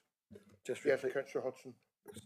Okay, thank you. Yeah, for the next application, which is 3563/22 variation. I know the partner of the applicant. She was a member of the town council that I serve on Totnes. Thank you. Councillor Panel. Yes, just repeating that as a founder and life member of Ivory's Rugby Club, I won't stay for the item 208422 because it does impinge very tangentially on the rugby club in terms of improving access. So I feel that's an interest I should declare and not take part in the debate. Right, thank you. Councillor Pringle. Yeah, I'm a voluntary director at Rugby Club, so I'm the same as Councillor Panel. So you're going to leave the meeting as well? How's that going to leave us for quorum? Yeah, okay, fine, thank you. Okay, thank you for that. So we will now move on to the next application, which is 1, 2, 3, 4, 5. It is application 2856. 3563, Chairman. 3563, beg pardon. 22 and its variation. Charlotte, would you like to present the case, please? Thank you, Chairman. This application is a variation of a previously approved planning application. Members that were on the committee in 2016 may remember that previous application. The site is at the end of a cul-de-sac, the Bayview Estate in Stoke Fleming. Just an aerial view there. You can see the site, which is the building plot in the centre of the screen. So as I said, in 2016, the last planning application on this site was approved, which in itself was a variation of an application from 2003 for the construction of 2 bungalows.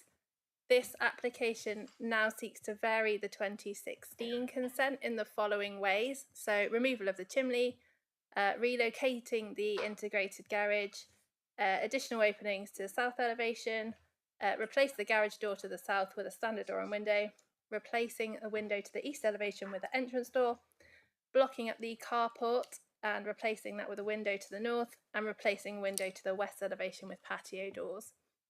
This is a retrospective application, as members saw on site, so some of these changes have already been built out.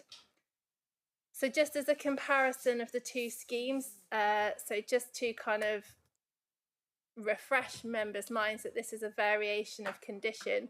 So what we will be considering is whether the amendments are acceptable. We're not revisiting the principle of development or anything like that. It's just whether the proposed amendments are acceptable when compared to what was previously approved. So as you can see from the site plan, the approved site plans, the footprint and position of the building will remain as approved, including the distances to different boundaries.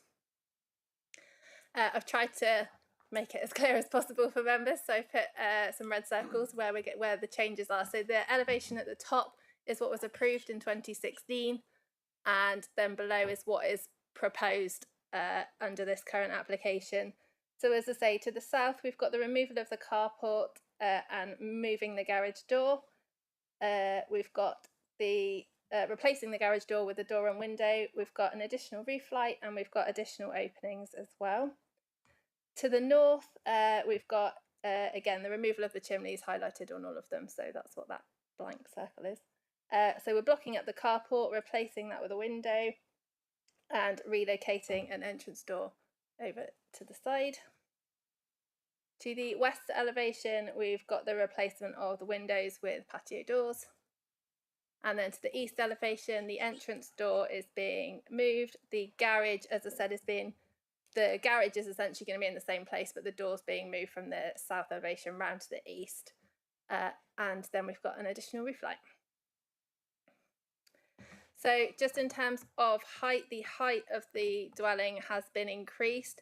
So as I mentioned to members on the site visit on Monday, because of the varying ground levels around the site, which members would have seen, I've done a comparison of the height from floor level, because obviously that's kind of constant.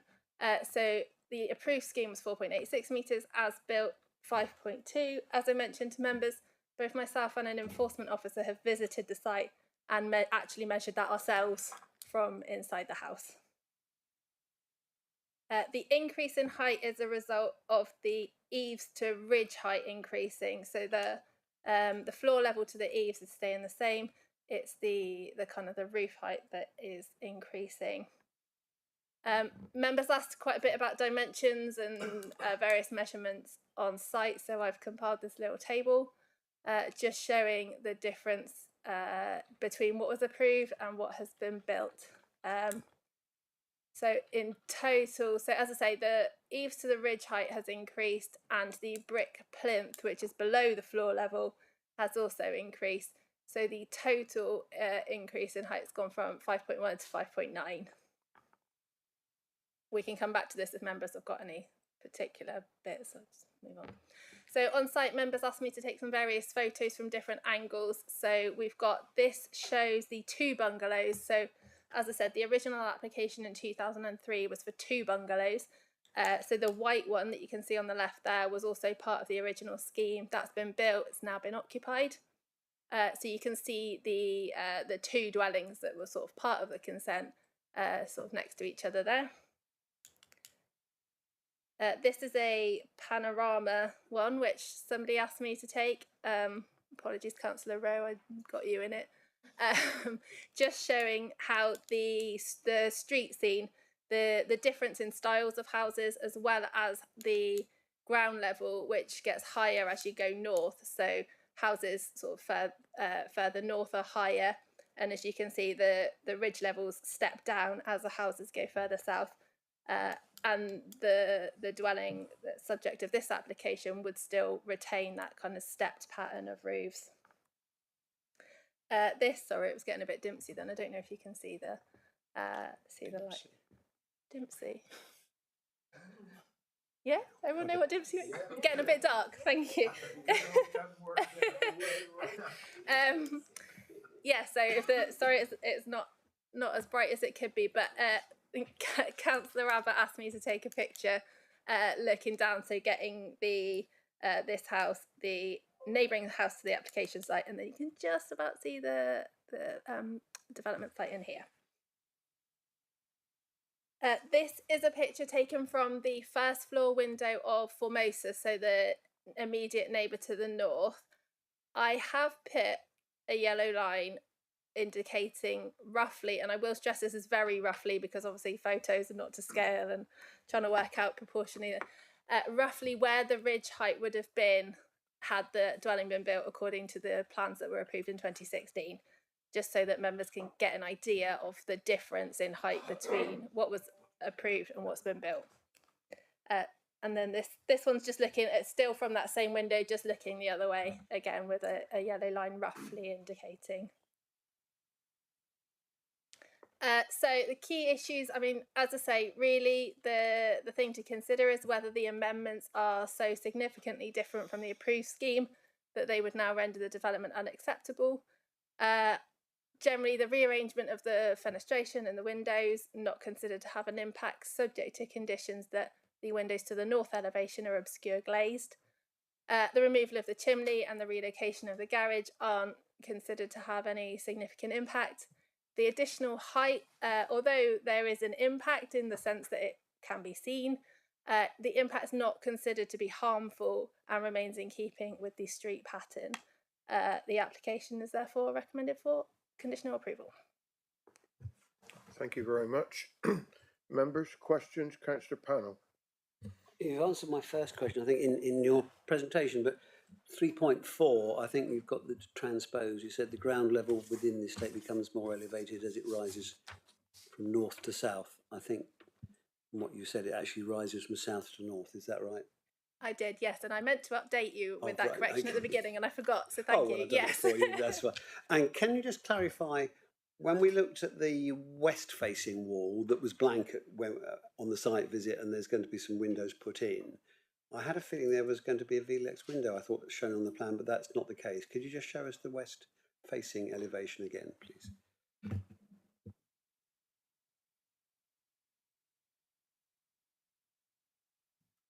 Those windows weren't in place yet because they haven't been opened into the wall. Right, thank you. Any further? Councillor Reeve. I'm a bit confused with the measurements and the plinth, because that seemed quite a high. Was the plinth about 1 metre? Was that right? So again, when I visited with the enforcement officer, we measured the plinth, and it varies again because of the way the ground levels vary, but it was between 0.5 and 0.9 at different points around the site. On the east elevation, so the measurement I gave on the little table was the east elevation. Go the right way. So on this elevation, so the one that kind of faces the rest of the street, it was 0.7 from the floor level down to the ground. So with that and the extra height of the roof, what is the actual over height of the bungalow compared to the 2016? I'll go back to the table. So total height, ridge to plinth, has gone from 5.1 to 5.9. No, sorry, that includes the plinth. Yeah. Okay. Councillor Taylor. Yeah. Would it not be in the right way to have measured from the floor rather than the plinth? Because that, if you measure from the plinth, that pushes the roof level up, and that seems to be the big objection: is the roof level to impacting on the neighbours. So I've done both. So if you can see, I've done the ridge. The top line on that table is the ridge height from the floor level. So that doesn't include the plinth, and then I've also done plinth to ridge. So I've done both.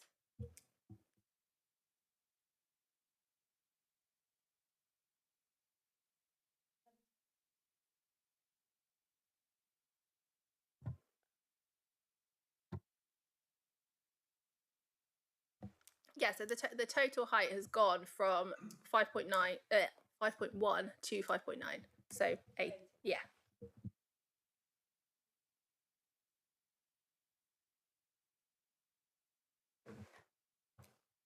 Any other questions?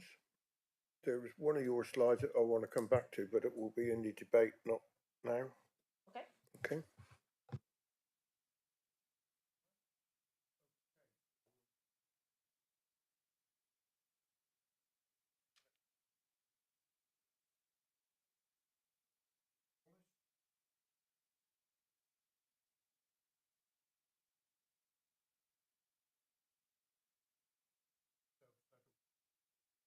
Get yourself settled down, and when you're ready to go.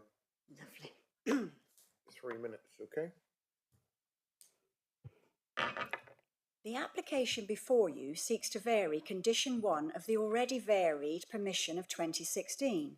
Section 73 of the Town and County Planning Act 1990 is used to seek minor material amendments.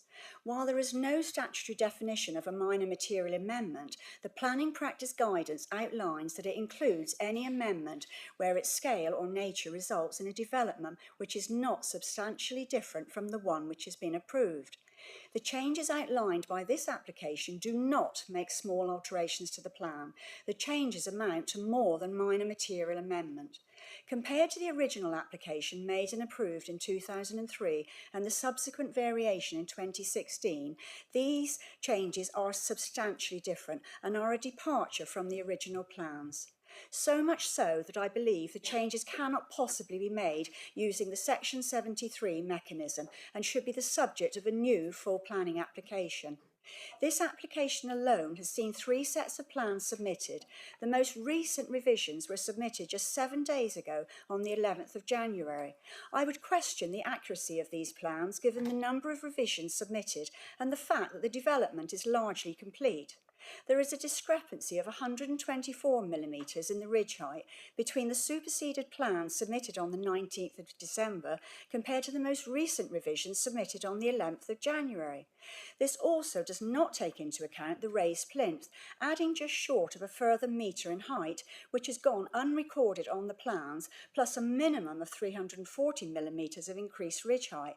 That total is 4 foot and 4 inches in old money. Furthermore, members, I ask that you recommend the application for refusal on the grounds of harm to neighbour amenity and harm to the character and appearance of the area. As you will have seen during your site visit, Parklands occupies a large area of the overall plot size. The ridge height and the position near to the boundary, which should be 1 metre and not 0.6, has created an overbearing impact. In particular, the increase in ridge height has blocked morning sunlight from Formosa's lounge, kitchen windows and garden. This impact did not exist under the original 2003 application. The incremental nature of the variations in revised plans of Parklands means that the outlook from neighbouring properties is significantly degraded. The addition of windows to the north elevation goes further to erode our privacy. One of these windows is directly opposite our kitchen window. Even if these windows were to be obscure glazed, there would remain a great sense of loss to our privacy that has not and cannot be adequately mitigated. Finally, given the planning history of the site, I find that a retrospective application should not be permitted to override historical refusals.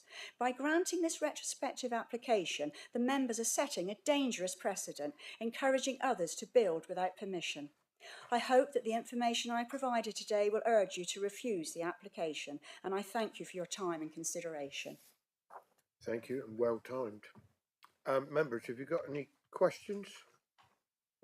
No. Yes, Councillor Hodgson. It's kind of a bit random, but actually, can I ask the planning officer a question rather than the applicant, just based, sorry, than the objector, which is on Mrs. Wallace's slide there? Well, just that the plan in the middle, if that's what's suggested that we should, that is the approved one at the moment, I don't think that corresponds with what you showed us. So that's a floor plan, not a roof plan. So the gap in the middle is the carport. So it's if it was a roof plan, it would look the same as the existing. There's obviously on a floor plan, there's nothing to show on a carport because it's a gap through the building, but it's still covered by the roof.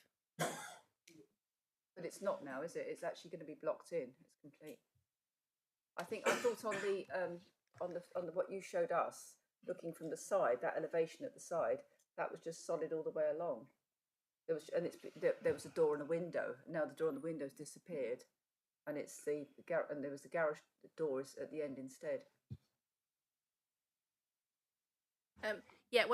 Once the questions are finished for Mrs. Wallace, I can go back and we can look at my comparisons. That might be easier because I'm not 100% sure what you want to see. Thank you. Right. If there's no more questions of Mrs. Wallace, we'll say thank you very much. Thank you.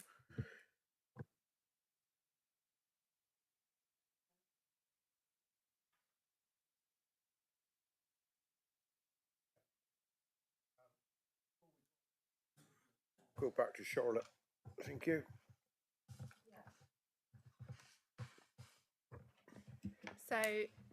So this is looking. Yeah, so this is the south elevation. So yeah, so on the floor plan that Mrs. Wallace showed, obviously this is a carport, so it would just be a gap between the garage and the rest of the house, but it was covered by a roof under the approval in 2016. So now essentially the carport's being blocked up and the garage is just being turned 90 degrees essentially. So the door is going to go on the other wall. Yeah, does that? Yeah. Does that sort your? Yeah, I just hadn't realised it was an open space that's now blocked in. I see what you were saying, but yeah, that answers your question. Okay, right. Can we now move on to? We haven't got a supporter, so it's Councillor Struan Cooper.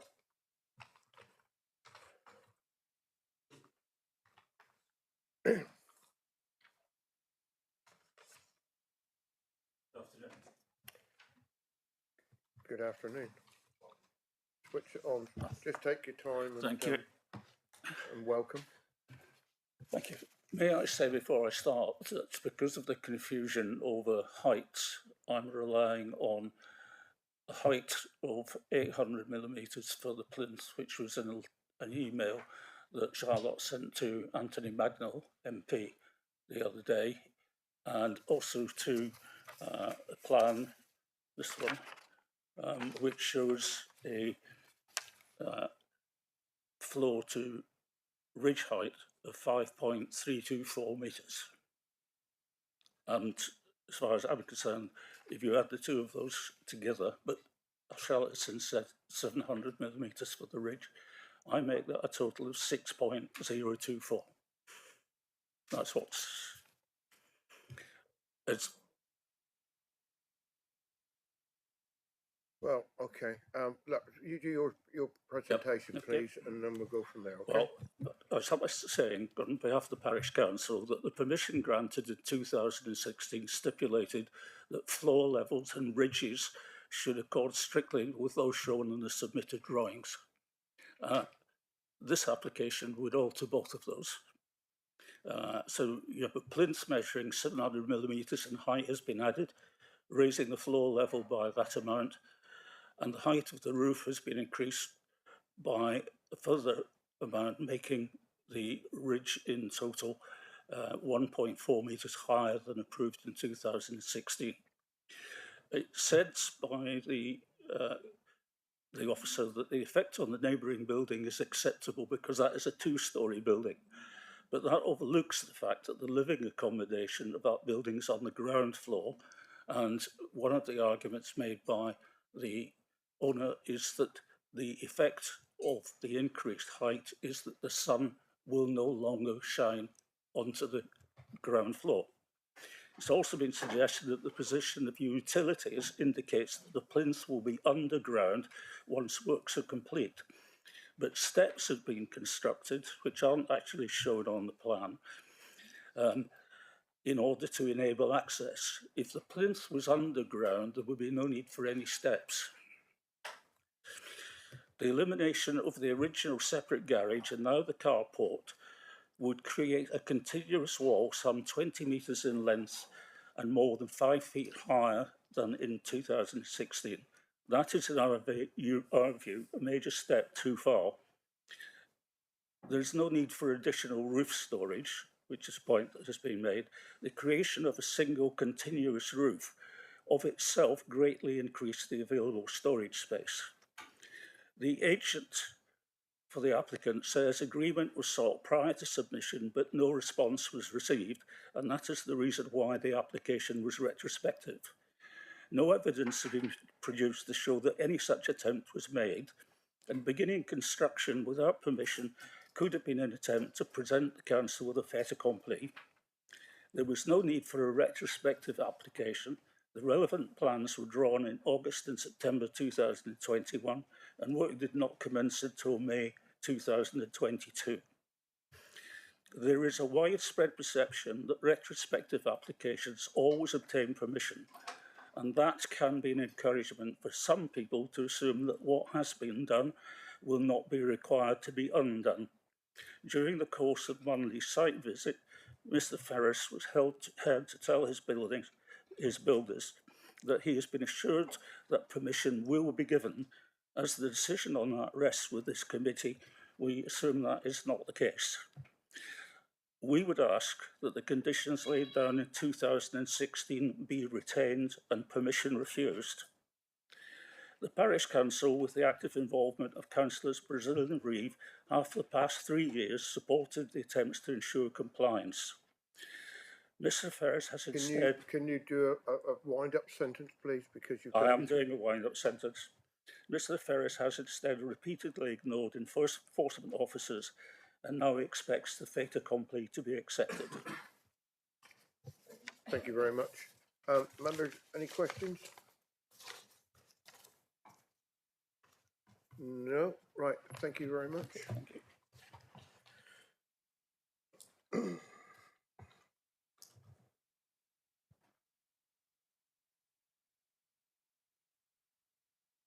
Right. Yeah. Ward member, Helen Reeve. I'm speaking on behalf of my ward because there has been a long history with this site between various parties and involving a number of personalities. And I've been asked to bring it to committee today because of its history, because of how these small amendments have led to quite a different development that was approved in 2016. And just to point out, as you've all seen, that it is overwhelming and the roof is too high. And that's all I'm going to say for now. Thank you. Thank you. I won't ask any members to ask questions of Helen. I think we'll move straight into the debate.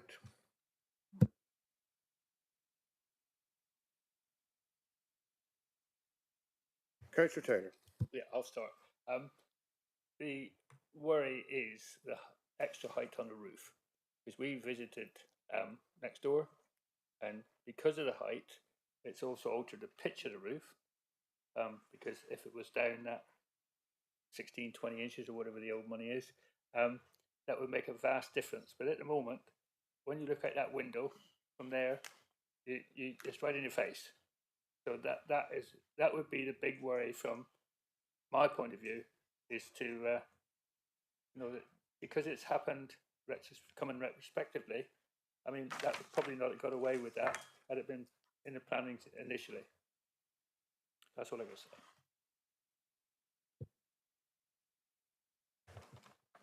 Well, I'll say something. I've been on this planning committee, DM committee, long enough to remember this site for some considerable time. And I was on this committee when the original plans were passed in 2006. And what we've got there now didn't bear any resemblance to what we have, what we gave permission for then and now. There is lots of variations and the rest of it. some of which we can do very little about. But I will agree with you, Councillor Taylor, when you go upstairs and look out that bedroom window. I know people are not entitled to a view, but the overbearing of that roof and that house is so imposing on the neighbour. Charlotte, can we go back to that slide where you came to your conclusions? You had 4. There. Yeah, the first 3 I can't argue with. The 4th one, I'm afraid I do. Simple as that. Because it's very harmful to the neighbour that's right next door. Totally unfair. Now, whether unfair is a planning consideration, of course it's not. We got to do it purely on planning.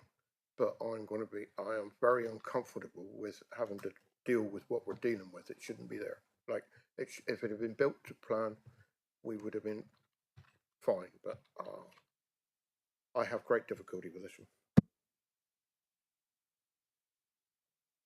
Thank you, Chairman. Well, I, like you, can remember we visited this site previously when it was a builder's yard, and we granted permission for the bungalows that have appeared there. The first one, fine. The second one, the one we're looking at now, I cannot for the life of me understand why people don't build something that should be built according to plan and not build the roof however many millimetres higher than it is. Presumably the roof purlins, the timbers arrive that much longer, so instead of cutting off the amount that it should have been cut off to be the correct height, they thought, oh well, no, let's just put it on and hope for the best. Well, I'm afraid that's not good enough, and it does interfere with the street scene, although the houses are stepped up from the lower levels going upwards to the back of the estate.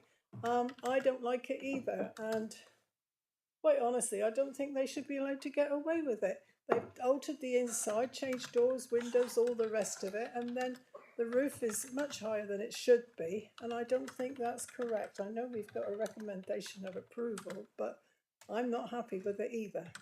Thank you. Councillor Reeve. And then, do you just want to go before Jackie or after Jackie? well, I'm just going to point out one little thing. It's just that you know, when we were at the site meeting, we were sort of explained that there was a mixture of dwellings within that cul-de-sac, which there is. There's no uniform there at all. They are all different shapes and sizes and what have you. But this particular one is very dominating. You know, none of the others had such closeness and such overbearingness, I didn't think. Councillor Hodgson. Thank you. Yeah, I just think it's the scale that's been just increased, bits here, bits there.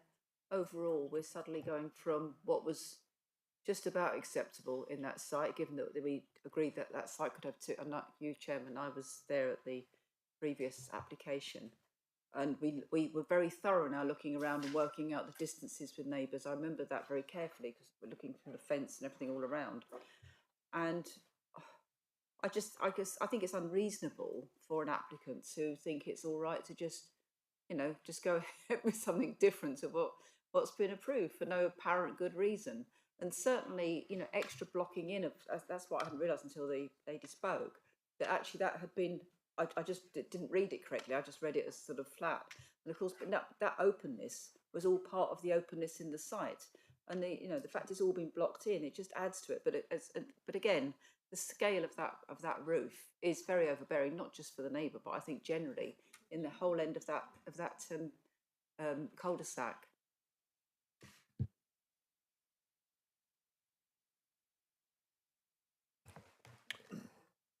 Yeah, Councillor Taylor. I'm sorry, but considering this is overbearing and too high I would like to oppose refusal on this one.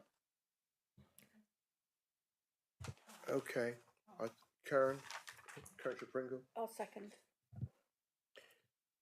If I just may say something, we have to bear in mind, come push to shove, would we, if that had been put in front of us in the very first place, would we have passed it as a committee?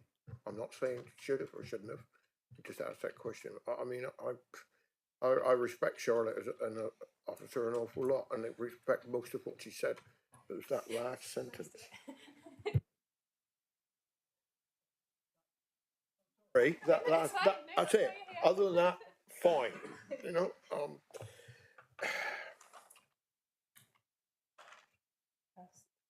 yes, Councillor Rowe. Yeah, but Chairman, each of the applications that have been brought before us today and the site inspections we did, they are there because they are difficult decisions to make. The ward members are not prepared to sign them off with the officer's recommendation, and that's why we do site inspections and we have a planning committee meetings to decide the best way forward and what we think should be happening. And I'm sorry, but I do agree with Councillor Taylor and previous speakers on this one. Thank you. Councillor Brown.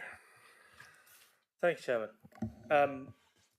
It's rare that a site visit is as useful as this one is, given the fact you can see what's already there, because that's a significant bonus on a site visit. So you're not trying to picture things mentally, which is what I find particularly tough in several ways. There's a number of competing factors here that some have weight, some I don't. As we know, people do not have a right to a view. That is not something that is a material planning consideration. And if people had a right to a view, then you would never build anything anywhere because there would always be a legitimate reason to turn it down. But people and neighbours do have a right to amenity and a right to light within their property. That is a material planning consideration to consider. On that site visit, I was looking at the scale of the property, and I think certainly from those windows upstairs, though I didn't go into the neighbouring property, you can see obviously where that yellow line is put that obviously there is a noticeable increase, and that would impact upon one's outlook, but also impact on the sunlight coming back into the property and one's ability to the amenity that one has in their own property. So there's so many different things to consider here. My concern is that though I appreciate we have every right, should we wish to as a committee, to refuse this application, I'm not sure how confident I would be it would stand up on appeal. That is my that is my concern. And before the officers interject or sort of come in to clarify this matter, I appreciate that we have every right to decide it either way in terms of either approving it or refusing it. That is within our gift.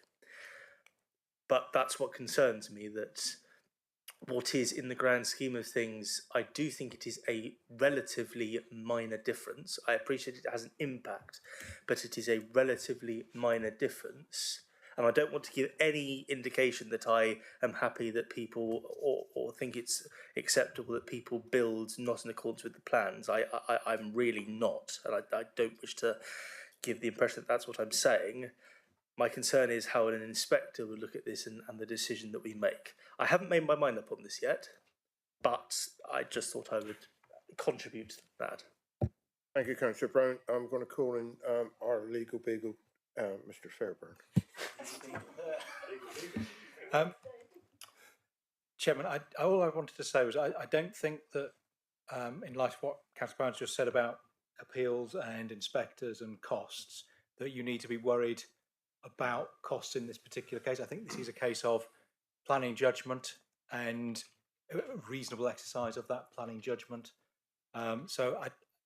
If that was a consideration you were to take into account, then I would suggest that you don't need to, because I think that whilst there might be an appeal and it might be successful, I think the prospects of an award of costs, were that to happen, clearly I don't know what your decision is yet, but in terms of the way it's going, I would suggest there is not the risk of costs. Before you two come back, or before you do as well, I just want to, that picture tells you quite a story. I was in the bedroom at that photograph. I was one of the ones who went and had a look. If that ridge height was the same height as that yellow line, that would bring that down. It would also bring that hip in and would open that view out that side. I know we're not entitled to a view, but it's very, and I am same as Councillor Brown, to be honest. I'm really stuck on this one because of what the consequence of any decision we make will be. If we approve it, it will be very difficult for the local community to swallow, and if we go the other way, so between a rock and a hard place on this. But I just point that out, if the ridge was on that yellow line, the hip would have to come in by nearly as much and would make an awful lot of difference. Anyway, I'm going to bring in Councillor Locke. Thank you, Chairman. I think there's been a lot of discussion around here, but I think exactly what you said. For me, you combine the length of the ridge, the increase in height, with the hips and the all of that, the pitch increases as well. So you take it down in height, then as you said, it generally sort of comes down. And I think when you look at this building with the length of that ridge, that's what's overbearing. If this was a smaller section, it wouldn't necessarily be that overbearing, but the length of it does make it very overbearing on the site. And I find it disappointing that it's been developed in this way when there are plans to be kept to. Thank you. Well, what Councillor Hodgson said earlier about the very fact with the carport, with it being more open, made it more open.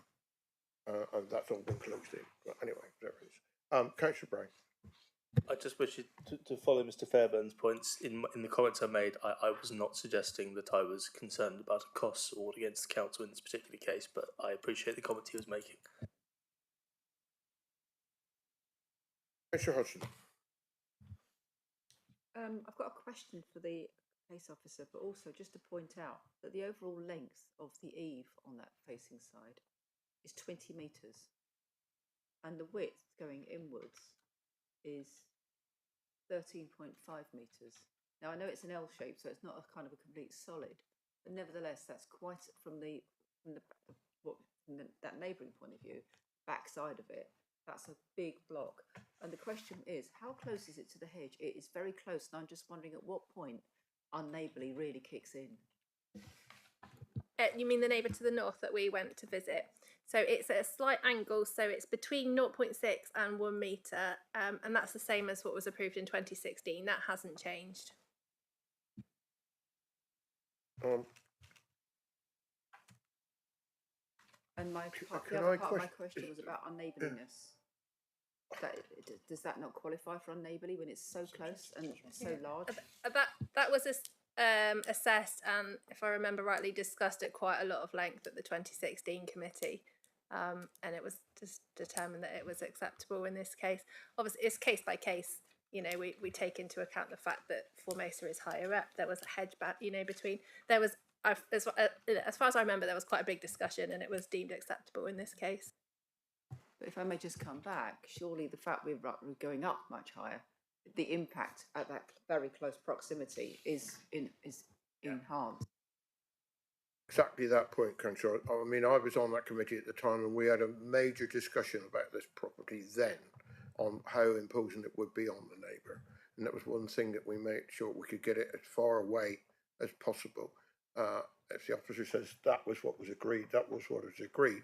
But because it's that much higher, it makes it look that much closer. So, yeah, okay. Councillor Abbott and Councillor Pano, you're very quiet.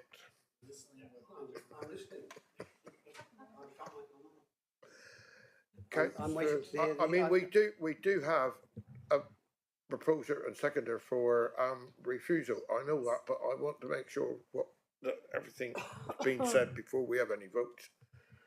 Yes, Councillor Taylor. Yeah, it's not a matter of view; it's a matter of impact. The view, I don't think anybody's concerned about the view completely. It's the impact on the neighbours that is a problem.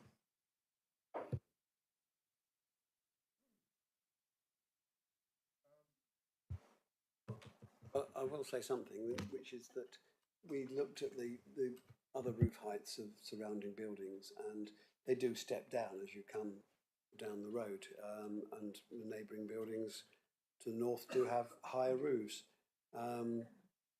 I can't make my mind up as to how much of an impact this addition in height is making. I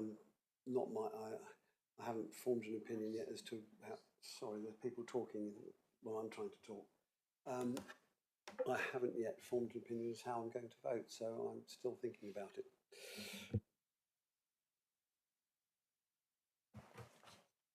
Any other members wish to speak?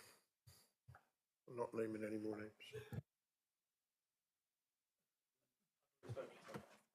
Well, if no further discussion, I'm correct if I'm not saying we have got a proposer and seconder, yes? Yeah, hang on a minute. I'm just clearing it in my mind. I'm going to that. I'm going to come to Mr. Weimer now.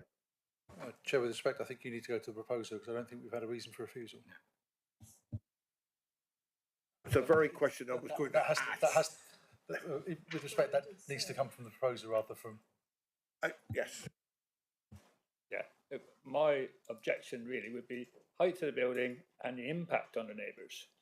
The impact, because it, you know, we went up into the bedroom next door, and honestly, it's right there. Whereas if it was lower, then the pitch would drop, and it would be less impact on the neighbours. It's impact on the neighbours. That's my big thing. Were you looking for the word of overbearing? Impact. I was looking at impact. It is a little bit overbearing. Yes, Mr. Weimer. Putting that in planning speak, would it be something like the proposed amendments by virtue of the additional height of the dwelling would have a harmful impact on the immunity of the neighbours? Contrary to policy DVE1 of the joint local plan, and there is a neighbourhood plan policy that I don't know off the top of my head. Thank you. Mr. Weimer, I've got to ask you this question. You know, is that sufficient for you as a refusal to? Well, I am content that it's a matter of planning judgment that the members can make, and I'm content that judgment has been made on material planning reasons. Yes. That was what I wanted to be clear.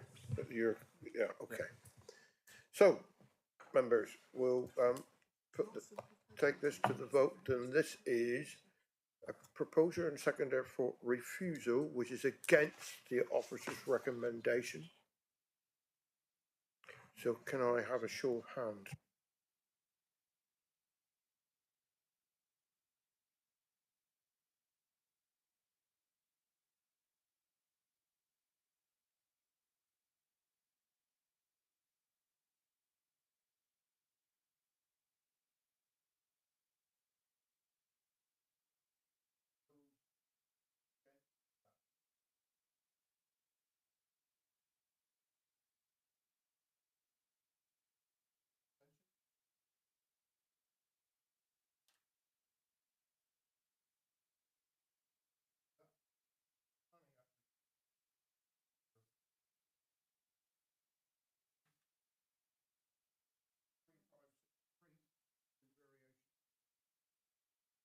Sorry, I'll do that with the mic on. Planning application 356322 variation Bayview Estate has been refused. Right, we'll move on to the next one. Just need a couple of minutes to change officer. Yes, that's fine.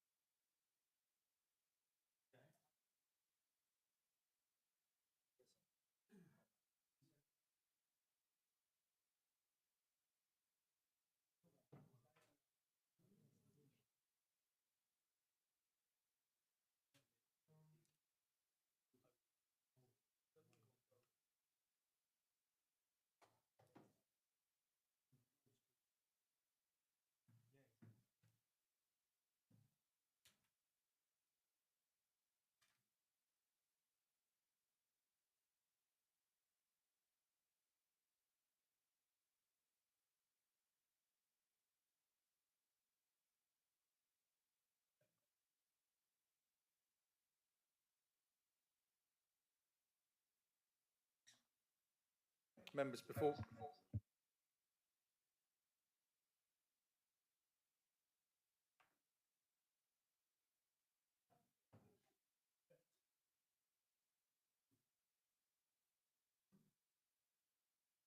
Shall I try again? Oh, don't like that.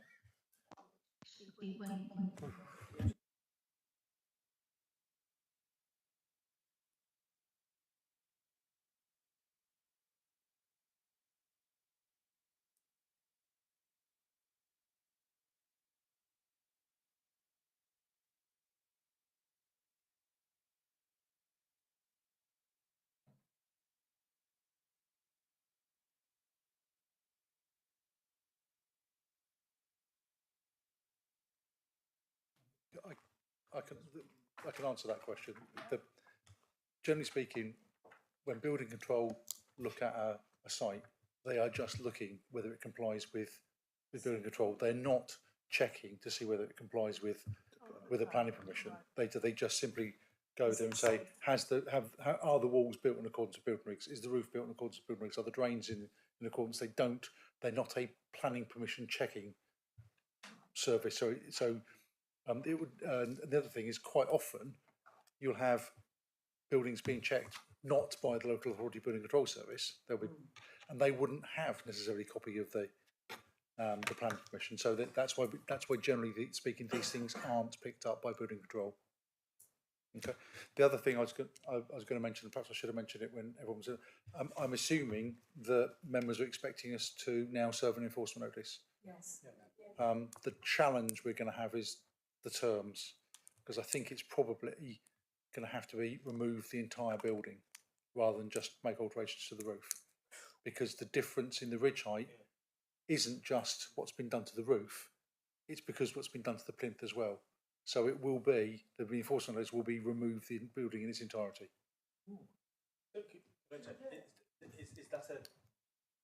Is that a matter that goes to an inspector or the court? Can we have a conversation at the enforcement process? Can we have a conversation at the end of the meeting rather than take up time now? Can I just say though, would they not be able to come back with another planning application which brought the roof down to the overall height? So in other words, they had a lower eave height. Rather than having this conversation in the public forum, can we have because it's enforcement, can we have a conversation? I'll happily have a conversation at the end of the meeting about it.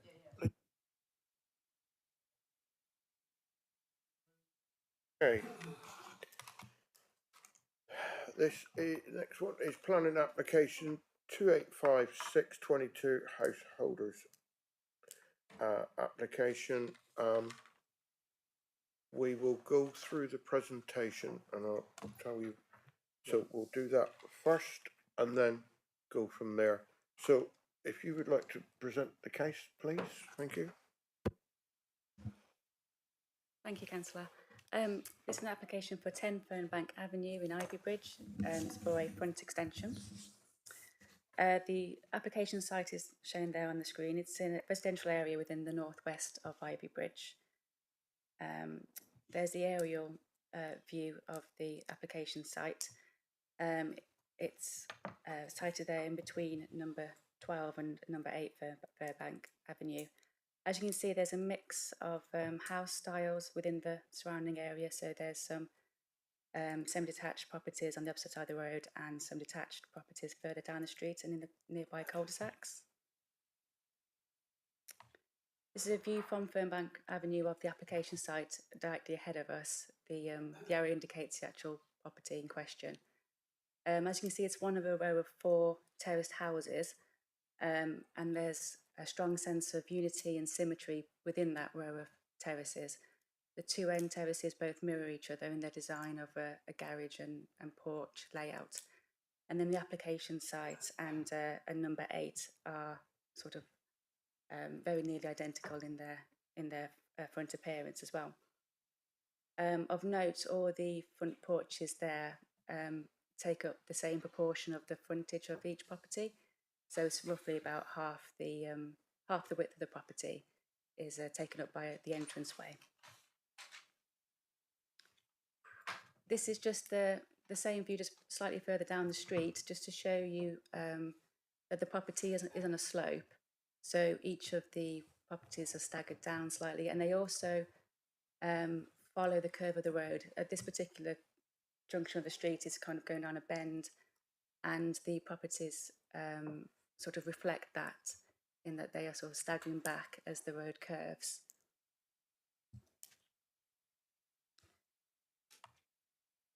These are the properties on the opposite side of the application site, just to show you that there's a difference, a variety in house styles. But again, there's conformity within each of the groups of different house styles. So although there have been some minor amendments to the frontages, they've been done sympathetically and they retain the proportions of the original design of each style. This is the actual proposal then for a front extension. As you can see, it will take up the full width of the property and it will project forward by just under 4 metres. So it will be considerably larger than the existing porch and the porch of the neighbouring properties. To retain a similar pitch for the front of the extension, they've had to incorporate a flat roof section as well, which would be visible from the street scene as you're walking up the road from that view that I showed earlier. The window would serve a extension to the kitchen, and then on the other side of the entranceway there'd be a small pantry or a large cupboard. So to summarise, the key issues with this is the scale of the proposed front extension. Ordinarily, front extensions would be resisted, particularly where there's a very strong building line. And although the properties are staggered in this instance, there's a strong sense of unity within the row of terraces in how those front porches are all laid out and the scale of them. And this front extension would dilute the simplicity of the front elevation and cause harm to the symmetry of the actual rest of the terrace dwellings. The use of a flat to a hipped roof, is also incongruous to the design of the frontages as well, and it's not something that's seen within the rest of the street scene. Neighbour amenity has been considered, especially in regards to potential loss of light to number 8, due to the extent that the extension projects forward in front of the alongside that property, but it's not been considered to be a substantial reason for refusal. So the recommendation is for one for refusal based on scale and design of the extension.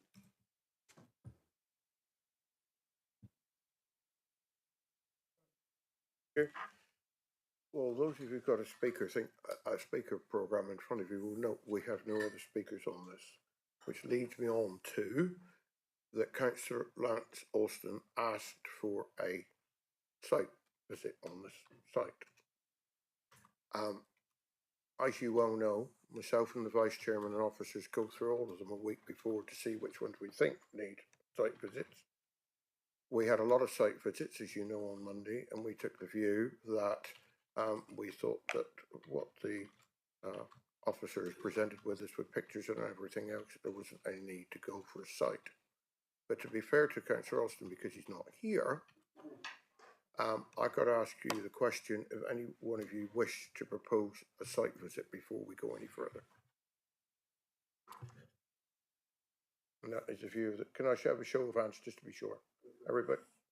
No, right, okay. So that leads us straight into the debate. Councillor Austin hasn't given us anything to read, has he? No. No, thank you. Yeah, Councillor Rowe. Yeah, thank you, Chairman. Yes, I recommend the officer's recommendation of refusal. I will move refusal. Councillor Pringle, is that your view? Second, yeah. Thank If you. there's nobody here to give us any thoughts, so. Okay. Yeah, Councillor Hodgson. I think the officer has given a good account of why the impact on the streetscape, and I think that's a good point. I mean, one of the things I would just say is it probably also takes away some of the privacy, where it takes the light from one, takes the privacy from the other, because they're all staggered, which gives you that private porch area. you come forward, you're straight away in that street. So I think, yes, it does make a difference when you've got those kind of laid out streetscapes. So yeah, I'm happy to support refusal as well. So if you don't mind, unless somebody's got anything really burning to say, I wasn't going to take any more comments. Councillor Panel? I'll be quick, Chairman.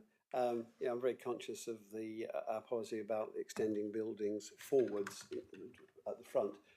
We have to put up with an awful lot of at times unwelcome extensions to the roof, to the sides and the back, but I think we have a clear policy that we should not be supporting unwarranted extensions in the front of a house which breaks up the building line when these are designed and approved by architects and approved by us. So I agree, we should reject. Thank you for that. So I'm now going to go to the vote, which is a proposer and seconder propose that we accept the officer's recommendation of refusal on this application. Can I have a show of hands for all those in favour of that? That is unanimous. Thank you. So that application, I'm going to get the right one, sorry, and I will read it out in a minute. 2856, beg your pardon, has been refused. Okay, we'll now move on to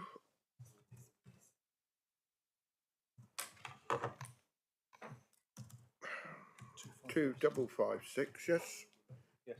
22 householder application, Parish of Sparkwell, Newton and Yampton. And we have the ward member here, I see. So can we have, please, Liz, thank you. Exactly. Before I begin the presentation, then, there has been a late letter of representation received, which obviously wasn't included in my previous report. The following points have been made from that letter. The writer of the letter of representation has contacted South West Water themselves and been advised that the applicant should be connecting to a public surface water sewer, which they believe would require the applicant to cross their own property. But I'll discuss the drainage further when I get onto that part of the presentation. They've also requested an updated committee report, which makes, in my site description, I made a reference to a shed which was adjacent to the application site, which is no longer on site. We raised that point, I think, on the site visit because the shed wasn't there. It's now been replaced by a gravel parking area. They've also questioned whether land should be considered as curtilage, have referred to some conflicting advice that they've previously been provided by council officers. That was discussed in my committee report as well, and it is the officer's opinion that the land is rightly considered as curtilage property. They also wanted to clarify that their own outbuildings do not impact any neighbour, but I don't believe I made any suggestion that that was the case within my report. And they've also raised the point that the applicant has created some raised decking in their back garden and has questioned why these aren't shown in the plans.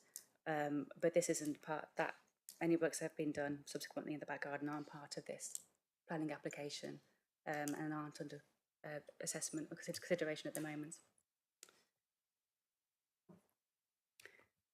So this property is a mid-terraced dwelling within the residential area of Lee Mill Bridge.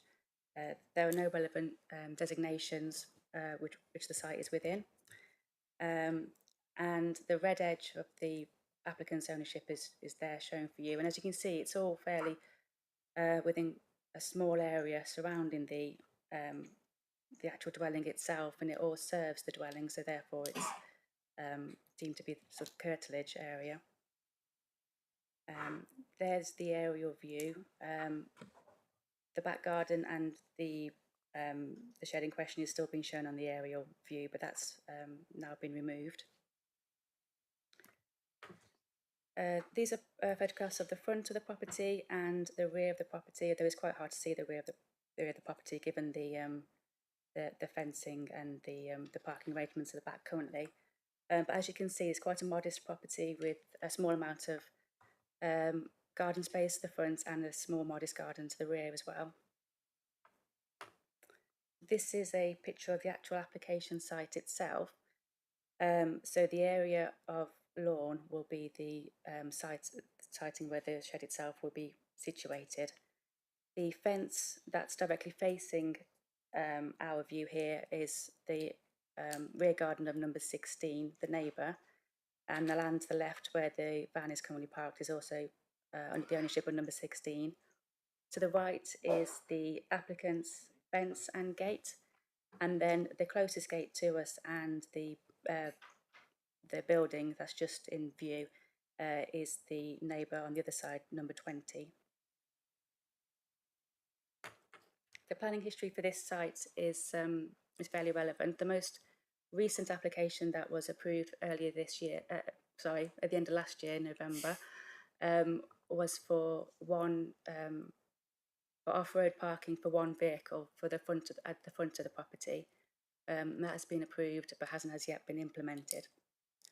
And then I've also included the original application for the original dwelling when it was first built, as this included a site plan that showed the parking as it was originally approved for the application site itself and for its neighbouring properties. This is an extract of that site plan that shows the parking layout. And as you can see, there's parking space allocated for most of the properties. And with the application site and its neighbour at the end of the row of terraces, there's a cluster of 4 parking spaces, which, given the land ownership, we presume that there's 2 parking spaces for both 16 and 18.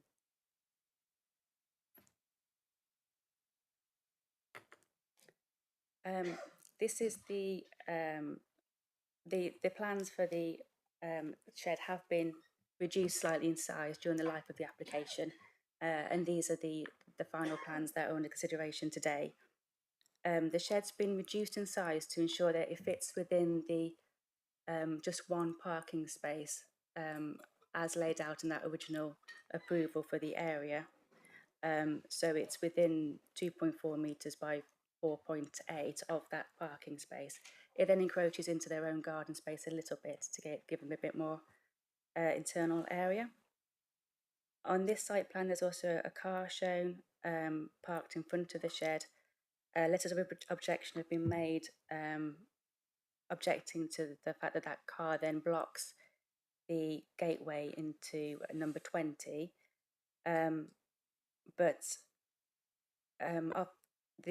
The use of that space as a parking area is in accordance with the original approval, and it's my understanding that that space has previously and continues to be used as a parking space and isn't necessarily forming part of this proposal because there's no change in use for that bit of area there. On the site plan, you can also see that the applicant has shown a concealed gutter on the flat roof finish, and then indicated by a dotted line the route of a drainage connection to a new water gully within their back garden just near their house. The applicant has also got confirmation from South West Water that drainage to this public sewer here is acceptable. During the life of the application, there were comments suggested that the connection would be to a foul sewer as opposed to a surface water sewer. So I made contact with South West Water directly myself just to try and clarify the situation. We weren't able to actually establish what drainage there is in the rear garden, but South West Water were happy to accept the additional surface water runoff to either public surface water sewer or a combined sewer if that was the only one available.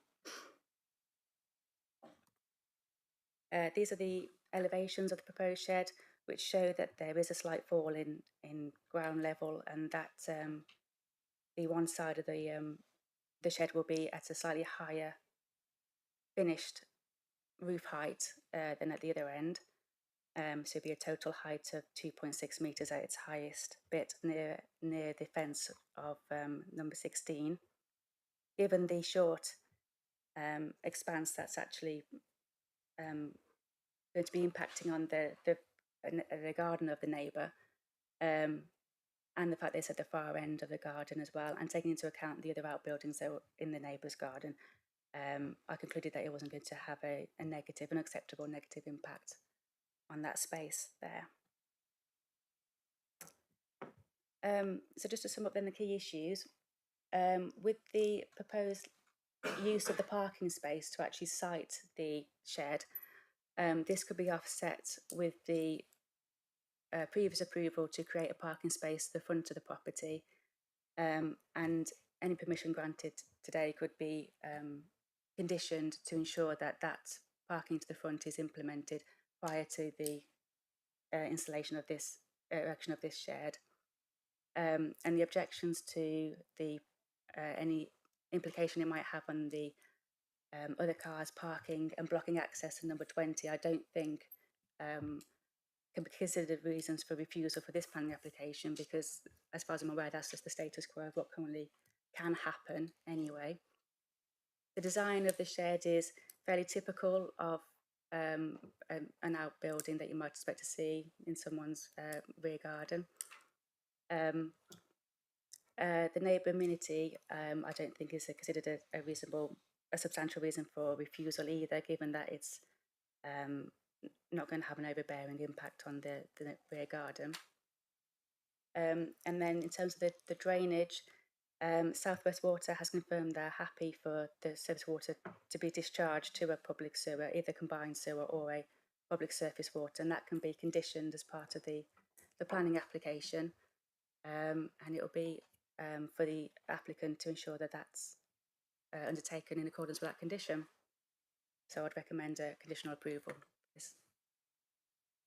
Thank you very much. Before I go to questions for the officer, now this I feel was one of the site visits that was really worth going to, just to see everything, and I'm glad, I'm glad we went. So, questions to the officer, members?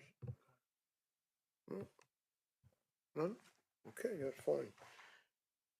So, we don't have an objector, so we'll go to Daniel Langton. Would you like to come and do your 3 minutes? Sit yourself down and get yourself ready, and when you are, switch on the mic and away you go. Okay, unfortunately I haven't really got much to say about this one. We bought the property recently. We would like to extend the back and make a garden store. Number 20 next door, they've moved their car parking space that was in their garden and put an outbuilding there, which has no planning for, has now moved that gate further down. Then that's restricted our car parking space at the rear. If this wasn't done, then there would be no objection from number 20, I believe. Number 16, at the end, they seem to be building outbuildings willy-nilly. We're trying to do the right thing as being an Ivebridge firefighter. We're trying to go down the right paths, do the right planning, and the right things to do.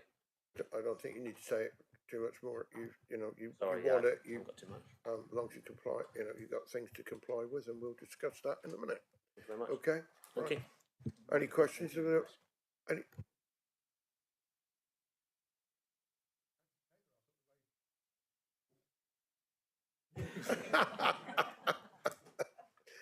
You can see the lad is not comfortable where he is. He would like me back there. I don't blame him either. No questions, right? Right, thank you very much. Right, we'll move on to the Sparkville Parish Council. Paula Serpo. Paula Serpo Denver. Right, okay. Welcome. Settle yourself down and switch on. Good afternoon. Okay.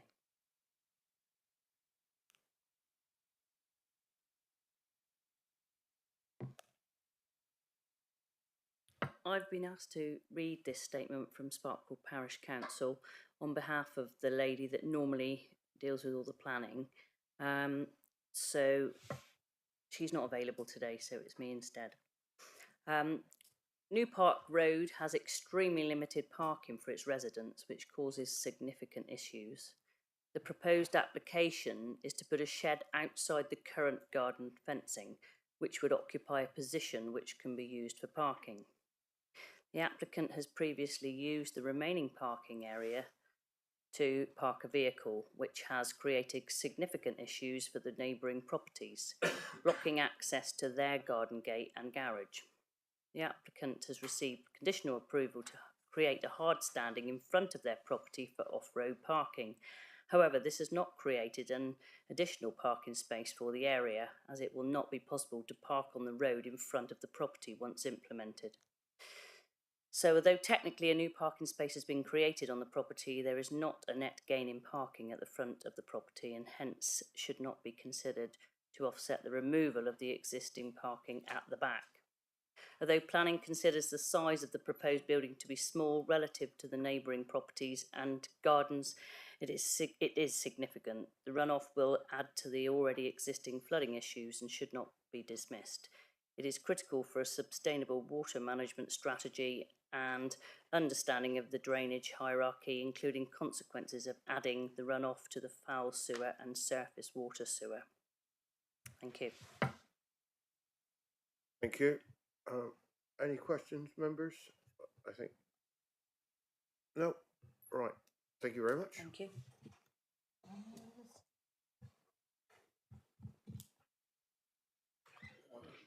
Steady, Councillor Baldry. I know. Yeah. Ward member, one of Councillor Baldry, please. I don't think I need to tell you what to do. I always make mistakes. Thank you. Good afternoon, members. Good afternoon, Chairman. First of all, thank you very much indeed for coming for the site visit, because as the Chairman has already said, I hope you found it worthwhile and it was better than a description on the screen. You may well think, members, that this is a neighbour dispute, and much of it is, in my opinion, but there are other elements which are beyond the neighbour disputes, and the neighbour disputes are, of course, civil matters, not for this committee, but there are other elements which I think are important and why I am asking you to refuse it. I had written down that I was going to say I was convinced by the officer at the site meeting to withdraw my objections on the grounds of drainage problems. And then lo and behold, she says there's been a further supplementary piece of information come in, so maybe you want to consider if there are drainage concerns. There's nothing more emotional, I don't think, than parking problems. And as Councillor Abbott found out on the site visit, although some of the properties on this side of the road have allocated spaces, those on the opposite side of the road don't. And it is a constant source of problem. I would also add that on the time of the visit, it was daytime. In New Park Road, parking gets much more emotional and traumatic when people are trying to park there at the weekends after working hours and during the evenings. It is a serious problem on New Park Road, and that's why I don't think we can afford to lose any further spaces for people to park their vehicles, whether they are on whichever side of New Park Road they are on. The Parish Council have made their case, and I think it is a very strong case. The vehicle which is at present, and the vehicle and other things are present parked at the back of the property, which would presumably move on to the front of the property once Devon County Council had agreed to a drop curb, and once it had been done, will still, I think, need further spaces around the back of the property for people who live there. I'm really appealing to you. I think you've seen it for yourself. It is much worse than you saw, to agree that the loss of a parking space here is not sufficient to allow this shed to be built. I've no problem whatsoever with the size and shape and location of the shed. It is just the parking issues I'm concerned about. Thank you, Chairman. Thank you, Councillor Baldry. There was something I picked up what you said about drainage. I thought that was solved. I thought it was solved, but at the start of the presentation, we were told that further representation had been made suggesting that dealing with the drainage problem might not be possible because it went across a property not in the ownership of the applicant. Well, we've received a letter of representation where it's been claimed that the surface water sewer would, access to the surface water sewer would require crossing of the neighbour's property. But the condition that would be put on the planning application would be to connect to either surface water or combined sewer, because South West Water are happy for a connection to either. I'm keeping out that one. It's a civil matter about property boundaries, Now, not for me okay, to comment. The other thing I will mention, no sooner we parked the car in New Park Road, there were one or two heads out of doors looking at us parking when we came for the site visit immediately. It's a fairly dramatic occasion, Yes. round about between 5 and 6 most evenings, and so on, when people are coming home from work and can't find a space. It is awful on New Park Road to park. Fortunately, it's the same everywhere. Now, is there any questions of the ward member? Yes, Councillor Panel. Councillor Baldry, you're concerned about the loss of parking space if this is built, but the 2 parking spaces at the rear of this property are in the ownership of the applicant. Building this this construction when the applicant has provision for another parking space at the front of the house, that whether or not he did this would not open up any more parking spaces to any other residents in the area, because that is his property. Is that right? Yes. I know, Richard, you're not here for this application, but per se, getting a dropped curb put in onto a highway from a private property, is that a fairly simple, straightforward?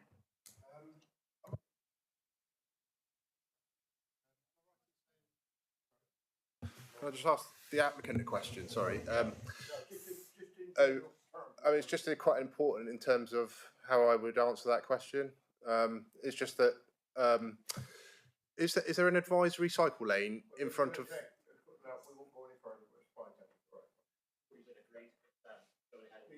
You can't ask. I just ask in a general situation. There's a process to go through. That is it difficult or not difficult? Simple as that. Yes, sir. There's a license to apply for. Right. Okay, that's what I was after. Thank you. If that question was directed to me, Chairman, I can say that is a busy road, and in my experience, highways are not altogether happy about having drop curbs out onto busy. Well, because the application says that the rest of it can't go ahead until that is. Can I just separate? Yeah. I might be able to draw a line of this, but what we're looking at the moment is the shed on one of the back parking spaces. Planning permission has been granted for a front parking space. Whether that is implemented or not shouldn't really affect how you determine this application, because we've got a condition on saying this application, if approved, cannot be implemented unless the front parking space is implemented. So if a licence isn't granted by Devon County, then this application for the drop curb, then this application would not be able to be implemented. So I think we could end up going down one of your famous rabbit holes if we carry on down that. I didn't want to go down it at all, but never mind. Oh, have we any questions of? Yes, Councillor Hodgson. Richard just reminded me there is a cycle lane immediately in front of that house, isn't there? Yes. Yeah. So I suppose my wider question is, am I allowed to ask, are we allowed to have drop curbs into cycle lanes? I don't know. Are we allowed to park in a cycle lane?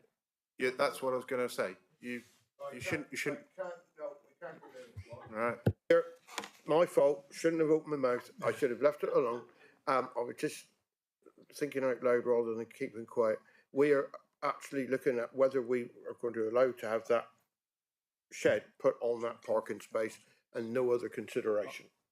Just for clarification for Councillor Hodgson, if the licence for the drop curb is not approved, therefore the front parking space cannot be implemented, then this application, if approved, cannot be implemented because he wouldn't be able to provide the offset parking space at the front.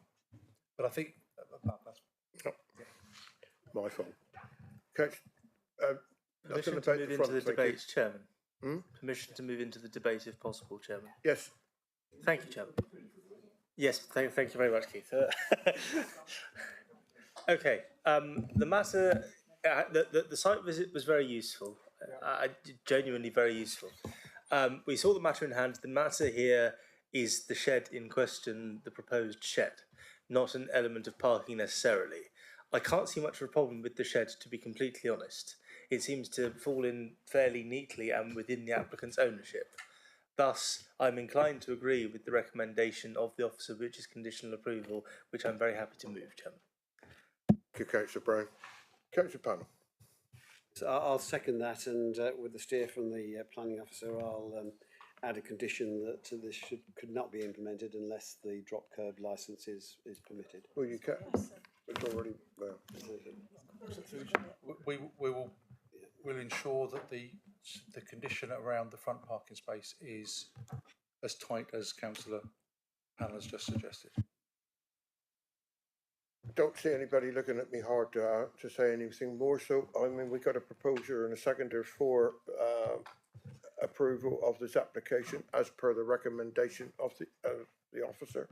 Can I have a show of hands to that effect, please? Okay. Unanimous. Thank you very much. So that application, 255622 household application is approved subject to the conditions.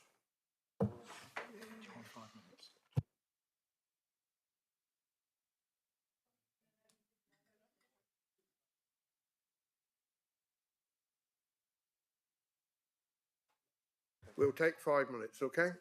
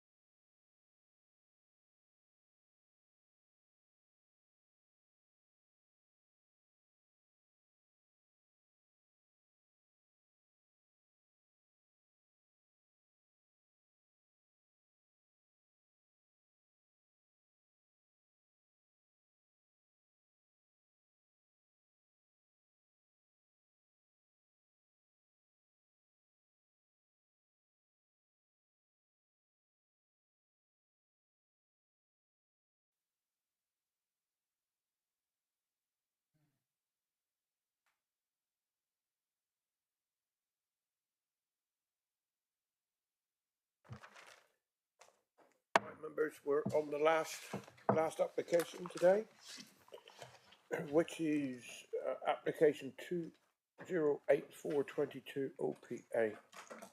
And I think that we have our senior planning officer presenting the case, Mr. Weimer. A rare treat for you, Chairman. Yes.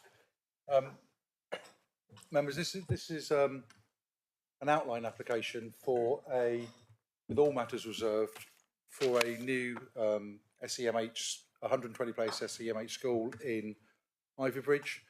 You'll be pleased to know my presentation will be relatively brief because I have revisited the report, and I believe the report adequately deals with all of the issues that have been raised. So this is the application. It's to the eastern end of Ivybridge. You can see from the map the rugby club is immediately to the south of the site. The Ivybridge to sort of Rangerton Road, Biddeford Rangerton Road is to the north. It's part it was part of a far wider allocation, TTV6, that made provision for in the order of 540 new homes and 4,500 square metres of employment space. The majority of that, the rest of that, is to the north of the road, with I'm pretty sure it's Wayne Homes building it out, going in this area. The other developments that are in weren't part that are in that area weren't part of this original the original permission for here. Again, that's just an overhead for members who've been there recently. This is a new roundabout that with an access spur to the south coming into the site, and that's at the bottom of the road up to the railway station. And as you can see, this, which is clearly going to be called Elm Park, is being constructed with the rugby club and the new, I'm going to say 3G, because I don't think there's a full 3G pitch below, and these are rugby club pitches here, and then the Ivybridge is obviously off to the left-hand side. So just some photographs of the site. It's an open, I would say unimproved paddock. I've driven past this site on numerous occasions, so it's not that too far away from me. I think the last few times I've been there, it's been used as a almost a drop off for materials coming into that site. There's been I've seen plant and machinery in there quite a bit. So you can it's the rugby club through here, and then obviously it's a panorama of the site with the back on the main road. At the bottom corner of the site, this is Exeter Road up here. You can see it does slope down. Quite strong boundaries with vegetation. Again, then from the other end, obviously you then got the roundabout here, so Exeter Road off to the left. So the outline master plan for this on the previous larger application had this area for development, but identified as office research and light industry. You notice that if I go back to the original site plan, if you notice the shape of that is very, very similar. In fact, it's the same, isn't it? Site as shown here. So that there has been a permission for development on the site. This is illustrative plan only because all matters are reserved, but does demonstrate that a school of the scale proposed could, in my view, very easily be sited within the site without causing significant issues. The access off the roundabout spur is already there, and the illustrative plan, to my mind, demonstrates a reasonable balance between built and non-built form on given the scale of the site.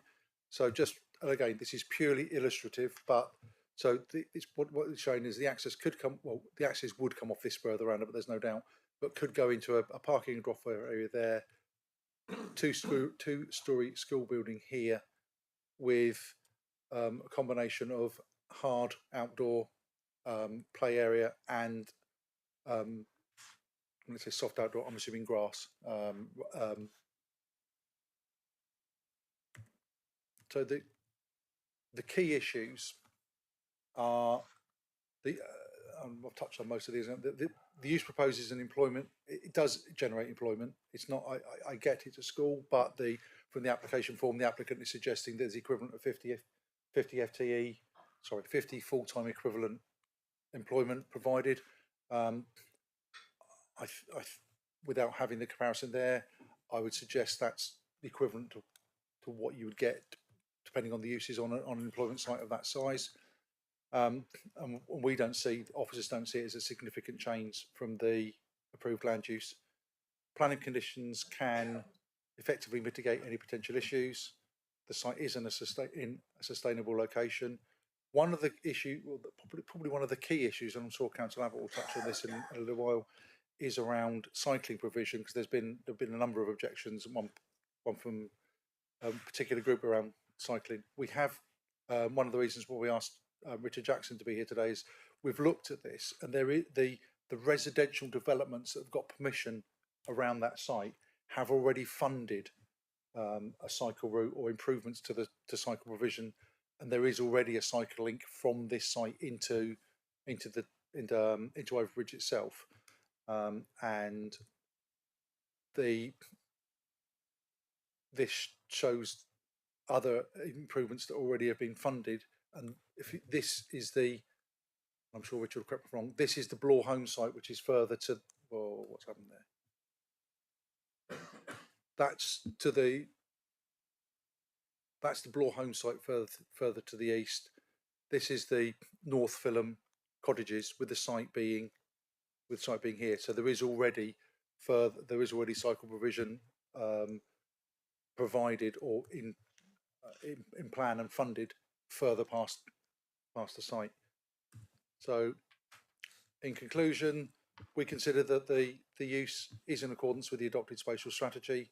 It meets the aims of the neighbourhood in terms of the planning policies, and we don't consider that it's reasonable to request any additional financial contributions given the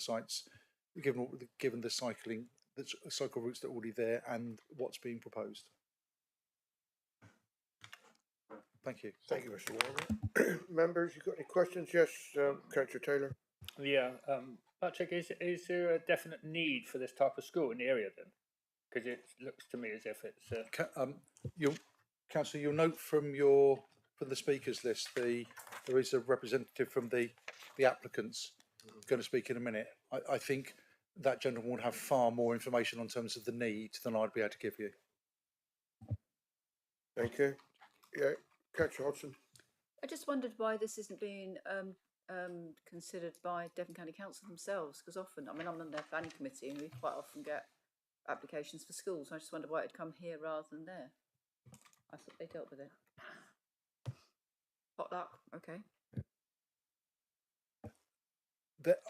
I had when the application first came in, I had a conversation with county planning. Had a conversation with Mike Deacon and asked the question.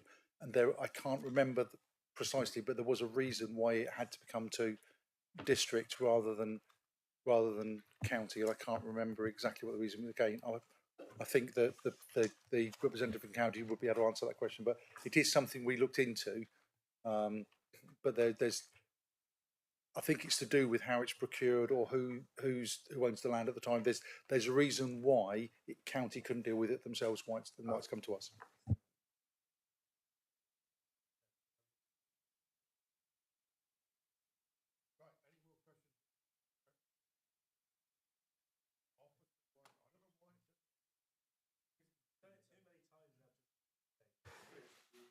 Thank you, Mr. Weimer. Right.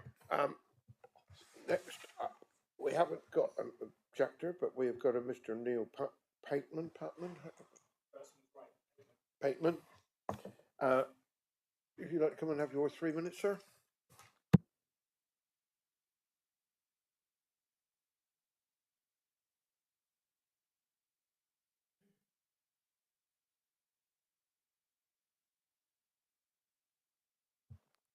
Thank you, Chair. Would you like me to cover that first question off now or at the end?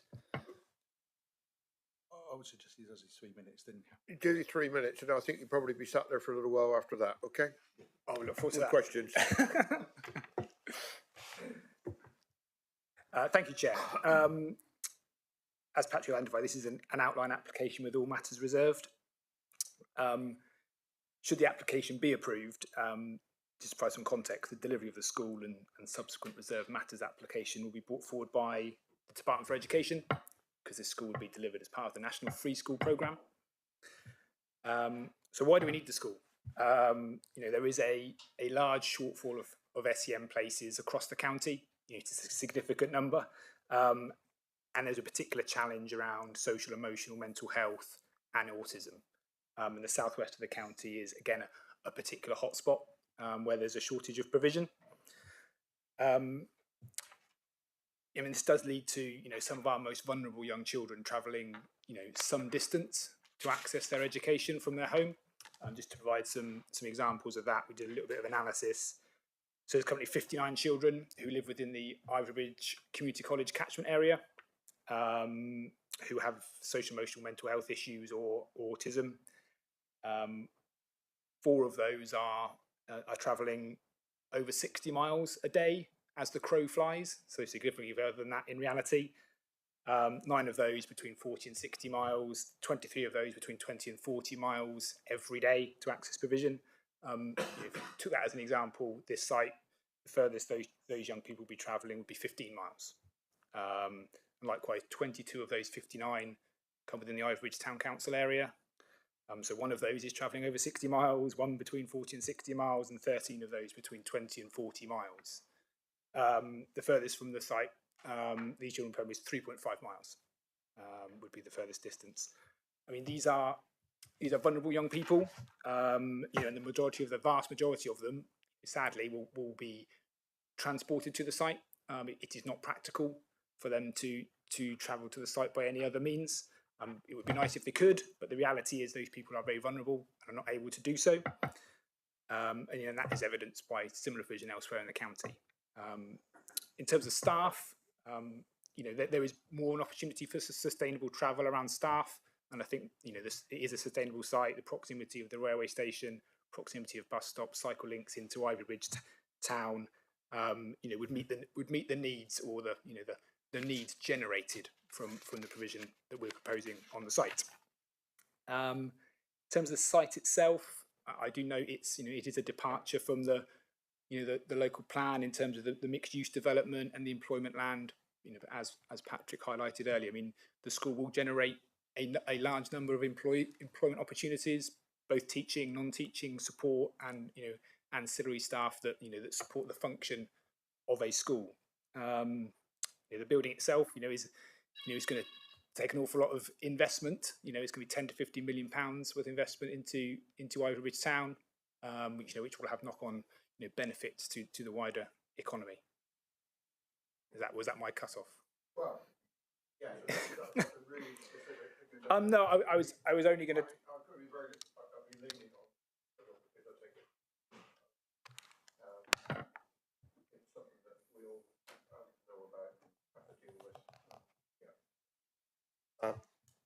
I think we could go on to questions unless you've got something you've got really want to say extra. No, I'm happy Right, to okay. conclude then answer questions. Right. Yeah, I'm going to ask you a question straight. How many people per pupil will this employ? Roughly. So it's proposed to be 120 place provision. So we anticipate, based on similar provision elsewhere in the county, that would generate 50 full-time equivalent posts. And how that's split up between full-time and part-time is difficult to judge, but we anticipate, based on similar provision, we've got slightly smaller provision elsewhere, which is generating 40 FTE. This is obviously slightly bigger, so we've just done a bit of an uplift in terms of those numbers of staff. Well, I do understand, because I have a granddaughter who lives in the Bristol area, and she has needs such as these children will. There's not enough provision in the whole of the country. We know that. So, anyway, questions? Vic. Thank you. Catch Rabbit. Sorry, what was the 10 to 50 million pounds? That's our estimate about how much that school will cost to construct. So that's a range of 40 million pounds. 10 to 15. Oh.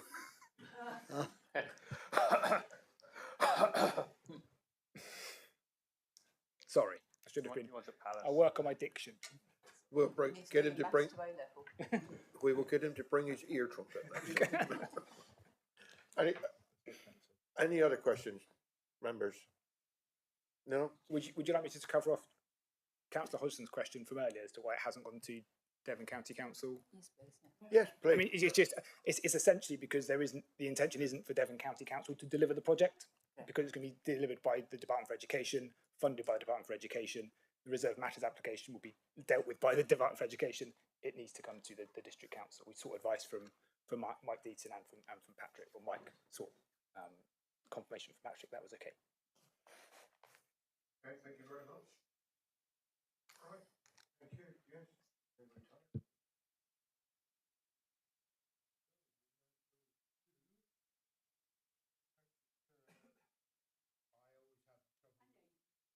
Have trouble with your name. I'm sorry.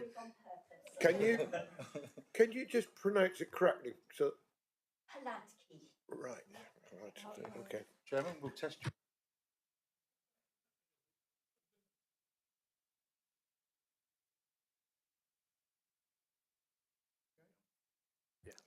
Right.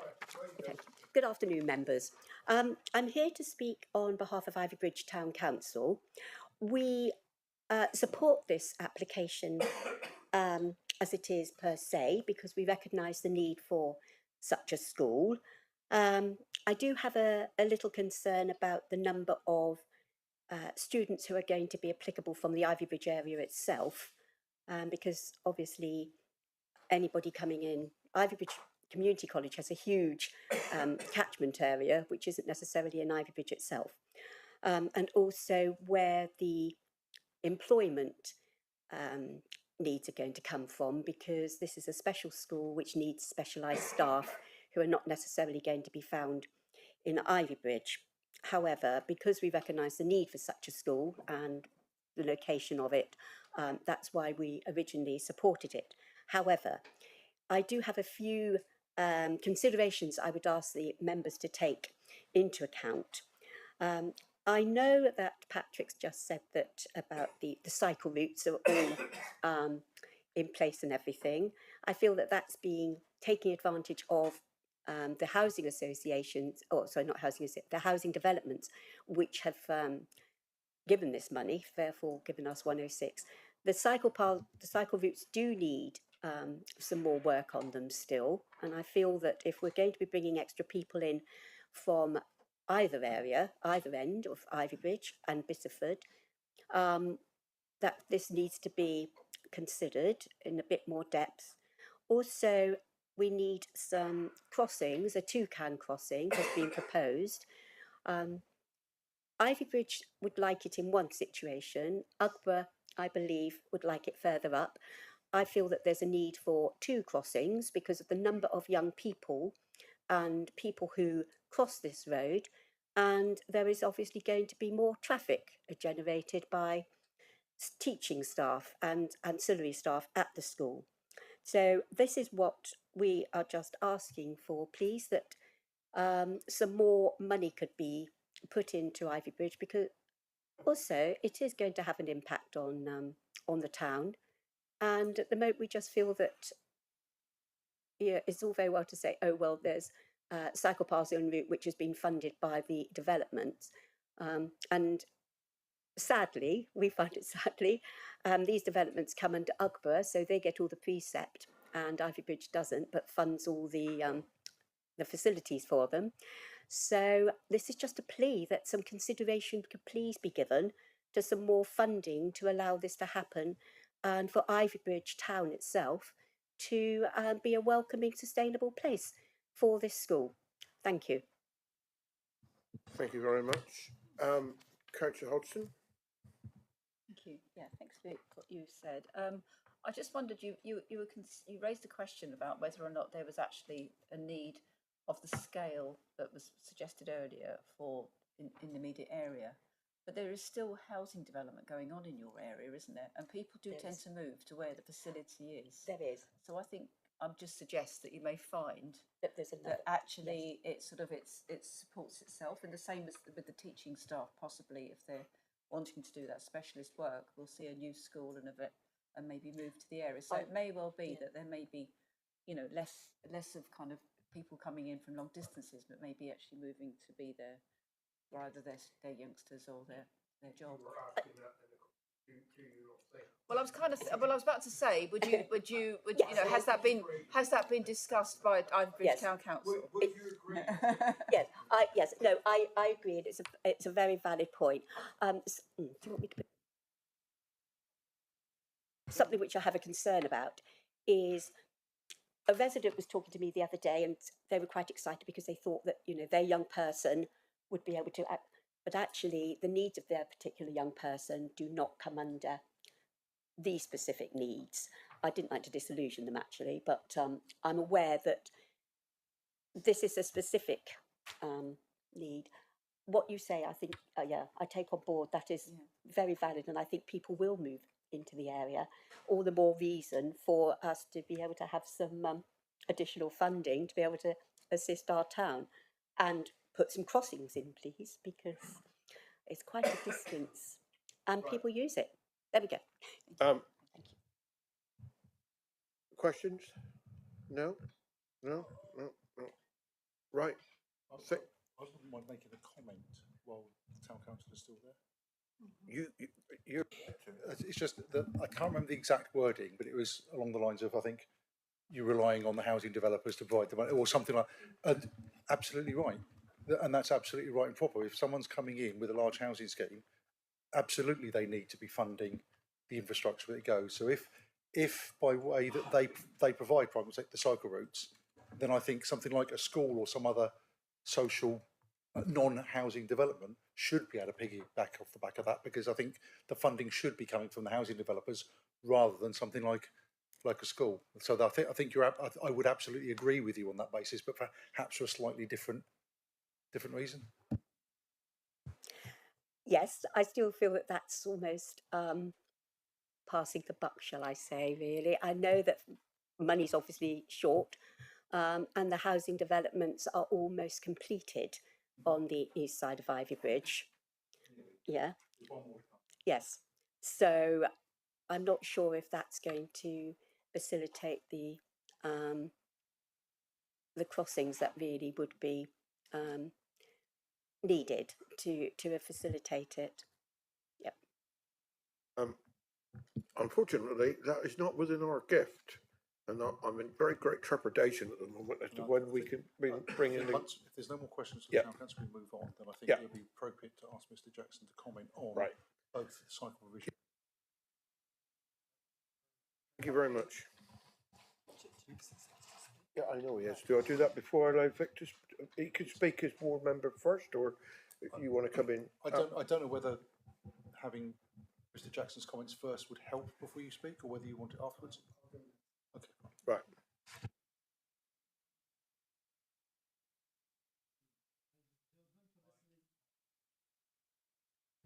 Thank you, ladies and gentlemen, for listening in and for giving your time to this. You'll know that Ivybridge is developing over a few decades now. It's not like a new town. There was no first build of infrastructure. There was no new road system. There are no new medical facilities. Many of the houses were built around the centre, then a western extension, and now in the east. There's no overarching plan, and what we have is ribbon development, albeit masked with multiple cul-de-sacs of the new estates, but essentially an entrapment between the railway line to the north and the 1970s A38 to the south. The ribbon development is centred on Western Road in the west and Exeter Road in the east. Onto this setting, complete with a couple of arterial roads which go nowhere and a single junction with the A38, we have the government's latest proposal by Active Travel England. Active Travel England is the government's executive agency responsible for making walking, wheeling and cycling the preferred choice for everyone to get around in England.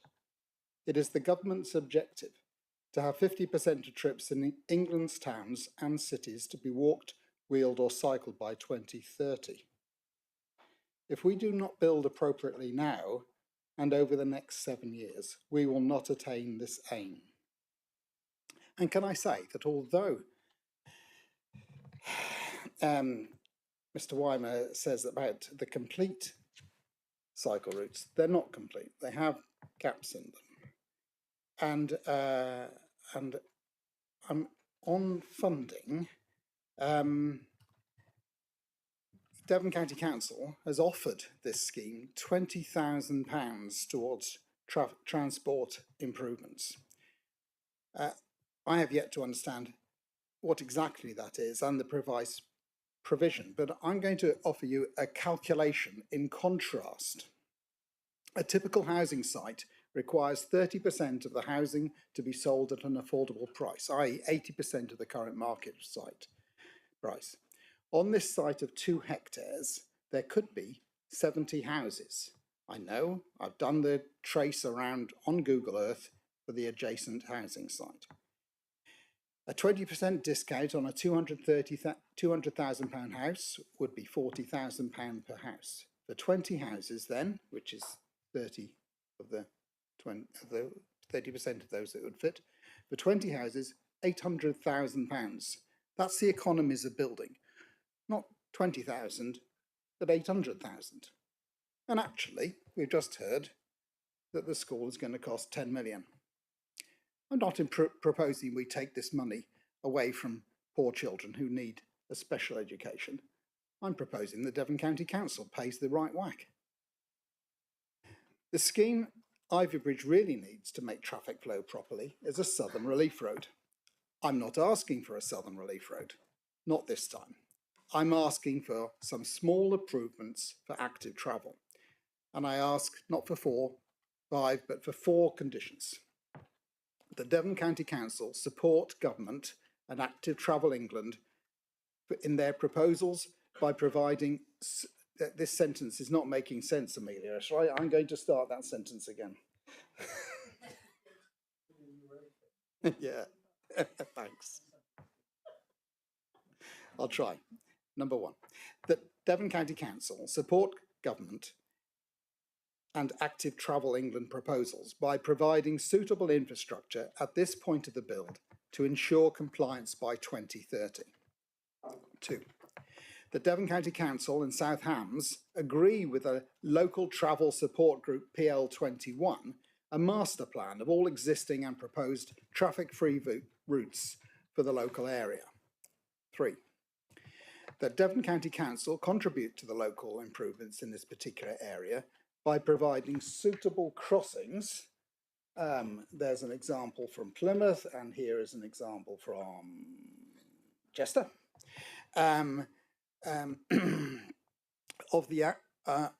of one, the access to the school off the Rut Lane roundabout. So giving continued cycle provision along the south side of Exeter Road, where it cuts across the new roundabout where there's access into the school. And 2, across this road, the Exeter Road, the B3213, on the route from just east of St Peter's Way into the new estate of Saxon Gate. And the reason this is because that's the walking and cycling route up to the railway station. So these are the holes, and these are the holes that need to be filled. So I'm not going to go for £800,000. That would be a bit mean. On the calculation of proportional benefits to the local community, I ask that Devon County Council provide £400,000 to support the improvement of routes for active travel.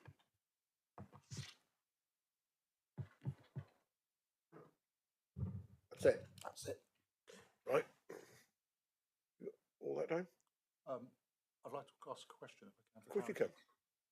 Councillor, could you explain to me how those contributions comply with Regulation 122 of the SILREGs, please? No, I can't. Tell me more.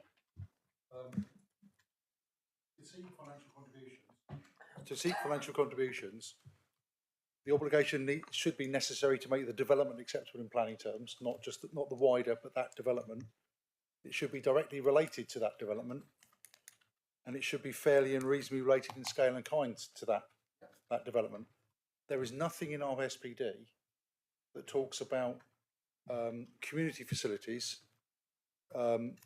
providing facilities over and above what's necessary for that development to take place. So my personal view is that. Do you want me to answer? Yeah, sure. Yeah. So the connection for the first crossing is immediately at the entrance to the school. The second crossing that I've talked about is not across Godwell Lane, because I'm assuming that should a last development in Ivybridge go ahead, that they might contribute to the changes that will be required at Godwell Lane, but it still requires a crossing of pedestrians and cyclists across the B3213 at some point. On the wider issue, cyclists not being able to get anywhere is different from cars and arterial roads not going anywhere. If the cyclists have to return to a road with traffic on it, and it is not the case that improvements apply only at that source. For instance, we've had money spent on sport down at the River Erms, south near the tennis courts, and in Fulham Park. And in asking for the improvements to active travel, there is going to be, there's a proposal for a route, an off-road route, we hope to go ahead between Ugborough and effectively where the Blore Homes estate is, and the connections down into Ivybridge, there are routes that can be used, but just need improvement to make them work. I would say that the difference between, I mean, the sport contributions that housing developments made, they would go to the nearest parks or sports facilities that the residents of those houses would use. So I would say they are directly related to that development. If they weren't directly related to that development, we wouldn't be able to. And exactly the same applies, of course, because of the teachers and the support staff that will be going up to the school. They will be cycling from within Ivybridge and will need to travel up to this site. I probably want to defer to Mr. Jackson at that point, but my understanding is if they're coming from Ivybridge to this site, that cycleway has already been paid for and is either input or is it got plans to put in. So I'll defer to Mr. Jackson on that, and perhaps if you could answer the question around the crossings. I know that's been. Yeah, Richard, your moment has come. Yeah, this might be a bit lengthy. So the first point to make, I suppose, on this is the applicant has, at the request of the Highway Authority, done a transport sort of statement to examine exactly what the traffic flows would be in relation to the previous approval on this site. So that looks at not only traffic, it looks at cyclists and pedestrians as well. So the first thing to mention is that the level of traffic in relation to the previous approval for this site is likely to reduce as a result of this proposal, and therefore asking for a crossing across the direct entrance to the site is not felt justified by the Highway Authority and in accordance with the SIL regs that Pat has just mentioned. We have asked for £20,000 to partially contribute in scale and kind.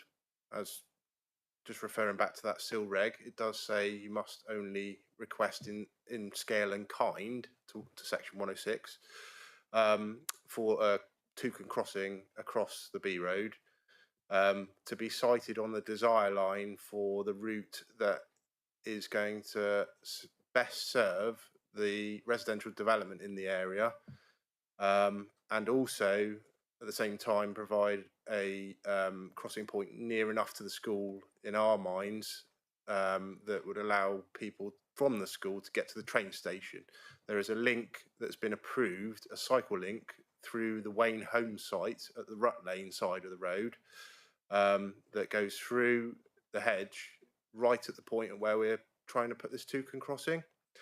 So it will the toucan crossing will allow people from that development to cross the road south. It'll allow for the Godwell Lane development, which is Barratt Homes on the other side, which is yet to be developed, to be crossing the road north towards the train station. It'll also allow for, if you remember years ago, the Barratt Home site, which was 300 houses south of the Taylor Wimpey site, to also use the same route.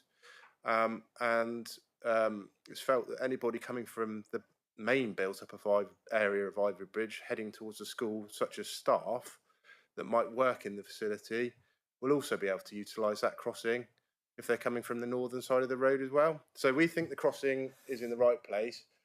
I've also made a request to Taylor Wimpey, because their application is in currently, for a £60,000 contribution towards that the same toucan crossing as the £20,000 that I'm requesting from the applicant for this application. The total cost of the toucan crossing is £80,000. So if we don't get the 20 from this, I've got first-hand knowledge that Taylor Wimpey will be straight on the case of both the Highway Authority and the Planning Authority, saying that they have not complied with the SIL regs. So that I'd just like to make that clear as well, that this has all been strategically thought out by the County Council, and it's not just something that we've gone like that too. I'm going to ask a question now. Considering the extra needs that a lot of these children will have, do you take that into consideration if some of them are going to perhaps come in by train? And well, we've heard from because Neil. I mean, I've got a lot of family experience of the difference between having ordinary children get into a school and the children we're talking about here. Yeah, and that's dead right, and we need to make sure that the best crossing facilities are in for the vulnerable users. Hence why we're going for a push button toucan crossing and not any other form of crossing. We've also heard from Neil that the majority of students will drive to the site. Yes, Councillor Hudson. I didn't realise that we'd adopted SIL. I didn't think we had. We haven't. But Section 106 agreements have to comply with the SIL the SIL regulations cover SIL and what you can ask for in Section 106 obligations, but we haven't adopted SIL. And my other question, if I may, I mean, are we still on Victor? We're not, are we? It's a bit wider now. Is that okay? Yeah, well, that's fine. I think we're still at the moment because we were clarifying. Okay. Well,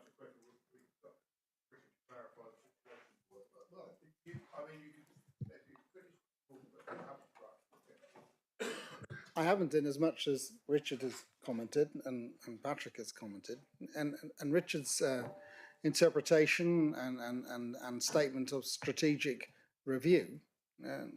You're our expert, but that's not a democratic majority decision, and I absolutely go for experts, but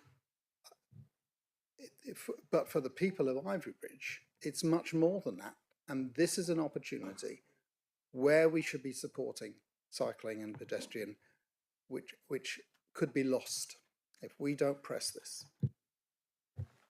Yeah, I understand what you're saying, but there's also a financial burden in terms of maintenance for the county council that we've got to consider, and also the something called PV squared, which is the guidance that us practitioners in highways must use for determining whether or not crossings are required. And that looks at the amount of traffic on the main road and the likely number of people that are going to be crossing the roads and puts it in a table. And then wherever the two intersect on that table, it tells us what type of crossing and whether a crossing is needed. If we've got a crossing that is strategically located, that performs the function for everybody and allows a choice for users to use safely, we believe as a highway authority we shouldn't be paying for additional crossings that require additional electricity to the taxpayer, and also the highway authority that doesn't have the budget to fund that. Devon County Council's finances are not my problem. I don't think we've got a disagreement over the crossing point actually for the western one, which goes through Wayne Homes. There's a drop curve on the south side and there's a way through the hedge, as you've said. So we're going for the same place. I want the best for the Ivybridge residents. And Devon County Council's finances of minus 140 million or minus 70 or the changing figure that might come up. Actually, that's not to be borne by Ivybridge residents just because there's an issue there at county. It's not only to do with finances, it's also to do with if you put in an underutilised crossing, then actually it can induce accidents on the road network because drivers can ignore the crossing if it's not well enough used. So that's what we're told to do as practitioners as well. Have you finished your statement as ward member? Don't forget, you can come back in the debate, but at the moment you were still speaking. I thought you'd already finished because you said a bit and you sat back in your chair and stopped. So I understood. Yeah, well, we're going. I mean, you're going into the debate then, aren't you? But we were asking Richard first for some clarity. Now we'll go into a proper debate. Councillor Brown.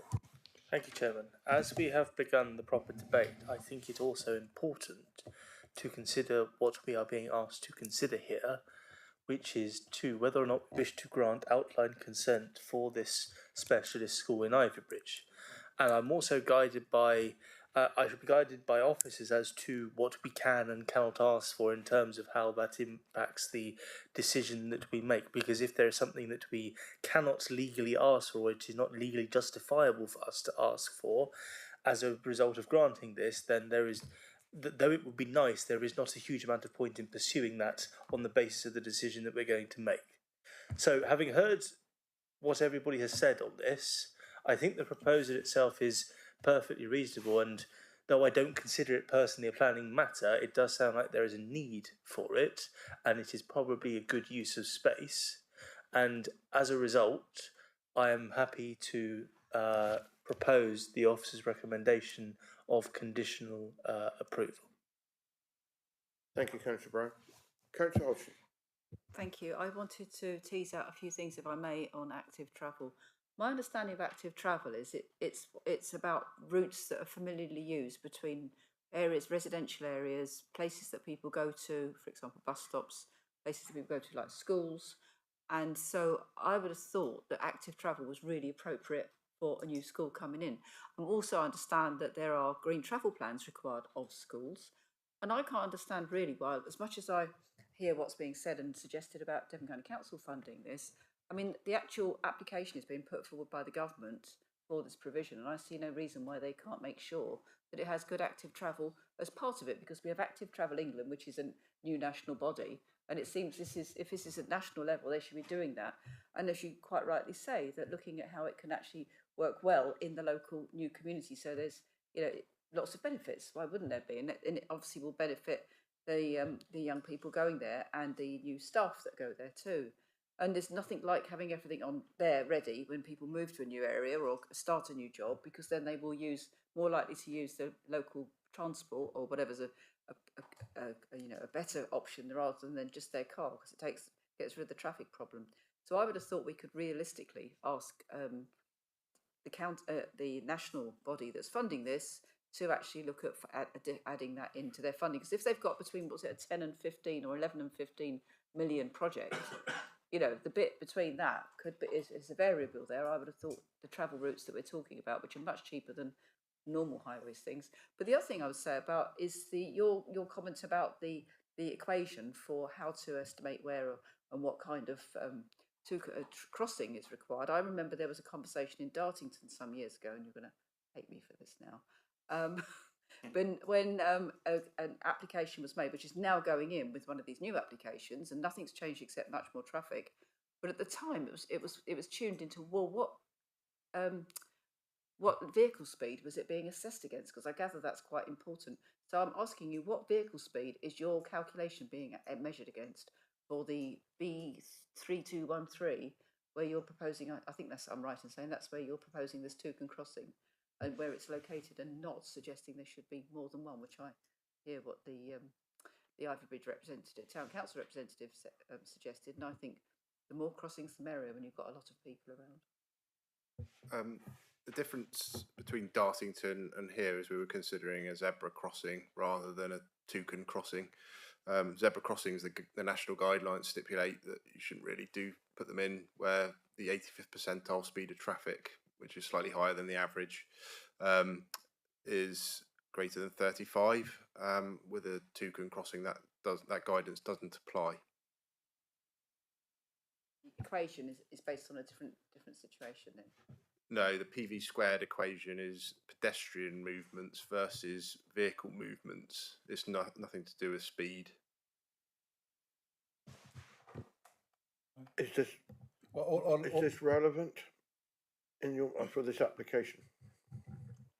I think the first part is definitely relevant, and I'll refer with respect, Councillor Hodgson, the condition 6 is asking for a school travel plan. So that point is covered by condition.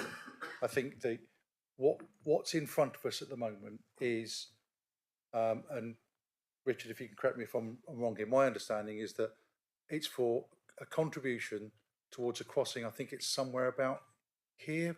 I don't know. Oh, it's further down. No. No. You had it. No, you're right. To the west, So it's the west. It's to the west of Goldwell Lane. So it's that. So what this it is acknowledged that it is necessary to have a crossing there. The cost of that crossing is going to be borne between a contribution from this development and the Taylor Wimpey site, which is further south, the other side, to the south of the rugby club. And it's considered that the housing development paying 60,000 and this paying 20,000 is a fair and equal proportion of the demand from the two. So that's where the crossing is going to be. The highways advice to us is that this application does not require a further crossing anywhere else. So and that's that.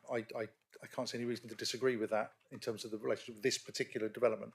Whether a further crossing is required somewhere else, I don't think that's a discussion for this particular application, because the requirement for this application is a crossing which is going to be provided quite close to the site in this location.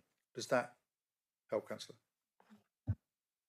Further question just on that same matter. Can the speed limit in front of where the school accesses be reduced to 20 miles an hour? Yeah, well, that's not relevant to us, no, to today. The answer simply is no. Unfortunately, it can't. Right. Councillor Rowe.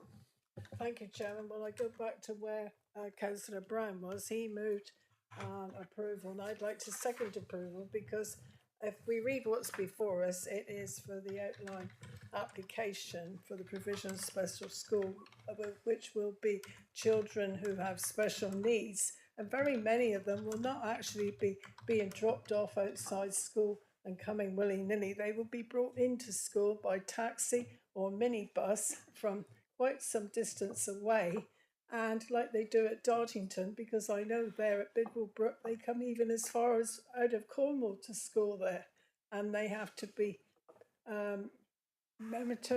brought into school and settled down before people go, the taxis, whoever bring them there, go off and leave them for the day. So I don't think we're going to see loads and loads of people milling around everywhere. They probably won't be coming on bicycles, however the staff might be coming by bicycle. Hopefully there will be people in the locality who will be working there, and it won't be just specialised people who will be working there, teachers, people who deal with special needs children. There will be minders and cleaners and cooks and all the rest of it. So, but at the present moment, we're looking at the provision of a special needs school. And I think it's something that's needed in the area, and I fully support it. Thank you, Chairman. Are you seconding it? did. Right, okay.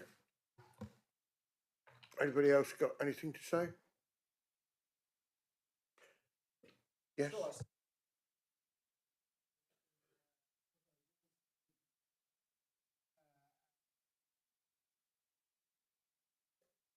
crossing in front of this is the continuation of the cycle path along the B3213.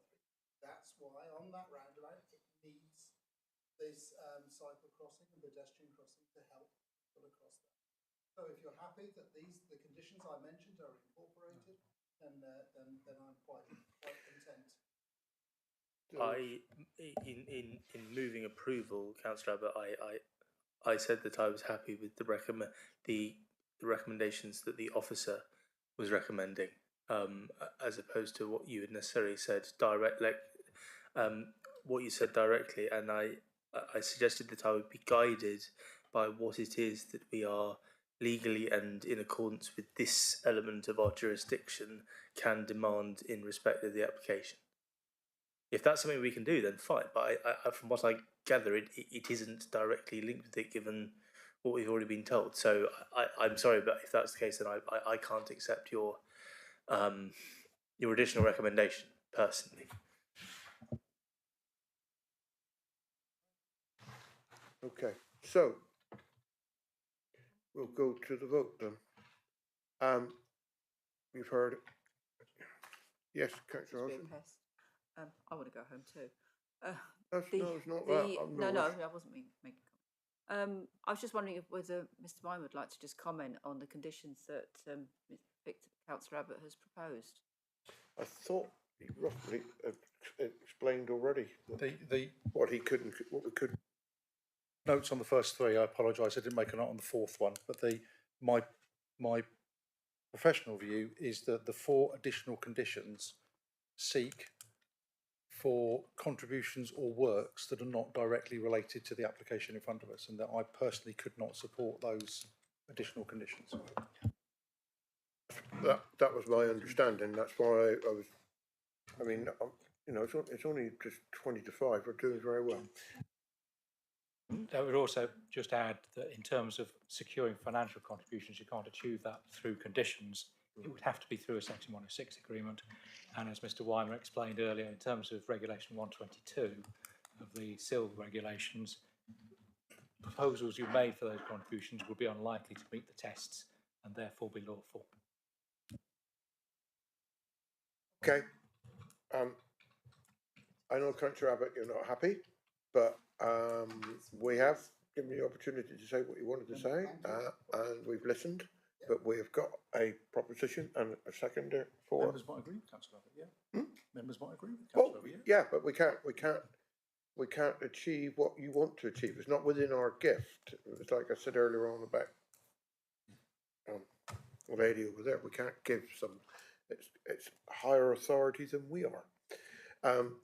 So we know what we're voting for. All those in favour of this application as per the recommendation of the planning officer.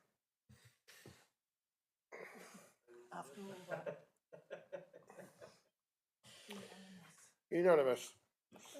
I don't need to ask. So that application, hang on a minute, I get told off if I don't do this. Application 208422 Land at Rut Lane application has been approved. Thank you very much. That's the end of the meeting, I believe. And members, thank you. We've had a heavy week this week with the site visits and today, but I thank you for your patience. I know we'll be back here again tomorrow for another session, but not this one. Thank you very much, and I declare the meeting closed.